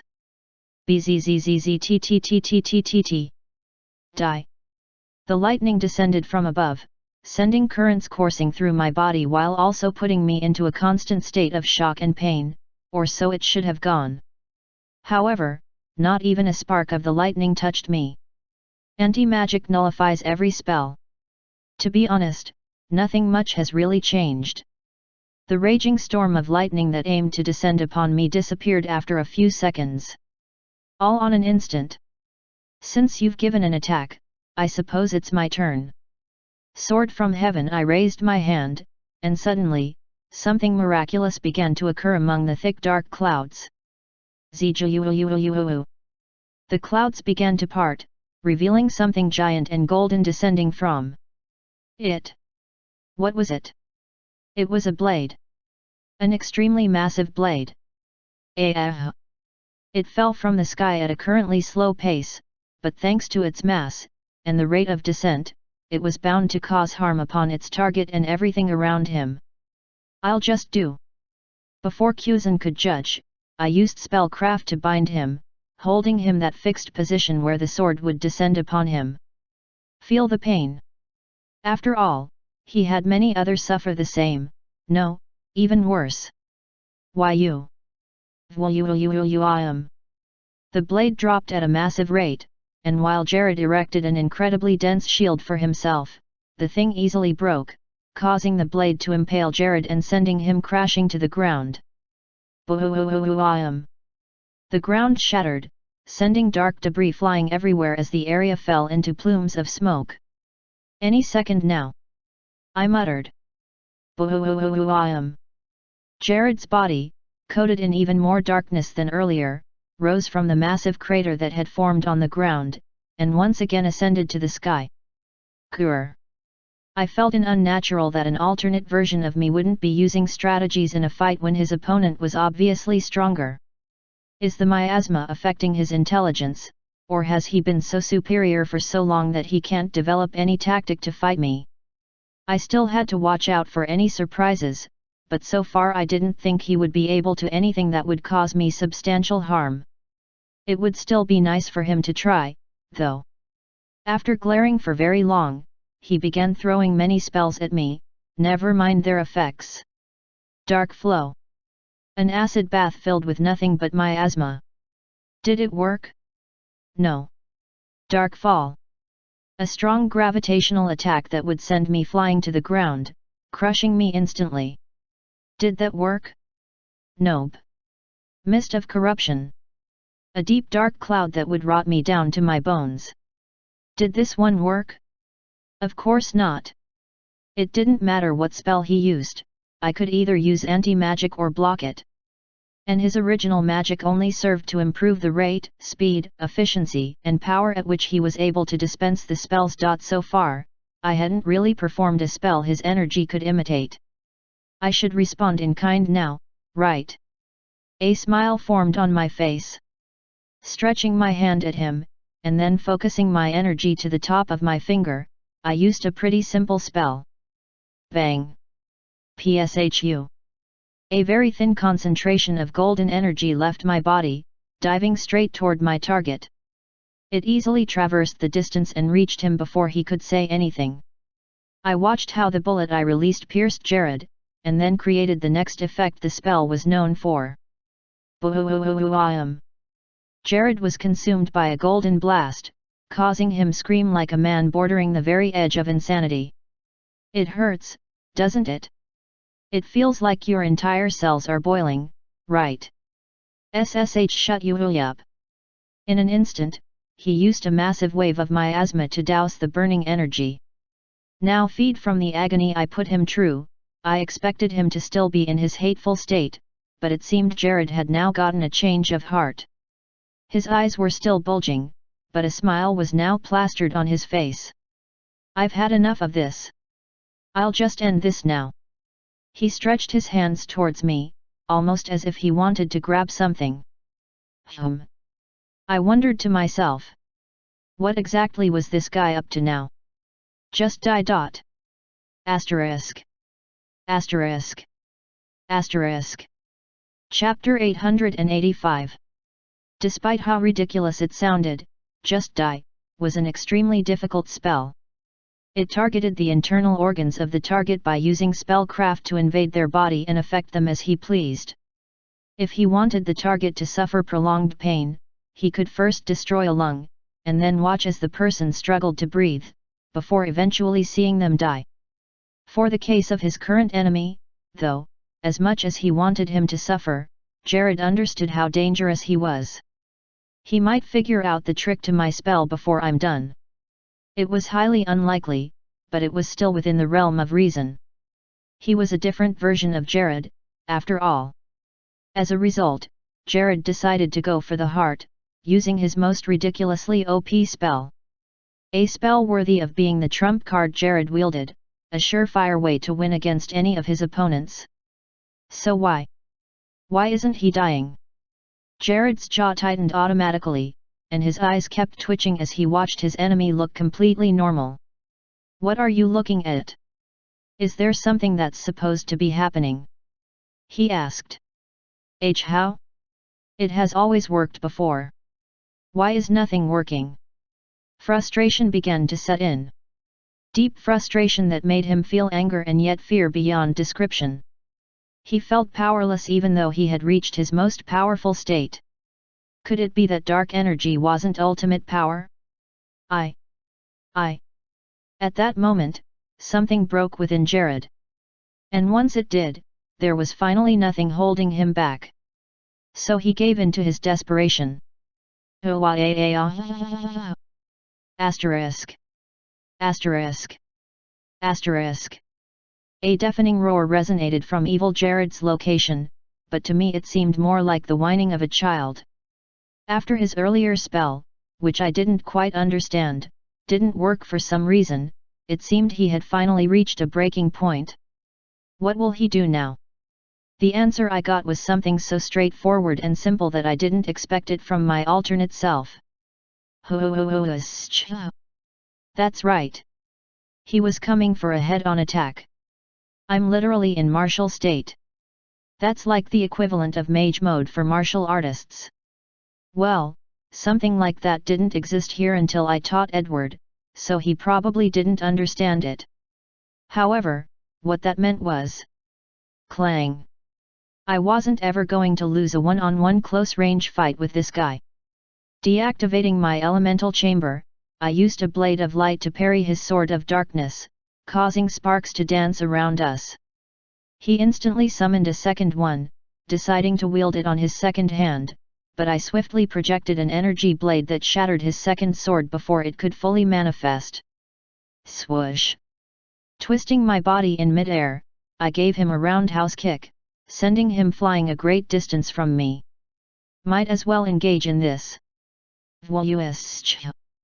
I swiftly launched myself from my position and dashed at him, feeling the wind whipping my face. It didn't take a second before I caught up to the recoiling Jared, but I was just getting started with him. He saw me appear from behind him, and he sharply moved his body in order to close at me with his miasma-coated hands, but I vanished from my position and appeared behind him. A little slap on his back sent him flying another great distance, but I closed in on him once more and sent him back to the position he was coming from. Eventually, I began to treat him like a ball, and outfight became a game. Anytime I sent him flying, I would appear right where he was headed and push him to a different location. After going on and on like this, I realized I was besting Jared to a pulp already, so I decided to end things in a much more preferable way. Last hit! I whispered, tightening my fist and casting it with a little more energy than usual. Boom! His body crashed to the ground, reacting a massive quake while forming the largest crater on the battlefield. I floated in the air above him, watching the smoke clear up and everything slowly come back into perspective. Waiting, I watched Jared's defeated, bloodied state. Miasma still poured out of him, but it seemed way less than before, and to obtain more supply, he would need to tap into the portal above. Not like I was going to let him do so, though. So, you're not going to fight again? I asked calmly. His dark mage mode vanished, and practically all the other transformations. All he was left with was the slithering miasma around him and his slowly healing body. Do you see it now? You're not going to rule an entire world. You're not going to conquer your universe. You're not superior to anyone. You're human, just like the rest of us.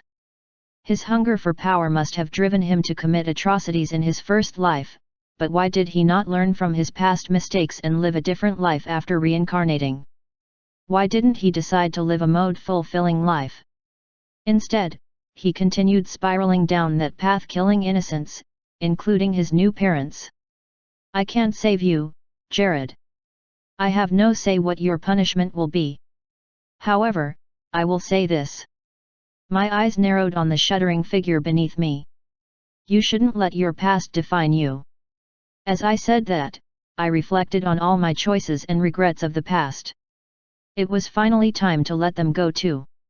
I was Jared Leonard now. While I had my memories and friends and regrets from the past, I was living a completely different life now. And that meant I needed to have a completely different ending. I told you to shut up. What do you know about me, hey? Do you know how much I worked hard to get here? You know nothing. You don't know how it feels for your parents to look at you like a piece of dirt. For everything you love turn their backs on you. For everything to lose meaning. The pain and bitterness heavy in his voice was heartbreaking. All of that was due to my lack of power. With power, everything gets solved easily. I just need to have it. More and more. I really couldn't say any more to him at this point.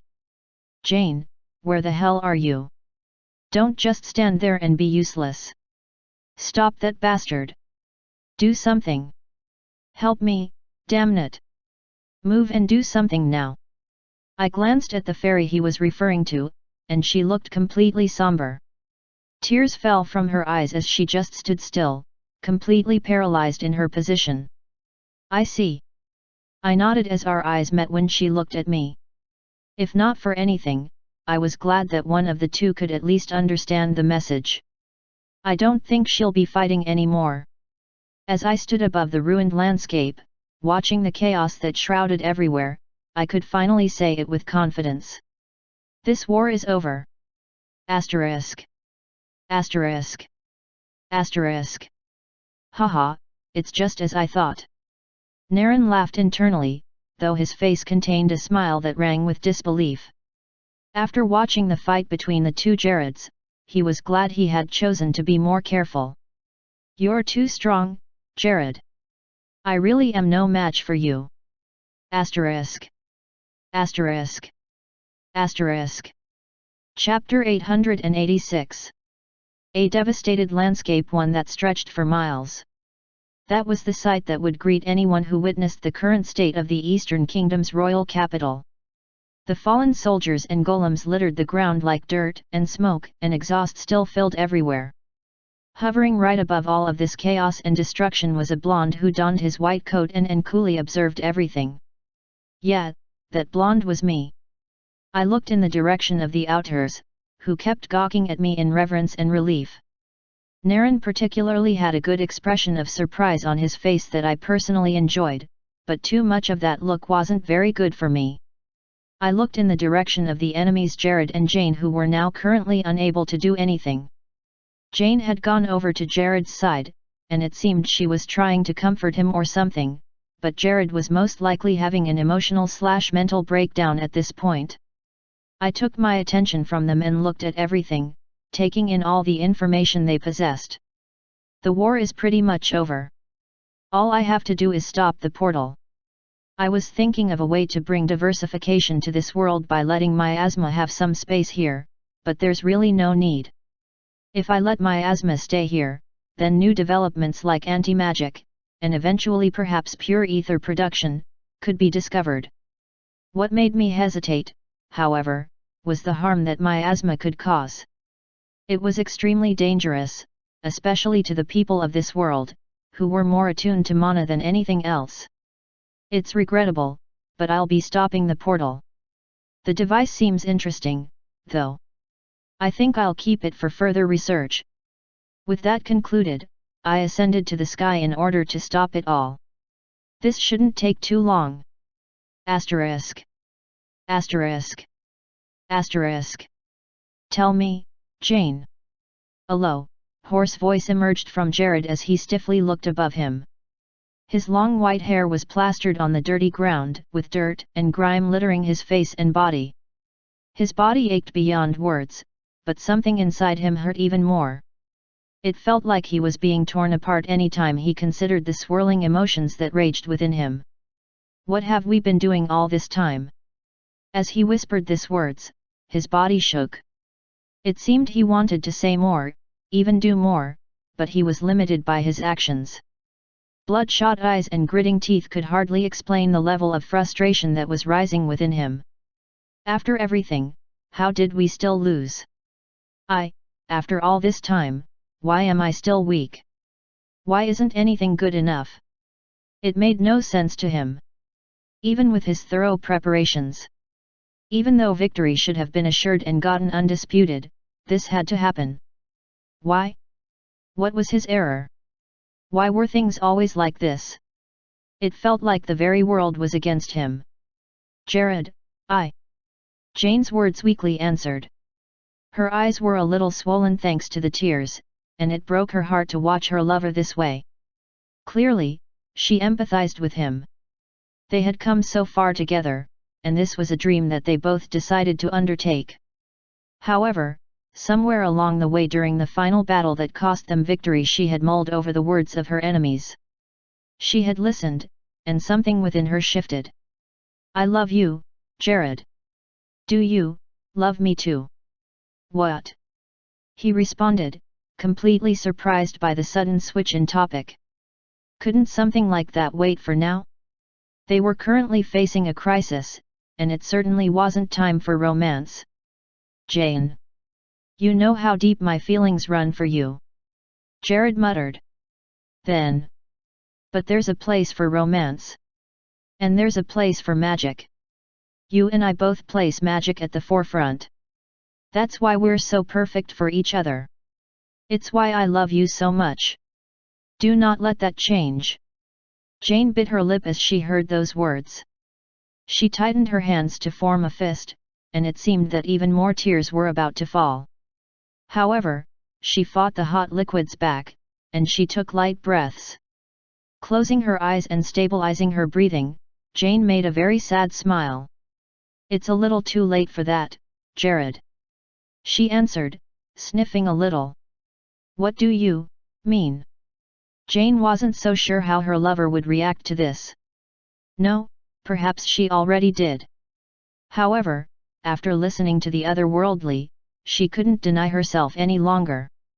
The sole motivation for all she had done, all the atrocities she had wrought so far, and even more that she would do, all centered on one person. Jared, I love you more than magic. There remained no doubt on her mind about it. And I want to know right now, Jared. If you could feel the SA. Don't fuck with me. Don't say that to me. I don't want to hear any of that. Jared's response was a loud roar that seemed so full of despair and bitterness. This isn't how it was meant to go. Why did things have to turn out this way? He yelled, rage evident in his eyes. All I wanted, why is it being denied now? And even you're leaving the path too? Why can't you all see what I see? Why can't you all understand? I thought you understood, but... I understand, Jared. No, you don't. You fucking don't. No one does. His voice echoed sadness and despond, breaking the heart of Jane, who watched and tried to comfort him. I am all alone. Hearing those words from Jared, the fairy finally realized the truth. That Jared just couldn't care and love her the same way he did for magic. I see. And that was enough to break her. Sorry for ever loving you. She collapsed on the ground too, now losing all the strength in her body to move. She no longer had the strength to tell him about their child that she carried, or the future she had envisioned for their girl. All she could do was lie there, not knowing what to expect next. That was Jane's punishment. Asterisk. Asterisk. Asterisk. Chapter 887. BZZZZTTTTTTT. I touched the darkness of the spatial expanse above me and felt an electric charge sizzle on my hand. It did no damage, but I could feel the resonance and equal dissonance I had with the gateway. Interesting. I smiled. I had to admit, even though the magic in this world wasn't very advanced, the inventions often astounded me. To think they built a device that could pierce through dimensions. How amazing! This portal led to another world, one that was rife with miasma. They actually crossed from point one branch to another without an arcana. That's amazing!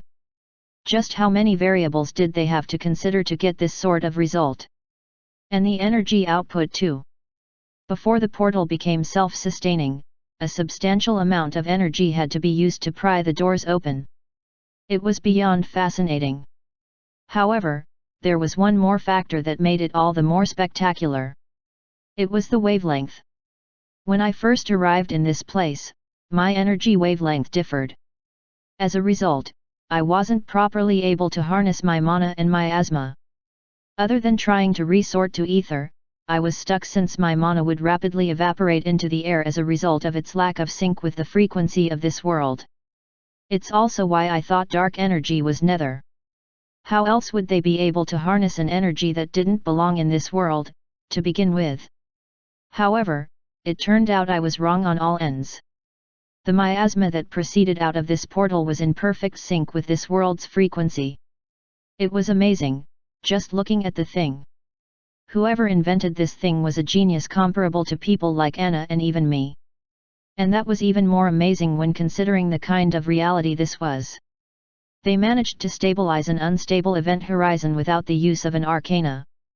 They also tweaked the frequency of miasma so it could freely operate in this reality. This device, while clunky and in need of a lot of upgrades, works too well. If I applied this to my world, wouldn't it be possible for us to harness the energy of other realities? To create diversity and special effects?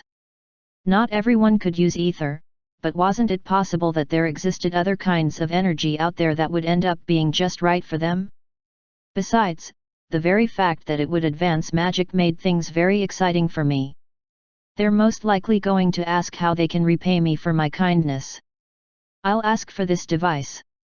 I want to study it more. A smile formed on my face. But just in case they don't. I looked beneath me and saw all my fallen golems and automatons. You guys can stop acting now. I need you to do something for me, Gawain. The moment I said this, the multitude of constructs who were supposedly taken down by Merlin's wave of miasma, whirred back to life. I made them pretend to make things go more smoothly. I could feel my familiars complain within me, telling how they would have liked a piece of the action too, but what could I do? Khan was the only one I used in the final fight. Sucks for them. I nearly gave a wry smile. After learning of the wavelength of this world, I applied it to Khan as a test. It was also one of the reasons why I let him fight. It turned out he was able to use miasma without any real restriction, thus replicating the effect this device had on the otherworldly miasma that currently poured into this world. Alright, Jared. Enough talking. Let's shut this thing down. I smiled, using my original magic to summon the right arcana spells for his. The tower. The chariot. I used the former on the portal, while utilizing the latter on the device. Bright bursts of energy erupted from me as I utilized my ether to affect the swirling pool on the sky, shutting it down within moments. As for the device, I was able to easily disassemble it with the chariot. Thanks to that, I was able to get its fine blueprint, so I suppose everything worked out perfectly well. In very little time at all, the plan that must have taken them so long to execute, was taken apart. Asterisk. Asterisk. Asterisk. After I was done with the portal, I descended from my high estate and made my way to the crater where Jared and Jane helplessly lay. Both of them seemed as lifeless and hopeless as one would expect after a loss. They also looked broken. Guess they suit each other more than I thought. Arg, what am I thinking? I approached Jared, my gaze as calm as it could possibly get. What are you going to do now? He asked, barely even staring at me. His eyes were on the bright and clear sky above him. With the darkness evaporated, there were barely any more vestiges of miasma around. The only one left, was him. After ridding you of your miasma, I'll hand you over to Naren and the Outers. You'll face justice and pay for your crimes. Is that so? His voice trailed. It seemed he already knew what was coming to him. Still, he didn't seem to care. Was he that much broken? It's out of my hands now. I thought to myself. How? How did you become so strong? He suddenly asked me. One could only imagine the kind of surprised expression I leaked out when I heard his question. Oh. His face completely stoic, but his eyes, they still showed that yearning from earlier. Even with no hope in sight, it seemed magic was all he could think about. I had help. My friends, my family, my teacher, and even my enemies. Everyone made me this strong. The most recent is the outgroup, and even you. You've all made me far stronger than I was before arriving here. Thanks to the nature of my original magic, I was pretty much always learning. I see. Jared whispered. Must be nice. I nodded, looking up at the sky too. You're right. It is. Asterisk. Asterisk. Asterisk. Chapter 888. Nuuu. I heard someone scream. I sharply looked in the direction of the noise and found it to be coming from a short distance to my right. It belonged to a golden-haired man who picked up the bloodied corpse of another golden-haired boy. Kuzan, please. Not you. Please, don't be, and not you. I can't lose you too, hic. The man who cried and sobbed endlessly was Kido Midas, Kuzan's uncle, though you'd think he was his father or something just based on how he was acting. Kuzan was so harsh and cold towards him, yet the man was so warm and kind. His death must take a heavy emotional toll on him. I can't bear to see Kido in anguish. It was best to revive Kuzan, and pretty much any other person who died on the battlefield. I owed them that much. The Hanged Man. The Magician. Spellcraft. Combining these three, I was going to have enough energy to undertake the task. Reviving people with their bodies alone. Asterisk. Asterisk. Asterisk. Jared, thank you so much. Kido was now hugging me at this point. His arms were wrapped specifically around my butt as he knelt and placed his head on my crotch while crying. It felt completely weird. Yeah, I got it. Just go spend time with your nephew. I cried out, detaching myself from his strong hold. I understood how emotional he was. It would be more illogical if he wasn't, considering he had just seen an actual miracle. Kuzan, and pretty much every living being in this battlefield were now revived. As I had these thoughts, the rest of the outers, those who had been stationed in the other nations included, approached me. Judging from the smiles on their faces, and my immense sensory prowess, I knew things had gone over smoothly over there. The war really was over. You amaze me every time, Jared. To think you can even raise the dead. Naren smiled at me. It felt very strange hearing someone like Naren tell me that. Didn't he revive almost everyone who died in Inslark back then? I'm pretty sure he has done even more crazy things. I knew this world's Naren couldn't compete with mine, but it still felt weird. I can do a lot of things with the arcana spells. I could teach you, but there's no time. I should be returning to my world soon. Surely, you could make time for this one arcana spell, right? Carla burst out, looking a little too enthusiastic. Ah! I get it now. A sad smile formed on my face. I should have realized it sooner. How dense could I be? The demon race massacre, the lost companions of the outgroup, the many who had perished before now. With such a godlike power at their beck and call, it would have been stranger if they didn't desire it. Unfortunately, the Hanged Man can only be used on either the body or soul. And by body, I mean a healthy, living body. I could see Carla's face darken. She must have felt extremely sad. No, that would be an understatement. After experiencing hope, it was a very brutal thing to be thrust back into despair. I'm sorry. I sighed. Even I have my limits. The mood was sinking slowly. Even though we won, why did it seem like some us had lost? I would have considered leaving the demons within me in this world, but it's too risky. Not only did they have their whole constitution centered around miasma, but they weren't particularly a peaceful race. The fact that they could be a major threat to this world dissuaded me. Alternatively, looking at it, due to the difference in frequency, they probably wouldn't be able to thrive properly here. I could probably make the whole arrangement work, but would that really solve the problem? Carla had people she lost, and bringing a couple of strangers to live with her wouldn't cut it. Besides, with Legris up to something, I can't let go of a majority of my familiars. They're still useful, after all. After considering these factors, I arrived at a dead end. It began to bring even my mood down. Naren, why don't you help out here? I looked in his direction, but he seemed to be deep in thought. What are you thinking about? Your woman is in such a mood, and you're busy in thought. I wanted to scream at him, but I chose to say nothing. Nah, screw it. Naren, you. Jared, I've been thinking. Our voices overlapped, causing me to halt in my tracks and consider the words he had to say. Based on my understanding of the arcana spells, the hermit manipulates time, and the hanged man can revive the death. Is it not possible that those two aren't mutually exclusive for out purposes? My eyes twitched a little once he said this. You could turn back time in a given area or on a given target, and then revert them to their desired state. Alpha D Alpha Eta Theta Nu Epsilon. I can't interfere with the soul, though. It's beyond the scope of the hermit.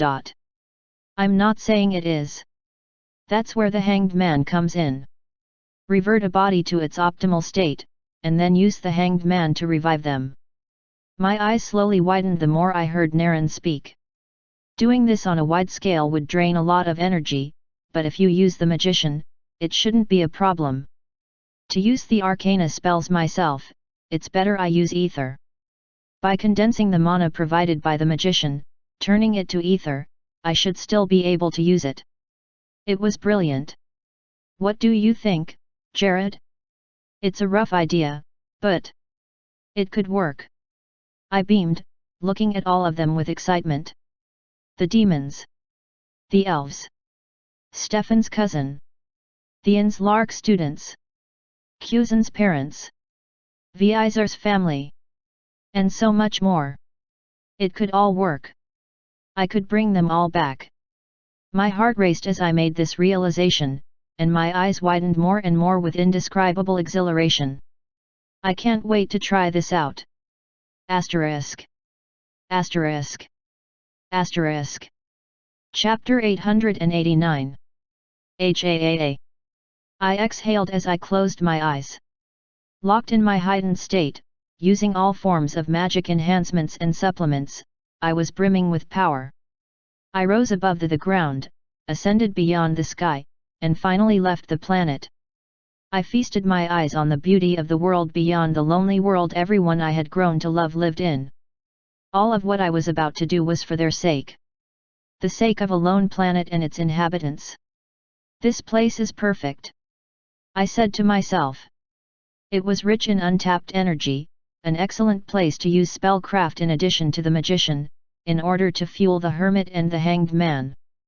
The plan was to use Naren's spell, time immersion, to observe certain parts of the world in the past, and then use the hermit arcana to reverse the state of the particular person in that area so I could get their ideal form to revive.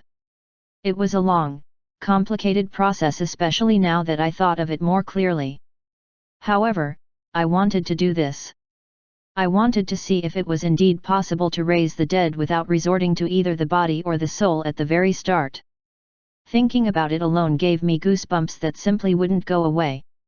Let us begin. My bright body brimmed even more as I initiated the spark of magic.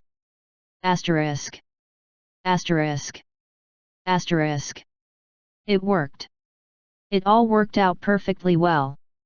I revived all of them. It was exhausting for me using so much energy and concentration for each task, but I pulled it off. Never before had I done something as extraordinary as this. But I did so anyway. HAAA, HAAA. My breath was heavy as I watched the new planet before me. It seems I've once again grown in magic. The excitement hadn't faded. My heart felt like bursting with his new accomplishment echoing in my heart. I can't wait to let the others know about this. And by others, I meant those at home. I could use the fool to erase, or even alter their memories, so that they can forget all of this ever happened. I could make Jared and Jane good people or think they're good people. I could do so many things. But I decided to leave this world as it was. People died, and people also made mistakes. Society learned and progressed as a result of this.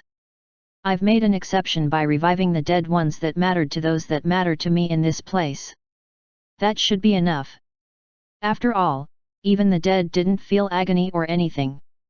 I wasn't doing them a disservice. Let's return. There's still a lot I need to do. Asterisk. Asterisk. Asterisk. A few days later. It's still amazing, now that I think about it. Naren smiled, walking beside me as we talked.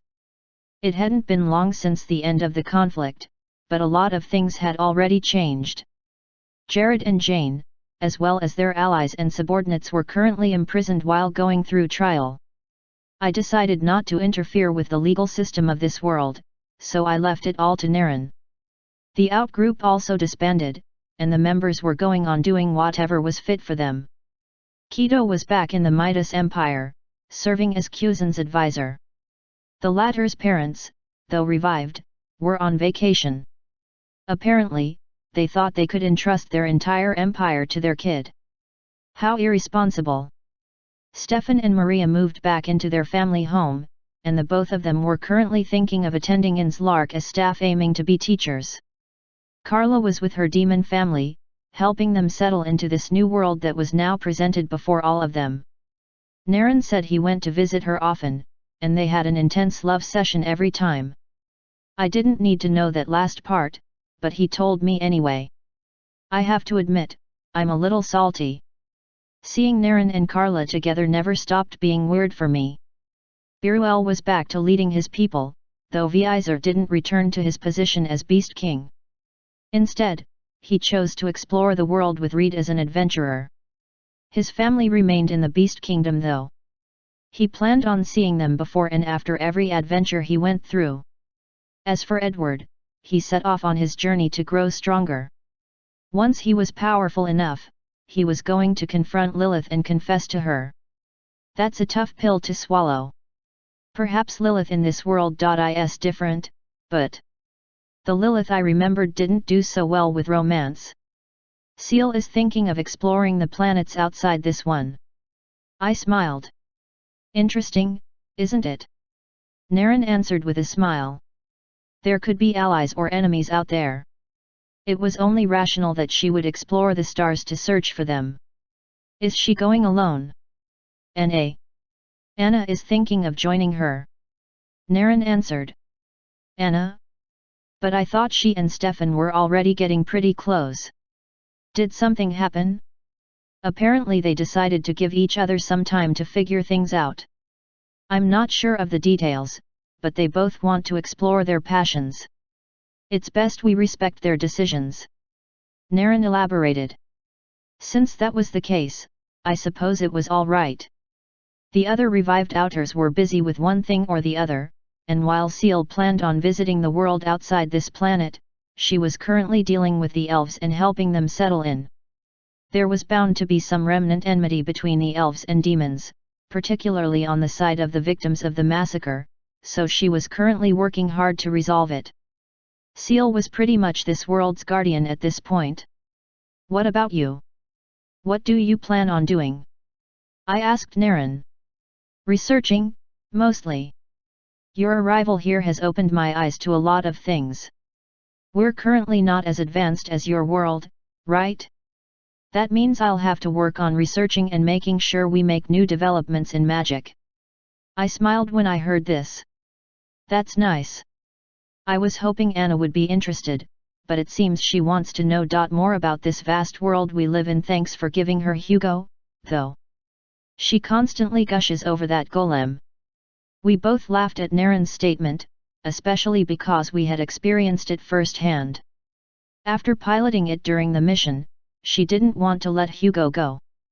I decided to give it to her and simply make a better, upgraded version when I left this place. Well, you guys also gave me that generator, so I suppose it's fair. We gave you that as thanks. This is different. Naren argued. There's no need for such thanks among friends. I stretched my hands toward Naren, and after a bit of surprise written on his face, he took my hand. We both shook hands, giving each other warm smiles that calmed my heart. When are you leaving? Oh?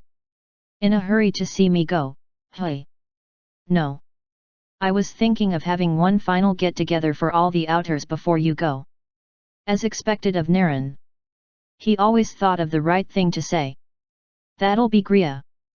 Bzzzzttttttttttttzzzzzzzzz. A buzz echoed a short distance from the both of us, and a sudden rupture in space manifested, bringing forth a golden portal.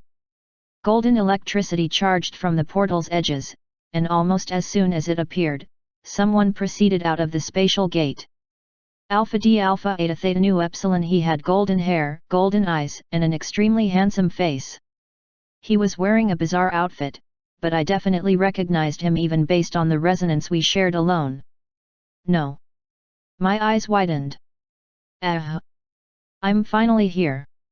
The young boy sighed, stretching a little as the portal behind him vanished. I was nearly dumbstruck seeing him in front of me, but almost instantly a smile formed on my face. After all, this person was my friend. Long time no see, Jared. He smiled, returning the same twinkle I had in my eyes. Words could not explain the thrill I felt from his presence alone. Kuzin. Asterisk. Asterisk. Asterisk. Chapter 890. HAAA. That crazy old man was right all along. Kuzin instantly crumbled to the ground the moment he heard call his name. He sat on the bare ground, not minding the dirt, and his face depicted pure relief. Kuzin. I was still very surprised to see him just pop out of nowhere, and I had plenty questions, but there was one thing that bugged me above all else. What in the world are you putting on? I asked, twisting my face in surprise as I stared at his bizarre outfit. At the moment, Kuzin was putting on a mage outfit, having the whole cloak and wizard cap on. The whole get-up.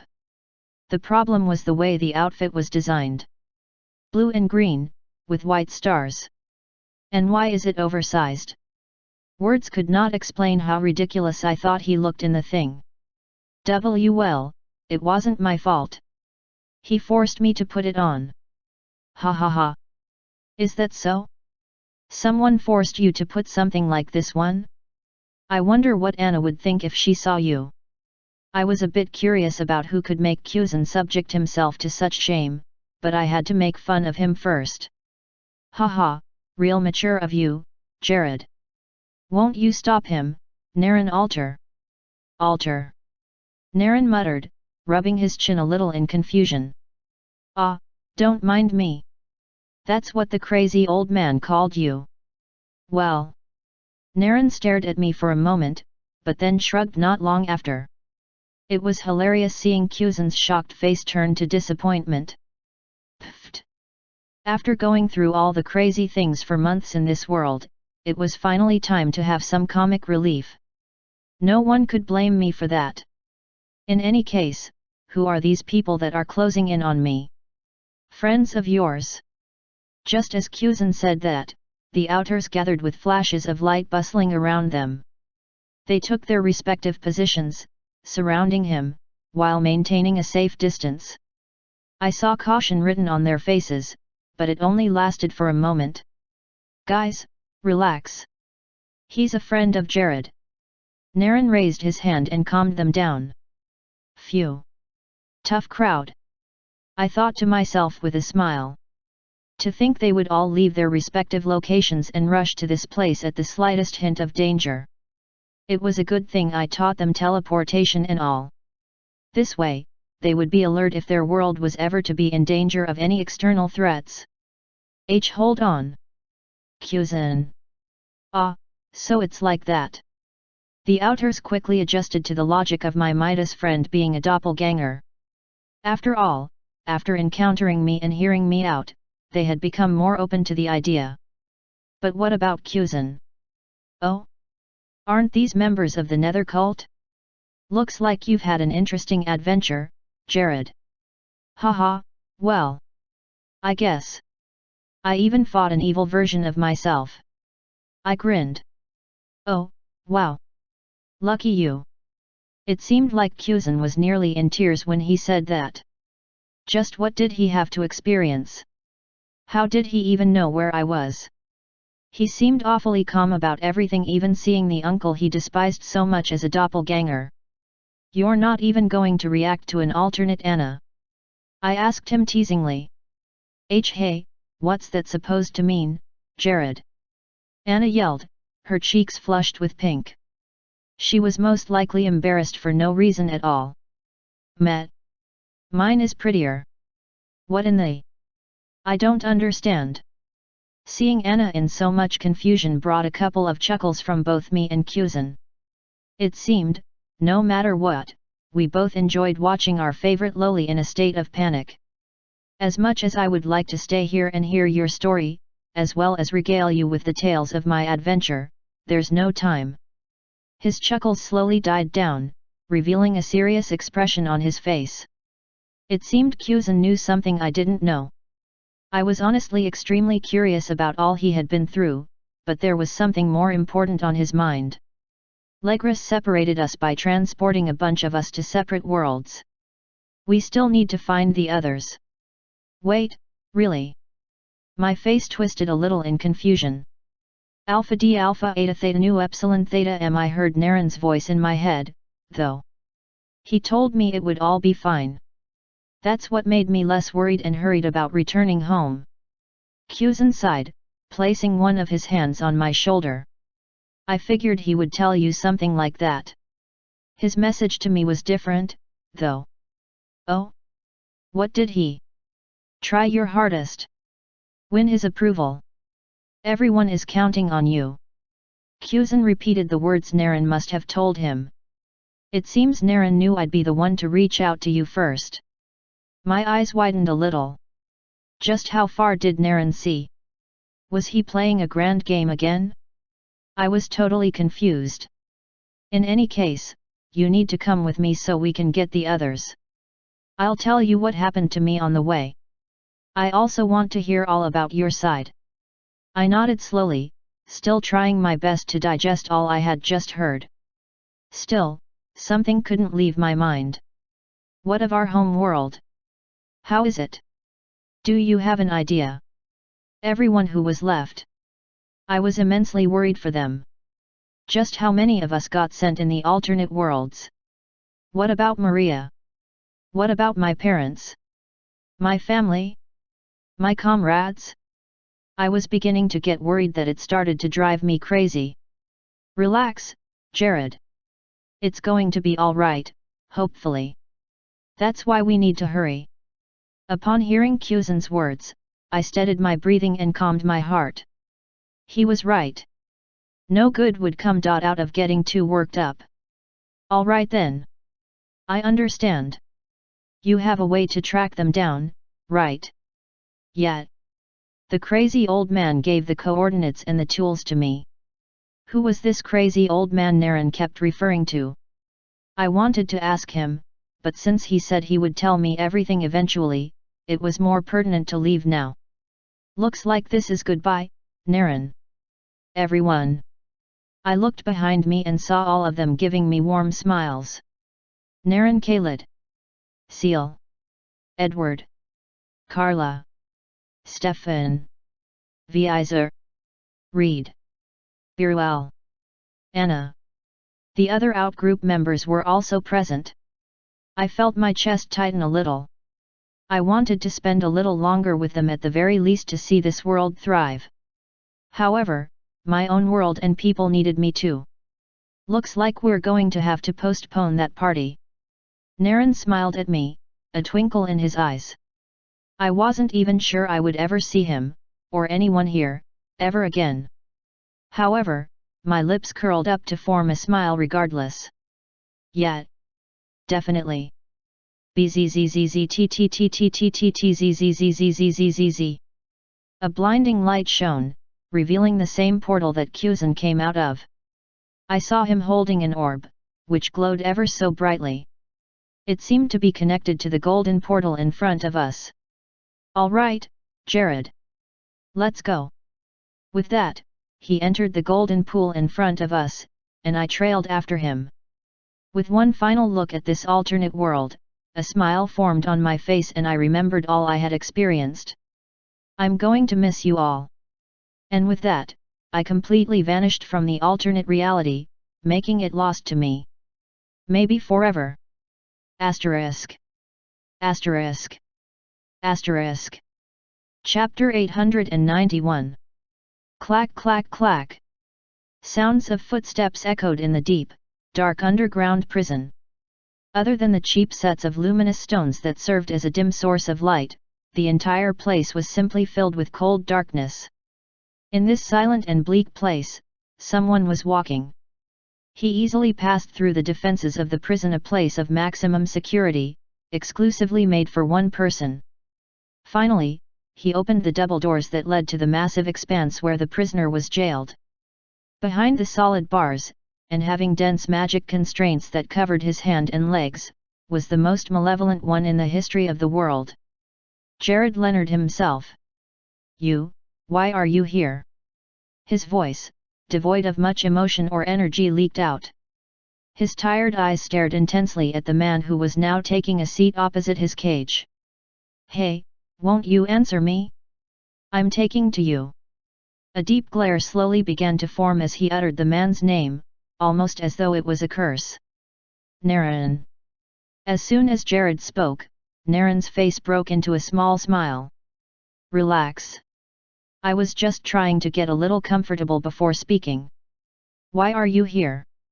Is it finally time for my execution? Is that it?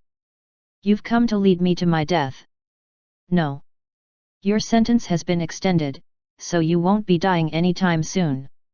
Jared's eyes widened as he heard this. A soft gasp escaped his lips and he expressed disbelief at Naren's words. Why? I don't understand. You should really be grateful to Jane. If it wasn't for her, I would have already put you down. Huh. Jared's face twisted even more in confusion. She's finally decided to cooperate with the project. Of course, in exchange for sparing your life. What are you? The both of you worked on a similar project together, but she's a better expert. Plus, she's more docile, and it's easier to use her. You're a higher profile criminal, so it's best you take the brunt of public attention. Jared, hearing all of Naren's words, was now swimming in a pool of ignorance. He had no idea what was going on. The generator you two created was taken by your doppelganger. While I found it regrettable that I lost a tool to help me tap into dark energy, it wasn't a total loss. Dark energy? Tool? Jared's eyes widened as he looked at Naren. The man's jet black eyes was awfully cold. Completely devoid of any emotion other than pure objectivity. The blueprint is available, and Jane has the expertise to rebuild.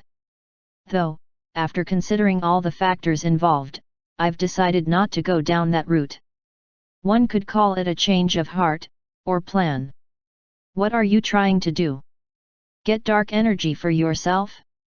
Is that it? Now that you can use magic, you want more power for yourself. Jared's voice echoed within his massive cell.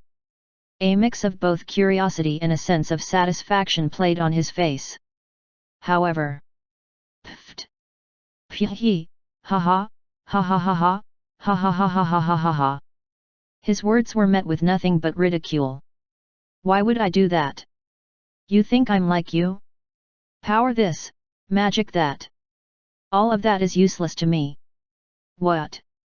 Jared's whisper faded as soon as it was uttered. I want a world without magic, Jared. A better world. More confusion was etched on Jared's face. Lies. How would dark energy accomplish that? You don't need to know. I also don't need you to believe me. I just came here to vent a little, I guess. What are you even saying? Tapping into dark energy is too tedious. The process is too conspicuous, and the energy is too erratic, unpredictable. Especially in such a large quantity. I wouldn't want to create even more conflict in my pursuit of peace. Naren smiled, raising a finger as he spoke. So, I've decided to simply create my own version. A better, more stable version of dark energy. How in the world? Jane attempted something similar, and while it was inferior, it had some of the qualities of dark energy. That's why it's important that she's with me. I'll be requiring her expertise on this matter. Jared ground his teeth as he listened to Naren speak. He couldn't take one more second of it. You won't succeed. You don't think I tried that? It doesn't work. You need the actual thing. Anything else will be inferior. Says who? You. Naren's darkened eyes twinkled a little as he spoke. I swear, you Jareds are all the same. You claim to have such a great understanding of magic, yet you limit yourselves in the most mundane ways. There are no can't or shouldn't in magic. It defies all of those. That's one of the prime reasons why it's so dangerous. You won't be able to do it. Jared still shook his head adamantly. Really? Even after experiencing the actual thing and having enough samples to run tests and synthesize a better version? How close-minded can you be? Silence echoed within the room.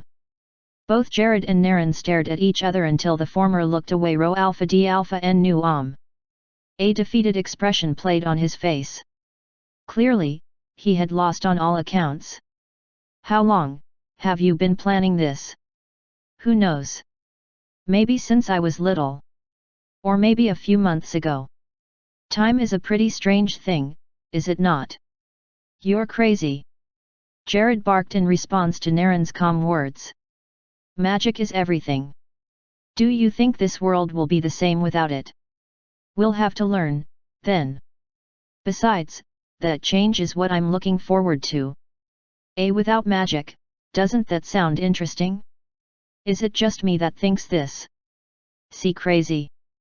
It'll take some time to sort out the details, but I believe we're on the right track. The other outers are too busy, so there's no one to interfere with my work. Naren's words overlapped with Jared's insistent ramblings about how insane he was.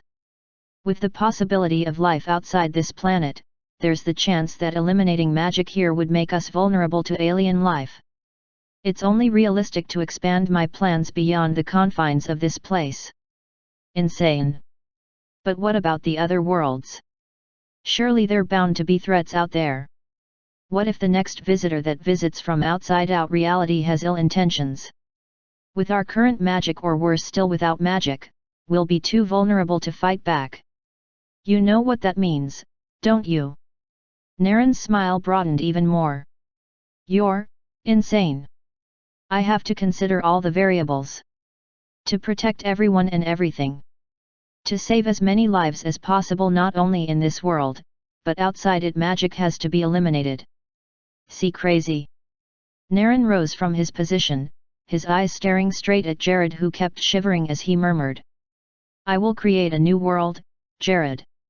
A world where my family, and everyone's families, can live in better peace and equality, a fair world. He took a step closer to Jared, his wide smile not disappearing from his face. And the creation of that starts from you and me. He passed through the bars that separated the two of them like the security measures were nothing. They almost felt like holograms at this point, fritzing and blurring in his presence. You know, I've been thinking of how to make you suffer for all you've done this far, Jared. I thought about the worst kinds of torture, but even those wouldn't do justice to the people you've killed and the amount of evil you've wrought. In one more step, Naren grabbed Jared by the throat and raised him up, a completely different expression on his face. Alpha D Alpha Eta Theta Nu Epsilon Theta M. This time, it was of a cold, completely numb look. It felt like he was an inanimate statue. And then, I finally thought of it. The perfect punishment. Naren's eyes turned blue as he spoke, and some strange energy began coursing through his body. You said it yourself.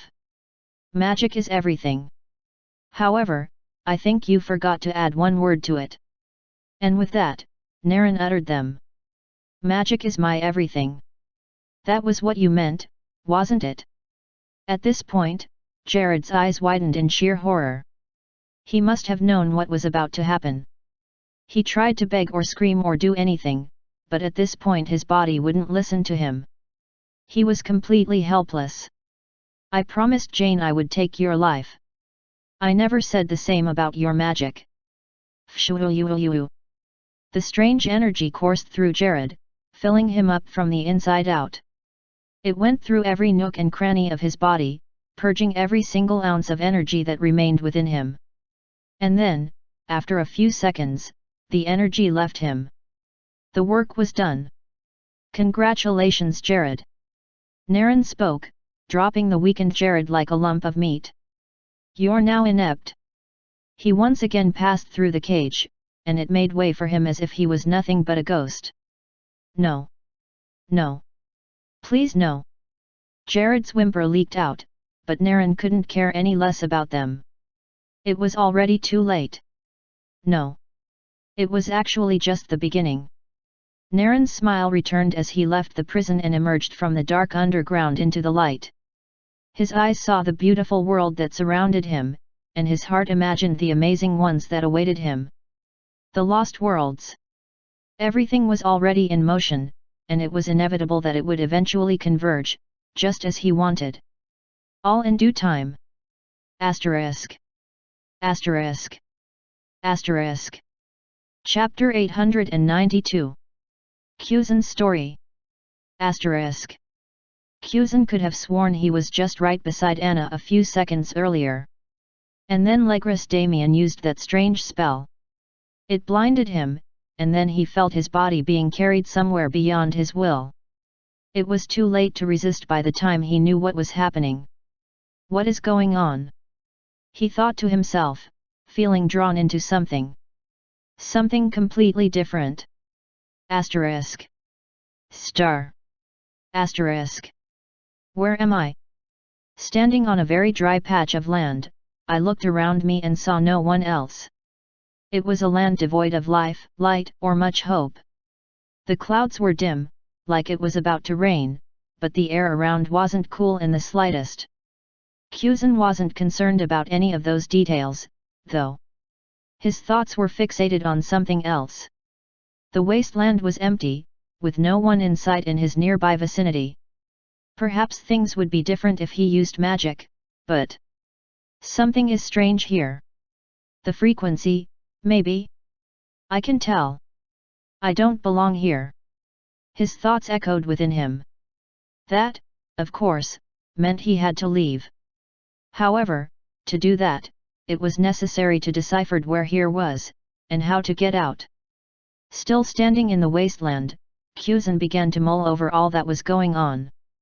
Based on this feeling alone, and the extremely stale particles in the air, this isn't the world I'm used to. Plus, there's currently no place on our planet that has this kind of setting. Could this be another planet? It was likely so. It could also be something that Kuzan feared more than the former. Is this a different dimension? Damn! He had experienced his fair share of alternate dimensions, so he understood to an extent. Is this perhaps related to that voice I heard before gaining consciousness here? Before appearing in this world, he had heard Naren's voice. It told him a simple message. Try your hardest. Win his approval. Everyone is counting on you. Did Legris really transport everyone to separate realities? And was Naren relying on him to help the others? This is complicated, but I think I get the picture. In all things, Kuzan chose calmness over any other expression. It was much better to reason one's situation as objectively as possible, even though they were going crazy within. Anna, everyone. His face darkened and he clenched his fist. His heart was racing faster than he could control, a sigh of anxiety, but he did his best to maintain a stable front. Whose approval do I have to gain, based on the message? Naren was very intelligent and meticulous. Kuzan already knew this. If he said something like this, then it had have some merit to consider. That must mean there should be a civilization nearby. All right then.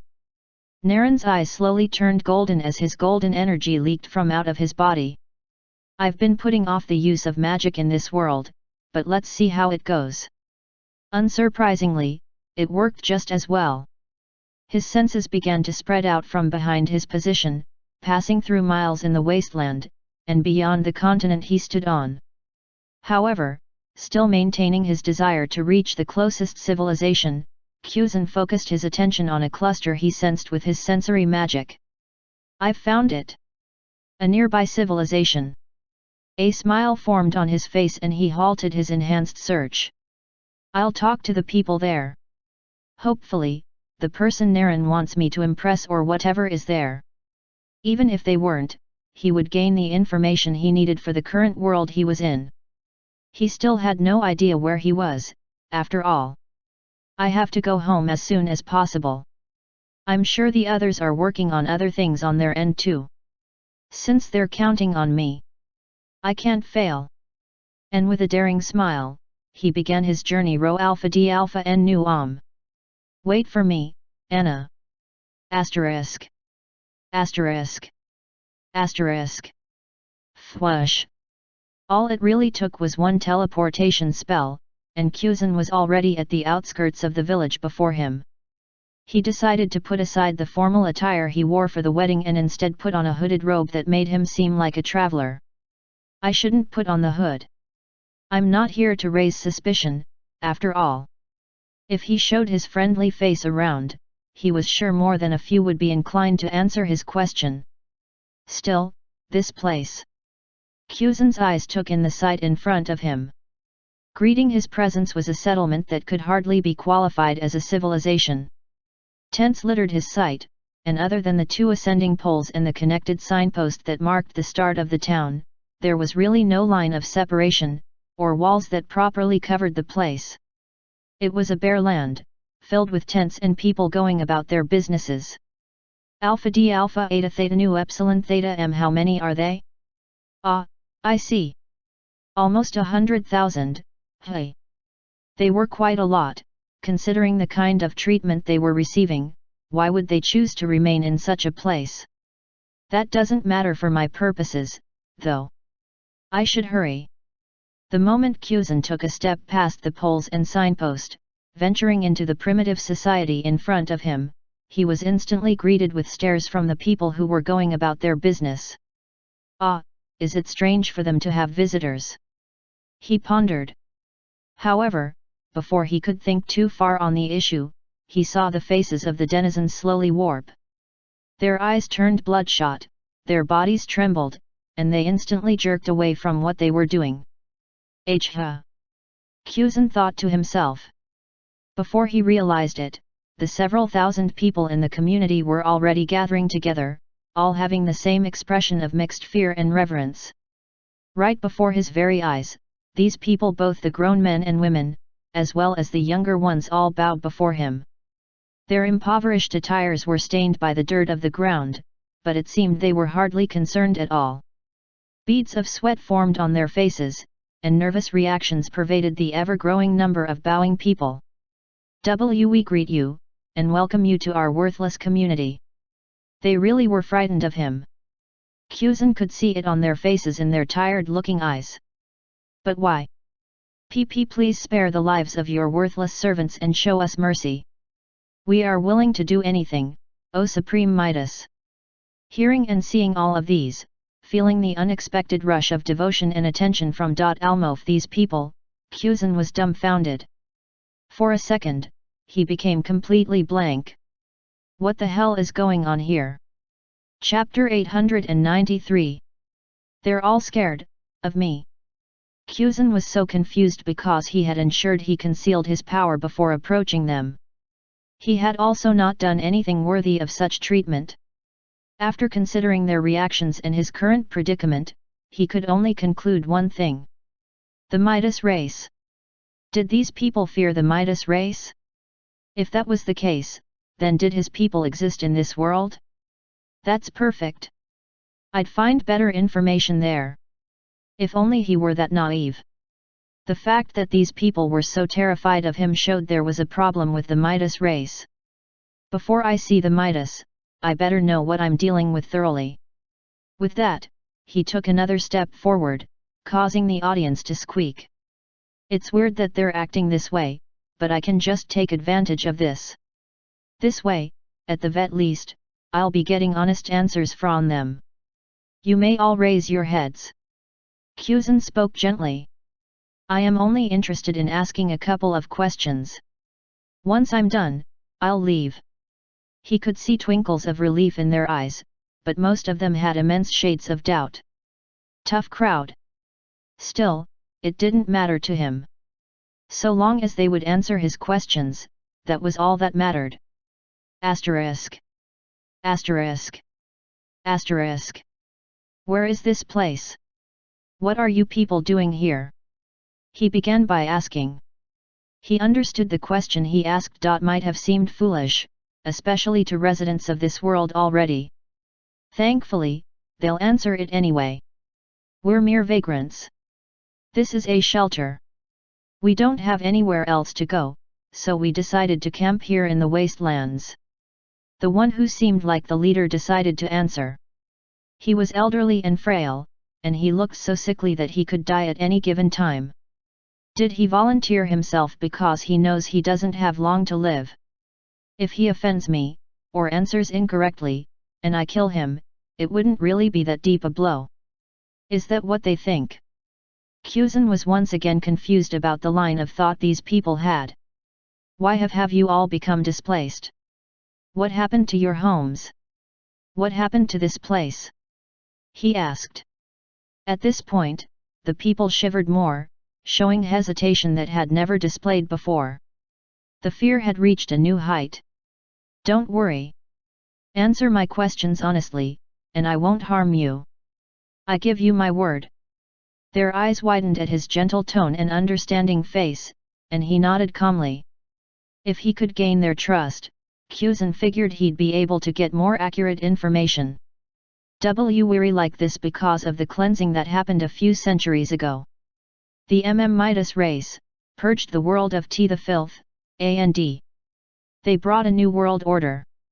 Those who did not fit into the new world were labeled vagrants.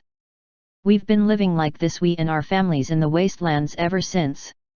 As long as we do not cause any trouble, we won't be eradicated, we hope. Hearing all of this, Kuzan's eyes widened instantly. His lips quivered, and there was only one word he could say. What? Dumb. Instantly, an overwhelming pressure enveloped the area, causing all the kneeling residents in the area to nearly fall flat on their faces. It suddenly became very difficult to breathe, and they felt like they were going to die if the condition lasted for a little while longer. I'm so sorry. I'm so sorry. I didn't mean to do that. Kuzan snapped out of his daze, realizing the harm he was causing. Guilt and anxiety spread across his face. A pricky feeling coursed through his heart, and he felt pangs of pain that he couldn't possibly decipher. Seeing the powerless and helpless shiver before him, watching in horror as he stood before them. We are fine, Almighty Midas. We are grateful you spared us. Even though they said that, Kuzan could sense the hollow nature of their voices. Rho Alpha D Alpha N Nu. It was almost like they were automatons who were taught how to respond when confronted with certain situations. It hurt him to no end. The Midas race did this, here. Tell me more about this world's history. Why do you all live like this? Certainly with magic, you could live much better lives and improve your civilization. Kuzan said. He had sensed mana dancing in the air, and he knew these people had mana cores. So, they weren't inepts. Is it that magic in this world isn't very advanced, or? He looked at them, and the denizens appeared very confused with Kuzan's inquisition. What did he say that was out of place? As he killed over this, the elderly man finally decided to answer. We can't use magic, Almighty Midas. What? But they can. They have mana cores, so they should be able to. Not one of these people is inept. In fact, the use of magic by anyone other than a Midas is forbidden. Forgive me for thinking this is some form of test the Midas Empire is performing on us, but none of us have been practiced magic. I can guarantee that, my lord. Kuzan couldn't believe his ears, but he couldn't stop now. He needed to hear more. What happens if you use magic? The almighty Midas race, in all their glory and magnificence, have created a magic device that allows them to detect the use of magic all over the world. If one is detected, the inquisitors are dispatched, and that person is purged. Depending on the intensity of the spell, or the resistance met, the Inquisition also has the authority to purge the entire settlement. Kuzan was beyond horrified. This tyranny had taken him to a realm of disbelief, yet the words of the man didn't seem false. He had no reason to lie. Is this place real? From all I've been sensing, that seems to be the case. In this real, but different world, his own race had done something so horrific? But, why? Why did they do this? He asked, the question burning deep within his heart. Before the cleansing, the nations warred against each other in what seemed like an endless conflict. Magic was used as a critical element of that conflict. After the Third Celestial War, the Midas Empire decided to intervene, thus putting an end to the violence and bloodshed. They banned the use of magic because of how much it corrupts, and also to protect us from ourselves. The man said, his head still bowed. Bullshit. Kuzan wanted to say, but he swallowed his rage. The Midas race probably didn't want any opposition, so they made a system as oppressive as this. He said this has been for a few centuries now. That is so. This man was probably someone who didn't experience all the calamities himself, so he must have heard everything from a third account, most likely.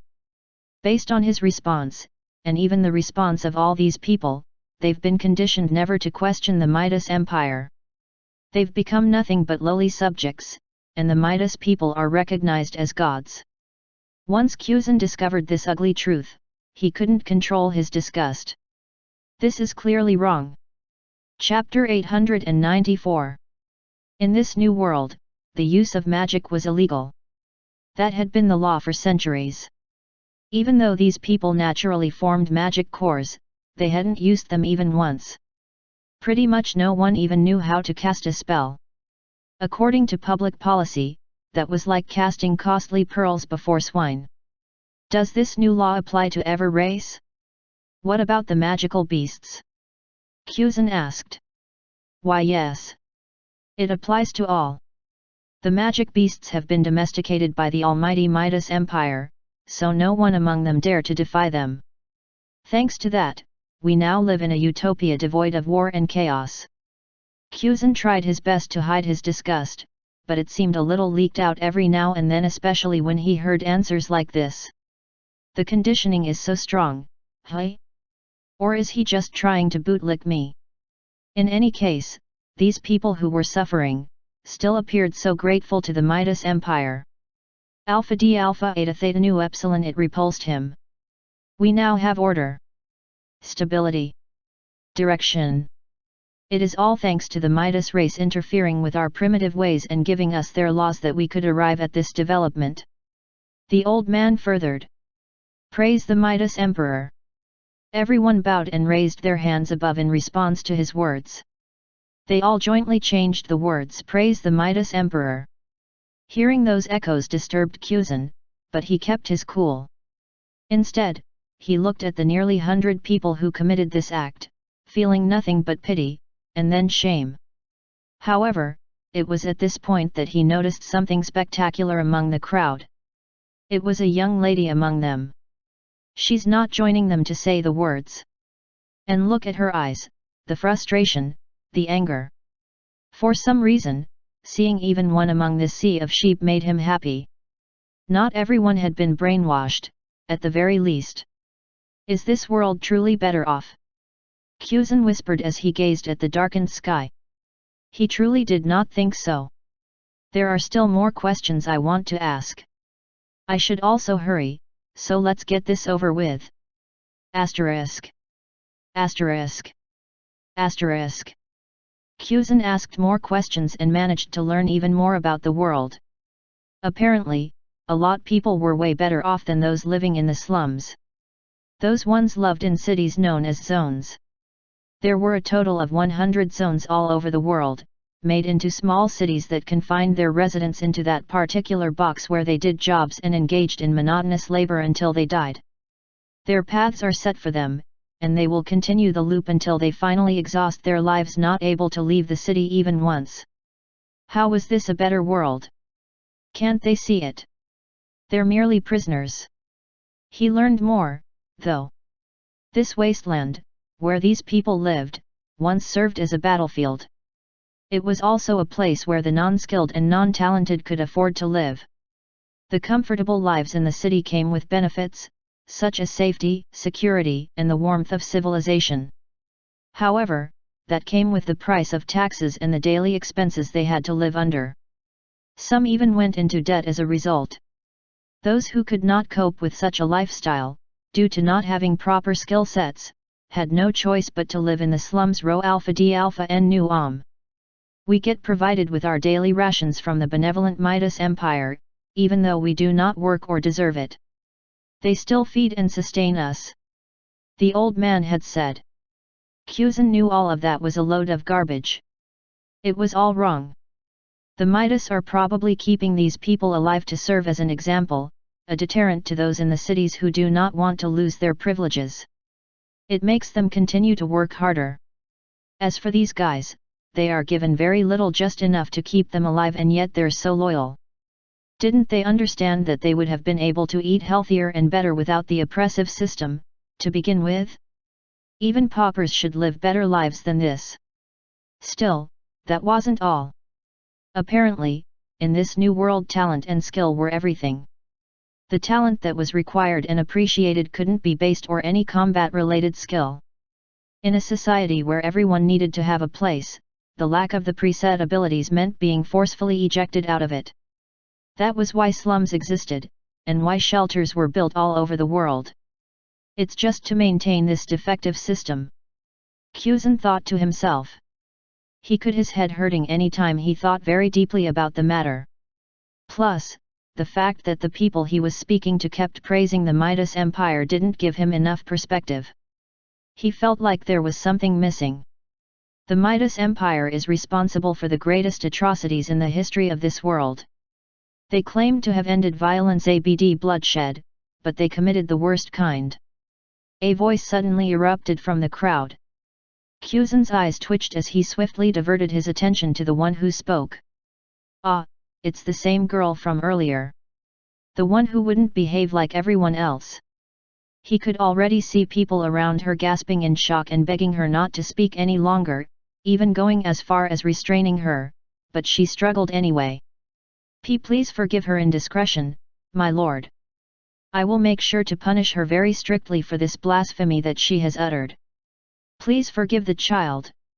Have mercy. Spare us. The village elder and many others began pleading and begging. It reached a point of irritation that Kuzan finally raised his hand, causing everyone in the pandemonium to freeze. Whose child is she? He asked. We don't know. She was abandoned here in the slums, and we've been taking care of her ever since. So, even in their oppression, they remain kind people. Kuzan smiled. At the very least, he couldn't completely despise them. Chapter 895. The young lady had jet black hair, long enough that it effortlessly flowed down her back.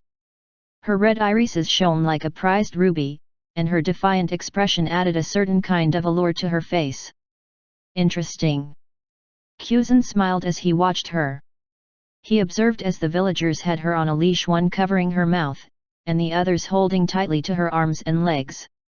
They probably didn't want her to get into any trouble, or doom the entire settlement.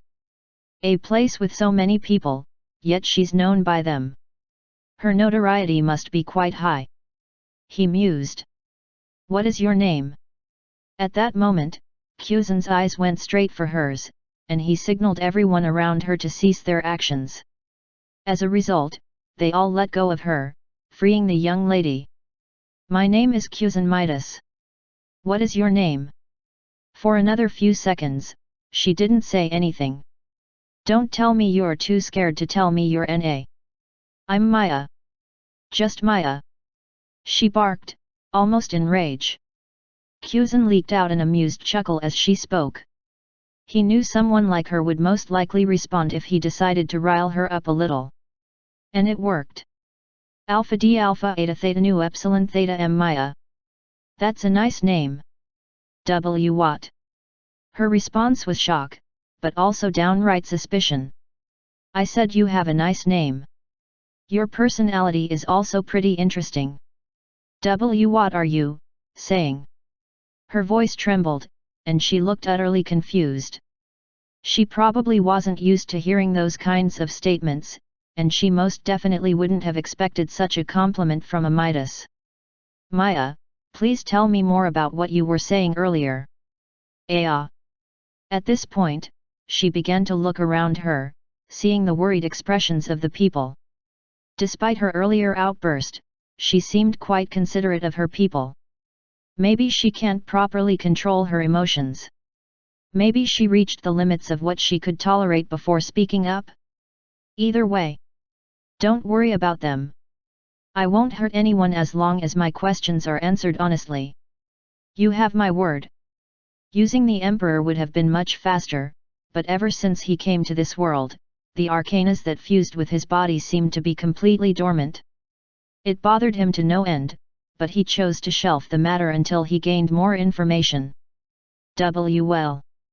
Maya muttered, her expression turning a little darker. Yes? Go on. Kuzan nodded on encouragement. He was truly interested in the true history that these people were avoiding to address. The Midas Empire resorted to mass genocide, killing everyone who defied them and their new system. That is the true meaning of the cleansing. They cut off the strong, leaving only the weak and powerless behind. So that's what I've been missing. Kuzan's thoughts echoed. Only the weak and docile remain. We can't do anything about the situation, and we've accepted it as our fates. She seemed to be seething in anger now. It pleased him. I often ask myself, if the Midas Empire was so perfect, and so loving, and so powerful, couldn't they have found a better way to ensure peace and order? Why would they have to kill so many people, even innocents, just to give us this reality we have now? We barely get by every day, and none of us are allowed to want more. This can't be the work of a just system. There's something wrong somewhere. Kuzan's eyes beamed once he heard those words. She's different from the rest of them. It genuinely made him happy to see someone who strayed from the hive mind. However, it was also a wonder how she had managed to survive for so long despite her strong views against the Midas. The Midas Empire most likely can't see everything. They just detect magic waves and respond to them as well. However, the dogma has formed an assumption in their hearts that the Midas Empire is all-powerful and can do anything. Since they were the only ones who could use magic, it was only natural that the Midas race would reign supreme in this new world. Rho Alpha D Alpha N Nu Keek, keek keek. Kuzan laughed at himself, grabbing his face as he felt an uncontrollable emotion rise from within him. Ha ha ha, ha ha ha ha ha ha ha ha, ha ha ha ha ha ha ha ha ha ha. His laughter echoed the surrounding, enough to send the entire area into a wave of silence and confusion. It's funny, isn't it? This is why dictatorship is always doomed to fail. It's not sustainable. Ha ha ha ha. This time, the people stared at each other in confusion. They didn't really understand what he was implying, but it was their duty to support the words and actions of their Midas superiors. Why yes, my lord. It is most hilarious. Indeed. Very funny, my lord. Yes. You have rightly said so, my lord. Your sense of humor is transcendent, my lord. Right as always, my lord. Ha ha ha ha ha ha ha ha ha ha ha ha ha. Before Kuzan realized it, everyone was already copying him, laughing as hard as possible. Their laughter rang empty and hollow, yet they kept it up. What the foo? Kuzan's face twisted in annoyance. Who told you to laugh? Why are you guys so? Before he could conclude his statement, Kuzan felt an incoming energy from behind him, so he glanced in its direction. Spatial magic. And, just as he guessed, space warped and a portal formed. The portal resembled a puddle of water, but standing vertically. It was also golden in color, radiating the signature color of none other than the Midas Empire. So they're here, hey! Footsteps echoed in the silent expanse, and a group emerged from the portal. They were garbed in golden armor from bottom to top, taking the form of knights. The dignified designs on their armor and helmet showed a form of dignity that couldn't be replicated. There was a sharp contrast between them and the kneeling residents of the slums. One of them, dressed in a different, more exquisite, set of armor compared to the others, stepped forward. He was also not wearing any helmet, so everyone could see his crimson eyes and golden hair. We are the Midas Inquisition, Division 15. Magic activity has been detected in this area, and as such. The man's eyes gleamed and a grim smile formed on his face. On behalf of the Midas Empire, we are here to purge the heretic. Silence and dread instantly filled the air. Praise to the Midas Emperor. Chapter 896. Praise to the Midas Emperor. The word echoed from the lips of Darius, vice leader of Division 15 of the Midas Inquisition. The Inquisition Department, just like any other Midas construct, was extremely ordered in both its internal and external affairs. There were a total of 100 divisions, and the lower the number was, the more powerful the division was. Division 1 was the most powerful, consisting of only the most elite of the Midas Empire who chose this line as their career path. However, when one considered how many divisions there were, Division 15 wasn't too bad as well. And Darius was the vice leader of this division. That made him one of the strongest in the Midas Empire, didn't it? He took pride in that day after day, and the appraisal he received from those around him only further went to boost his ego. Despite all of that, though, there was only one thing that made him feel truly special. Subduing the inferior race. That was why he joined the Midas Inquisition. That was why he loved his job so much. Even now, as he appeared in front of the kneeling audience, his grin was especially wide. He was so elated to see all of them kneeling before his mighty presence. They're quick to bow, too. These ones know their place. That put him in such a good mood. Instead of simply slaughtering everyone here like he originally intended, perhaps he would only kill a small portion, say, 50%. That would be benevolent, would it not? Darius couldn't wait to begin the slaughter and see the despair the people he subdued would show him. His body twitched just imagining it. And no one here has practiced any magic. I swear to you. An elderly man spoke, his voice creaking like that of old furniture.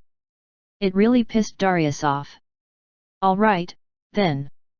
It's decided. I'm definitely killing that old man first. Yeah. That's what they always say. Am I right, guys? The 500 troops he had behind him all joined him, all chuckled in excitement. One could ask why the Midas would dispatch so many troops, almost all of the total force of the 15th Division, to such a slum. The answer was something even Darius didn't know. The leader seemed a bit surprised and told us to go ahead of him. I don't mind, though. It allows me to play boss for a little while longer. Hee. It's always ecstatic, being in charge. Watching all these lumps of meat look at him with such fear and trepidation made him so aroused that he couldn't help himself anymore. He had to take a life right there and then. Let's start with you, old man. A magical glow appeared all over his hand, and instantly, a golden blade manifested. Darius already knew how he was going to use it. He was going to drive it through the old man's skull, dividing his shrinking brain into 2 equal parts. It was going to be magnificent. Faster than anyone could see or react to, Darius brandished his blade, taking a step back as he prepared for his straight thrust. He could already imagine how his blade would tear through the man's skin like a hot knife through butter. Hey, hey. I can't wait. I can't wait. I can't wait. Ho. This blade shot through space, ready to pierce and take a life. Stop. A low, calm voice suddenly echoed, but Darius couldn't stop. Not when he was in the zone. Not when he was so close to fulfilling his long-held craving. I told you to stop. Suddenly, someone held the blade he had thrust with so much power, causing the entire thing to shatter like glass. It was only at that moment that he realized that there was someone who stood in front of the old man.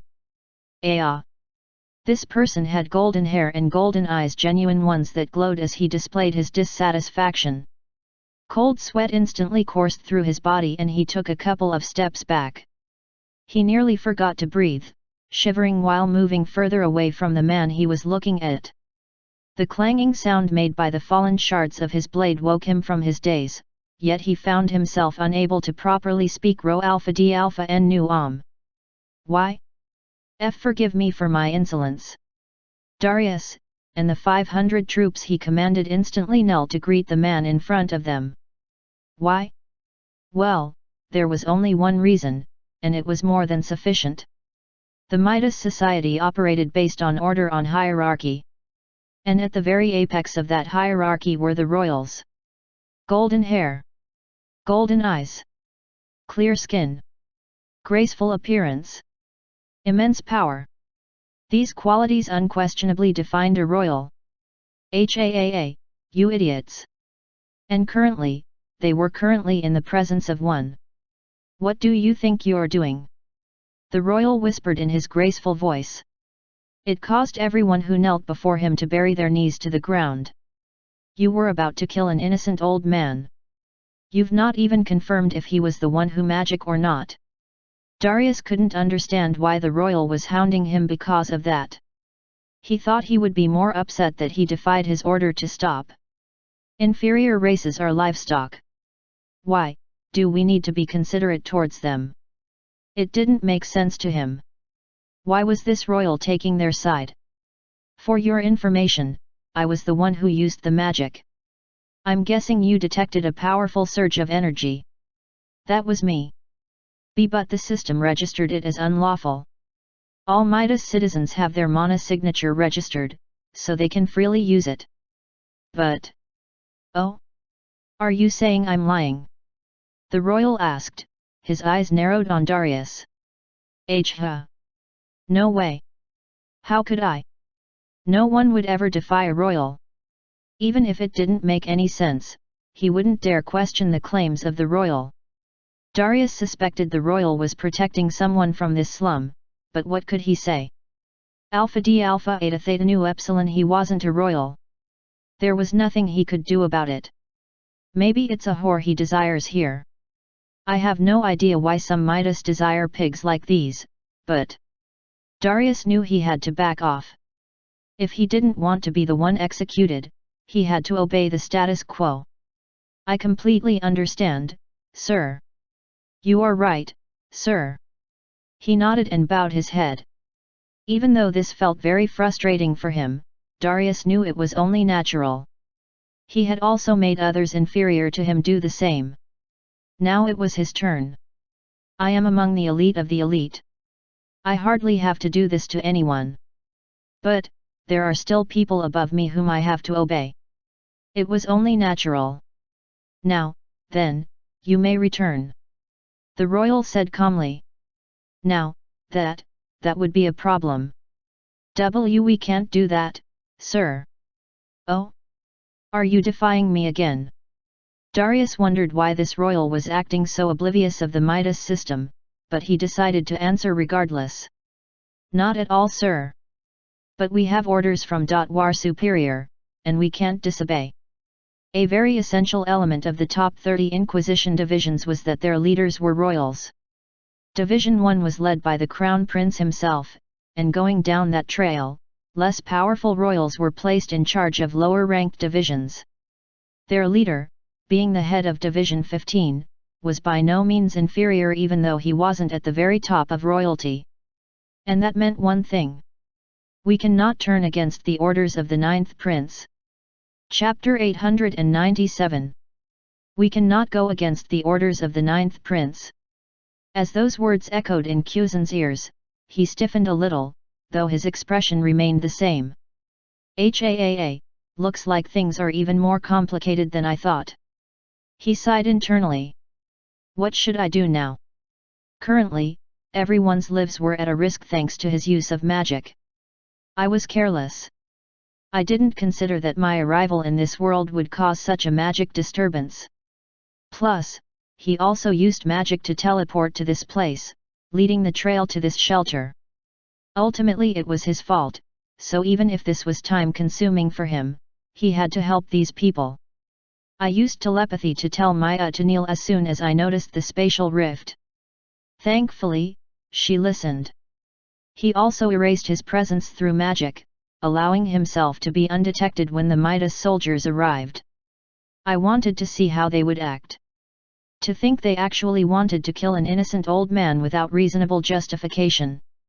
He had noticed the Midas captain's expression, how he seemed incredibly excited to take the life of another. Maya was right.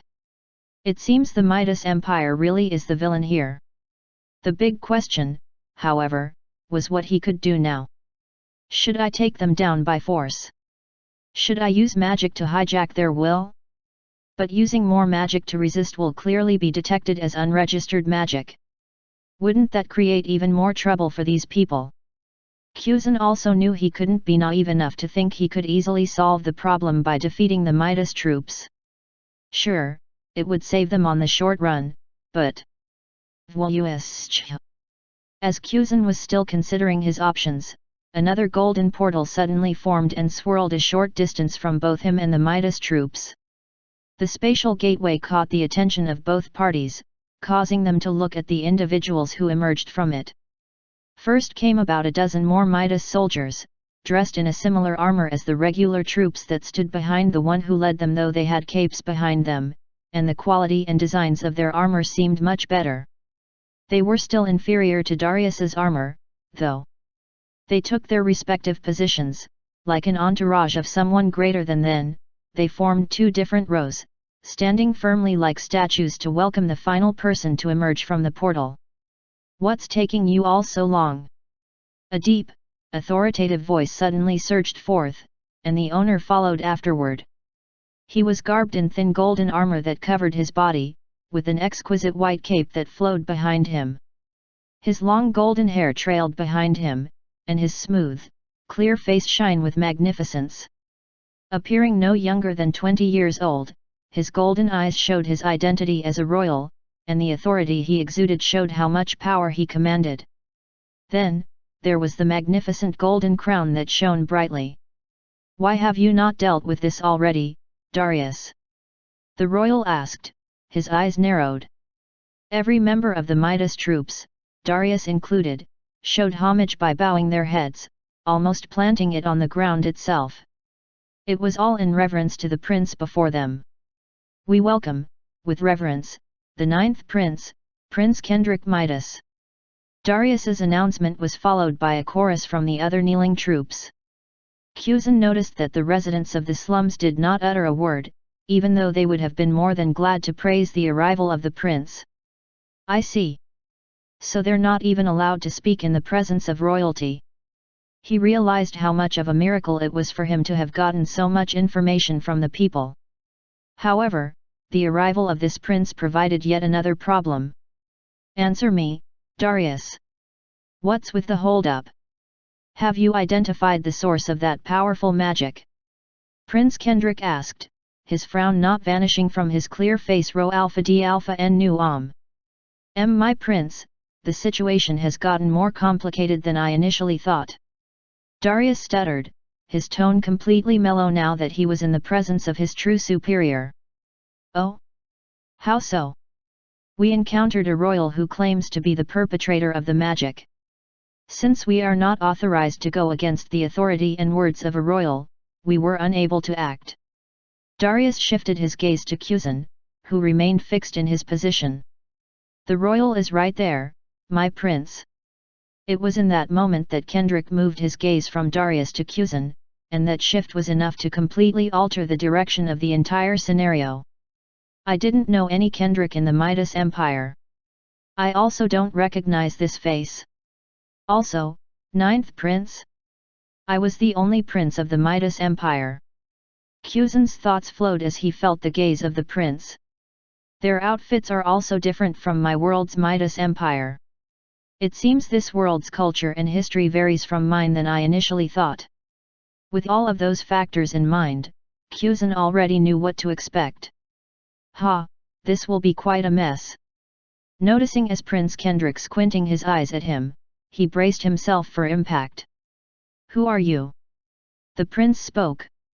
Alpha D Alpha Eta Theta Nu Epsilon Theta M. I do not recognize you. You're not actually a Midas royal, are you? You imposter. As expected. Looks like the jig is up.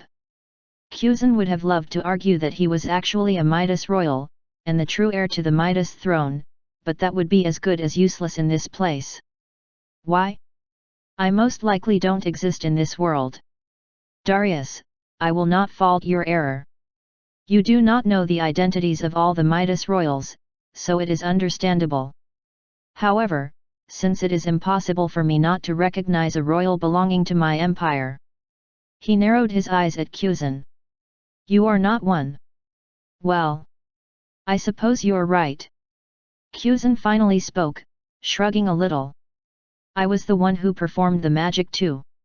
I thought I would pretend to be a Midas royal to escape liability, so I would get away with it. Seems I was wrong. How foolish. Do you not realize what you've done? There is only one crime that transcends even the death penalty, far worse than the unregistered use of magic. Prince Kendrick took a step forward, and a sudden pressure enveloped the area. His frown grew deeper, and his eyes glowed bright golden. And that is the act of an inferior pretending to be a Midas, especially a Midas royal. It is the greatest blasphemy, the most insulting act against the Midas Empire's authority. Another step forward, and the pressure doubled. You have committed the greatest sin imaginable, mongrel. The kneeling Midas troops, as well as the commoners, shivered with each step the prince took. It seemed like the very air itself was vibrating. Your punishment is inevitable. By the time I'm done with you. Golden energy burst from his body as sparks of mana danced around him. You're going to wish you were dead. Chapter 898. What powerful mana! Kuzan thought to himself, staring intently at the royal who stood a good distance from him. As the golden light flickered off his body, he knew the power was nothing to scoff at. It's about the same level as the Midas royalty in my world. It seems that hasn't changed here. However, despite that pedestal, Kuzan didn't seem too fazed. After all, it's not going to be a problem for me. A smirk formed on his face. Asterisk. Asterisk. Asterisk. Kendrick felt an unsettling emotion swirl inside him as he stared at the enemy he had to execute. The crime of impersonating a Midas was the gravest offense one could ever commit. The crime increased in severity when it came to doing the same for royalty. It was highly unusual for anyone to even think of doing the former, talk less of the latter. I've only heard talks of people doing it perhaps a century ago. But no one in this day and age tries it. Yet, this young man attempted doing something so foolish. He still won't put off his disguise despite being caught. He's getting on my nerves. Kendrick clenched his fist and glared so deeply at the man before them.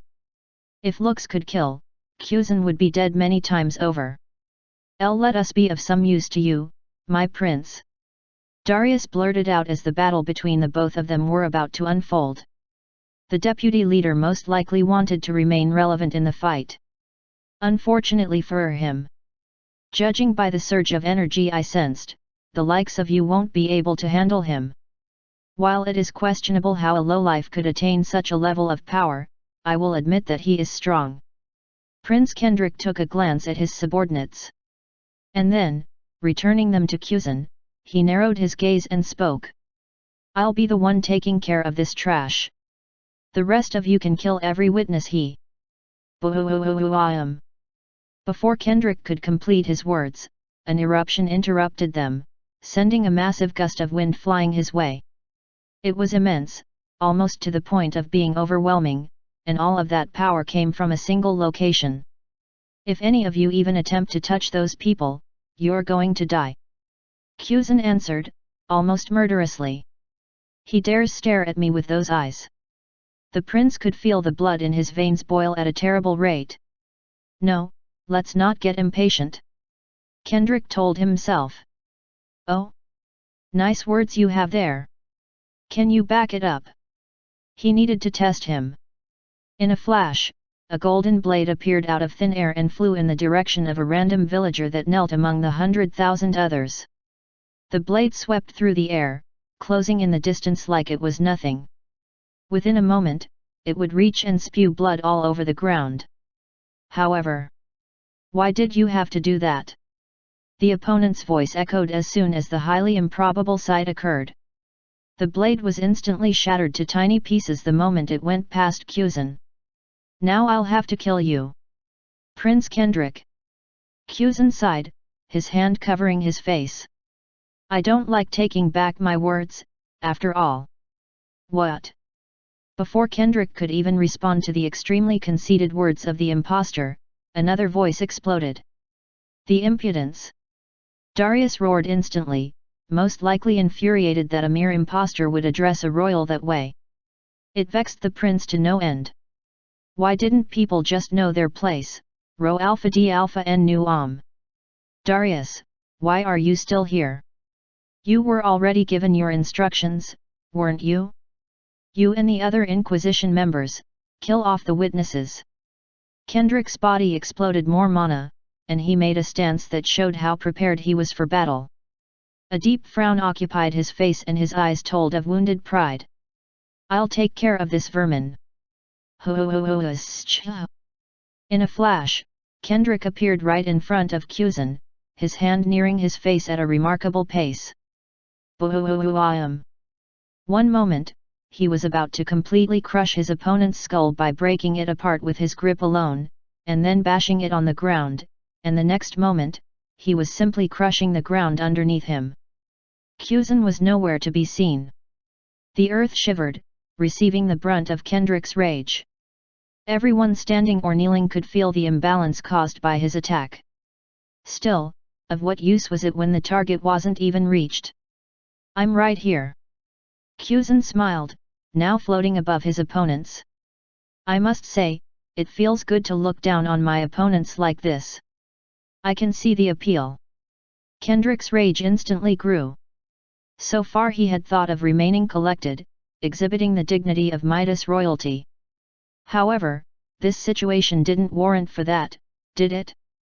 His enemy was powerful, and he was going to kill all the witnesses anyway. There's no harm in using my fill power to subjugate this idiot. Once he concluded that thought, Kendrick decided within himself to use them, original magic and mage mode. Complementing these two, he would show his opponent what it meant to be up against unrivaled power. But first, Kendrick leaped to the air, creating shockwaves that quaked the earth. I won't allow myself to be looked down on like that. Several golden blades swirled around him like a storm, each containing enough dense mana to execute everyone in the settlement without fading away one bit. Several were more than the vermin he faced deserved, but he wasn't going to be satisfied with any less. Overwhelming power was his game. The blades lunged at Kuzan, who expertly dodged them and began retreating further away from Kendrick. Unfortunately for the fool, the blades had already registered his energy signature. Alpha D Alpha Eta Theta Nu Epsilon, you won't escape so easily. With that single thought echoing in his head, he lunged at Kuzan, his blades also attacking simultaneously. I'll make you suffer no matter what. Chapter 899. Blades with intense energy all lunged at Kuzan, desiring nothing but to end his life, no, more like severely injure him until he could offer no more resistance. I doubt this guy would be so merciful as to let me die like this. Kuzan's thoughts trailed as he smiled. He glanced at his opponent, the ninth prince, and saw nothing but absolute fury. They were currently in the air, and while they were still within wasteland territory, the shelter was no longer within their immediate vicinity. Should I push him a little more? Original magic, marionette, Kuzan whispered, weaving invisible threads until they wrapped around each golden blade. And then, clang ang gong ang. In no time at all, every single blade turned into mere shards instead, broken into pieces by the invisible threads he weaved. Did he detect my strings, or? Kuzan stole a glance at Kendrick, and from the surprised expression the prince made, it was most likely safe to assume he didn't. Since we're away from them, I should settle on a decisive battle here. Spotting an appropriate place to conclude the battle, Kuzan landed in a vast area within the open wasteland. I'll end things here once I find out what I want. It shouldn't take too long. A rain of golden blades greeted him as the sole of his feet touched the ground, but they only took a sigh from him. It's pointless. All of them were broken like glass. There was, however, one presence that lunged at him with immense velocity. He had to give at least some degree of attention to it. Boom! Kuzan felt Prince Kendrick's killing intent as he struck, though he had his invisible barrier of strings protecting him from his strike. He is really pissed off, isn't he? The fact that the prince still hadn't touched him despite all of that big talk he rendered earlier showed how frustrated he must have been. It wouldn't be long until he would be forced to go all out. Using magic might be unavoidable in the future. If they'll be able to detect my use of it, I'll need to know how powerful these people are. If this was the 9th prince, leading the 15th division, and they operated in a hierarchical system, then he expected him to be among the strongest in the Midas Empire. Allowing him to draw out his full strength should help me figure out the power level of this place. Considering his arcana seemed to be malfunctioning, Kuzan didn't particularly have the luxury of being careless. I just want this to end quickly. Should I aggravate him more? He thought to himself. TCH. You. Kendrick's voice interrupted him. The prince leaped backward, finally standing on the same ground as him. Looks like I won't have to anymore. That look in his eyes, is he finally ready to go all out? Kuzan braced himself. It wasn't going to do him any good to be defenseless against the power of a Midas royal. I believe this is enough of a warm-up. I don't know why you decided to move away from that settlement. You've doomed those people to death already. Is that what you think? Kuzan smiled. My subordinates are already extinguishing their lives, no doubt. Can he not sense their presence from this distance? That's disappointing. Kuzan's thoughts trailed. I'll make you experience the worst of pain. And while you suffer, you'll remember the people you doomed to death, and the more horrid fate that you will encounter when I take you to the Midas Empire for the appropriate dispensation of your punishment. After hearing the things Kendrick had to say, Kuzan had two thoughts: Rho Alpha D Alpha and Nu He sure talks a lot. Something he had noticed since coming to this world was the lackluster style of battle. Too much talking. Is this a custom here? To talk while having a serious fight? I understand it makes you feel good, but if it was up to him, he would just finish off his enemy as soon as possible. A conversation was possible before or after the fight, not during it. Oh well. He provided me with good information, so it's fine. And that led Kuzan to his second line of thought. Should I allow myself to be caught? That would take me to the Midas Empire, where I can learn more about this world. He mulled over this option well. However, just as one would suspect, he had to dismiss it. I can't guarantee my safety there. Plus, that would mean having to sacrifice all those people in the village for something I'm not certain will work. There were a lot of factors to consider, but he couldn't engage in elaborate thought with his enemy already releasing some dangerous mana. Kendrick was currently covered in golden light, far more intense than earlier. The bright golden surge of energy ascended into the sky, revealing a transformation that increased his already powerful state. His armor took on an even grander style, something Kyuzan hadn't thought was possible. His cape became bright golden. Glitters danced around him, like butterflies, and a staff appeared on his hand. Finally, the crown on his head grew way longer and grander than before. It was like he was a crossbreed between a battle-hardened general and a prime ruler. Looks a bit too much, though. I suppose that's his mage mode. Was he going to stack it with fusion state? What else was he going to use? Perhaps it would be original magic, true domain. The moment he heard this, Kyuzan felt something suddenly shift in his atmosphere. It was no longer the same as it was a second earlier. I should have done this from the start. It'll make things a lot simpler. Kendrick muttered, pointing his scepter at Kyuzan. I guess I didn't want to have to go all out. Kyuzan's eyes widened the moment he heard those words. This is him going all out. Finally. Let's see the effects and wrap things you. Alpha D Alpha Eta Theta Nu Epsilon, why are you still standing in my presence? Kneel. Kendrick's loud, imposing tone surged through the air as his scepter lunged forth. This is Chapter 900. The environmental shift that Kyuzan had noticed since the initiation of Kendrick's original magic began to grow stronger. The pressure felt like it was closing in on him, growing stronger and more imposing. And then, nothing happened. Kyuzan cocked his head to the side, his thoughts a little confused about what to expect next. Kendrick's dumbfounded expression didn't make his confusion any better. It seemed something was supposed to happen, but nothing was going on. Kyuzan considered saying something to ease the awkward silence that had taken solace in the air, but thankfully he didn't have to. Asterisk. Asterisk. Asterisk. What? Why isn't it working? Kendrick's voice shot out.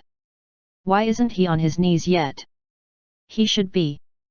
The ninth prince was on the verge of breaking out in a vicious roar, just thinking about the impossibility occurring in front of him. Original magic, true domain. It was his trump card, an original magic that was among the best in the Midas Empire, even acknowledged by those superior to him. It had a very simple, yet complex function, bending his immediate surrounding to his will. He could make the ground around him break down and become nothing but a swampy mess. He could remove all the moisture around him completely. He could make the air heavier and denser, forcefully making anyone in his vicinity to crumble under the pressure. There were lots of other applications he could utilize, but for the purposes of this match, he had used the third function. His opponent was meant to be forcefully brought to their knees, or even flat-faced to the ground. He had used this move over and over again that it already felt predetermined. Yet, for the first time in so long, someone withstood his power. No, it wasn't even about withstanding. It seemed like he wasn't even being affected at all.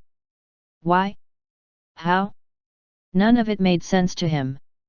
I see how it is now.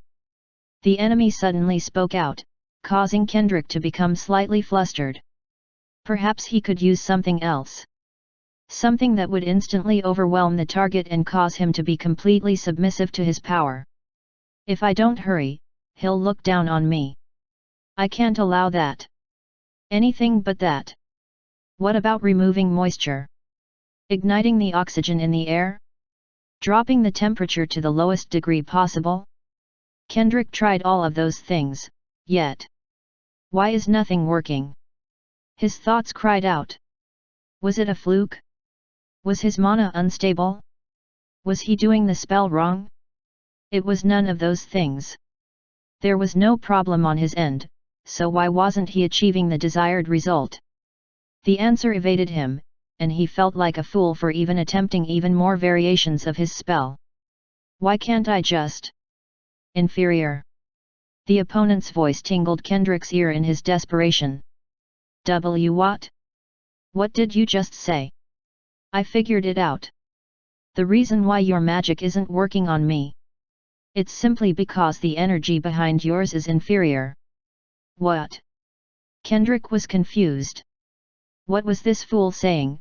Rho alpha d alpha n nu I've said enough. It's time to make good on my promise now. He wanted to comprehend. He wanted to dig deep until he found the answer. What did he mean by inferior? Yuya vir me Squelch? Before he realized it, Kendrick was already pierced in the chest by a golden blade. I didn't even see it coming. He had thought his blade projection was immensely fast, but this was on another level. It seemed transcendent. Gark! Blood poured out of his mouth, oozing into the pool that had formed underneath him thanks to the red liquid that flowed from his chest. Kendrick's rage and anger suddenly began to deflate. Suddenly, nothing seemed to matter any longer. Nothing except the burning question that ached his heart, the very heart that was being crushed under the weight of the blade that impaled him. See, can I ask you one thing? Kendrick muttered, his tired gaze on the supposed vermin that stood in front of him. He didn't realize when he crumbled to his knees, splattering more blood on his golden armor. The fact that he wasn't healing despite the countless healing magic he was utilizing showed just how hopeless and useless his situation was. Alpha d alpha eta theta nu epsilon theta m. What question? Are you really an imposter? This power he displayed, and the authority he exuded, it wasn't like anything a mere inferior could produce. It's almost the same as when I am facing older brother. The image of the first prince flashed in his head. The rising son of the Midas Empire, the genius among all geniuses. The one to become emperor one day. Why would a mere plebeian remind him of his dignified brother? I am not. I see. It appeared he was right, after all. This man, though he didn't recognize him, was a Midas. More questions surged through his mind, but he slowly found himself unable to say anything else. At the very least, the frustration and anger he had felt plummeted upon this revelation. It was a Midas royal all along. Can I ask you something too? How strong am I compared to the other Midas royals? He could only hear echoes at this point, but Kendrick was surprisingly able to hear the question so clearly. He didn't think he could give a coherent answer, but he knew for sure. My older brother, the first prince, will utterly destroy you. I see. That's useful to know. Once more, Kendrick found himself unable to hear or see anything properly. He was descending to his death for sure. Still, what was this relief he felt within him? It wasn't like he looked forward to death, and there were still many things he wished he could have achieved before dying. However, this relief was too overpowering to resist. At least, I didn't die a weakling. That was his greatest fear. Throughout his fight with this stranger, that fear had risen to the point of nearly driving him insane. However, now that he knew the true identity of the one who killed him, he could finally close his eyes in peace. I wasn't weak. He was just too strong. The moment he made that thought, Kendrick breathed his last. And died.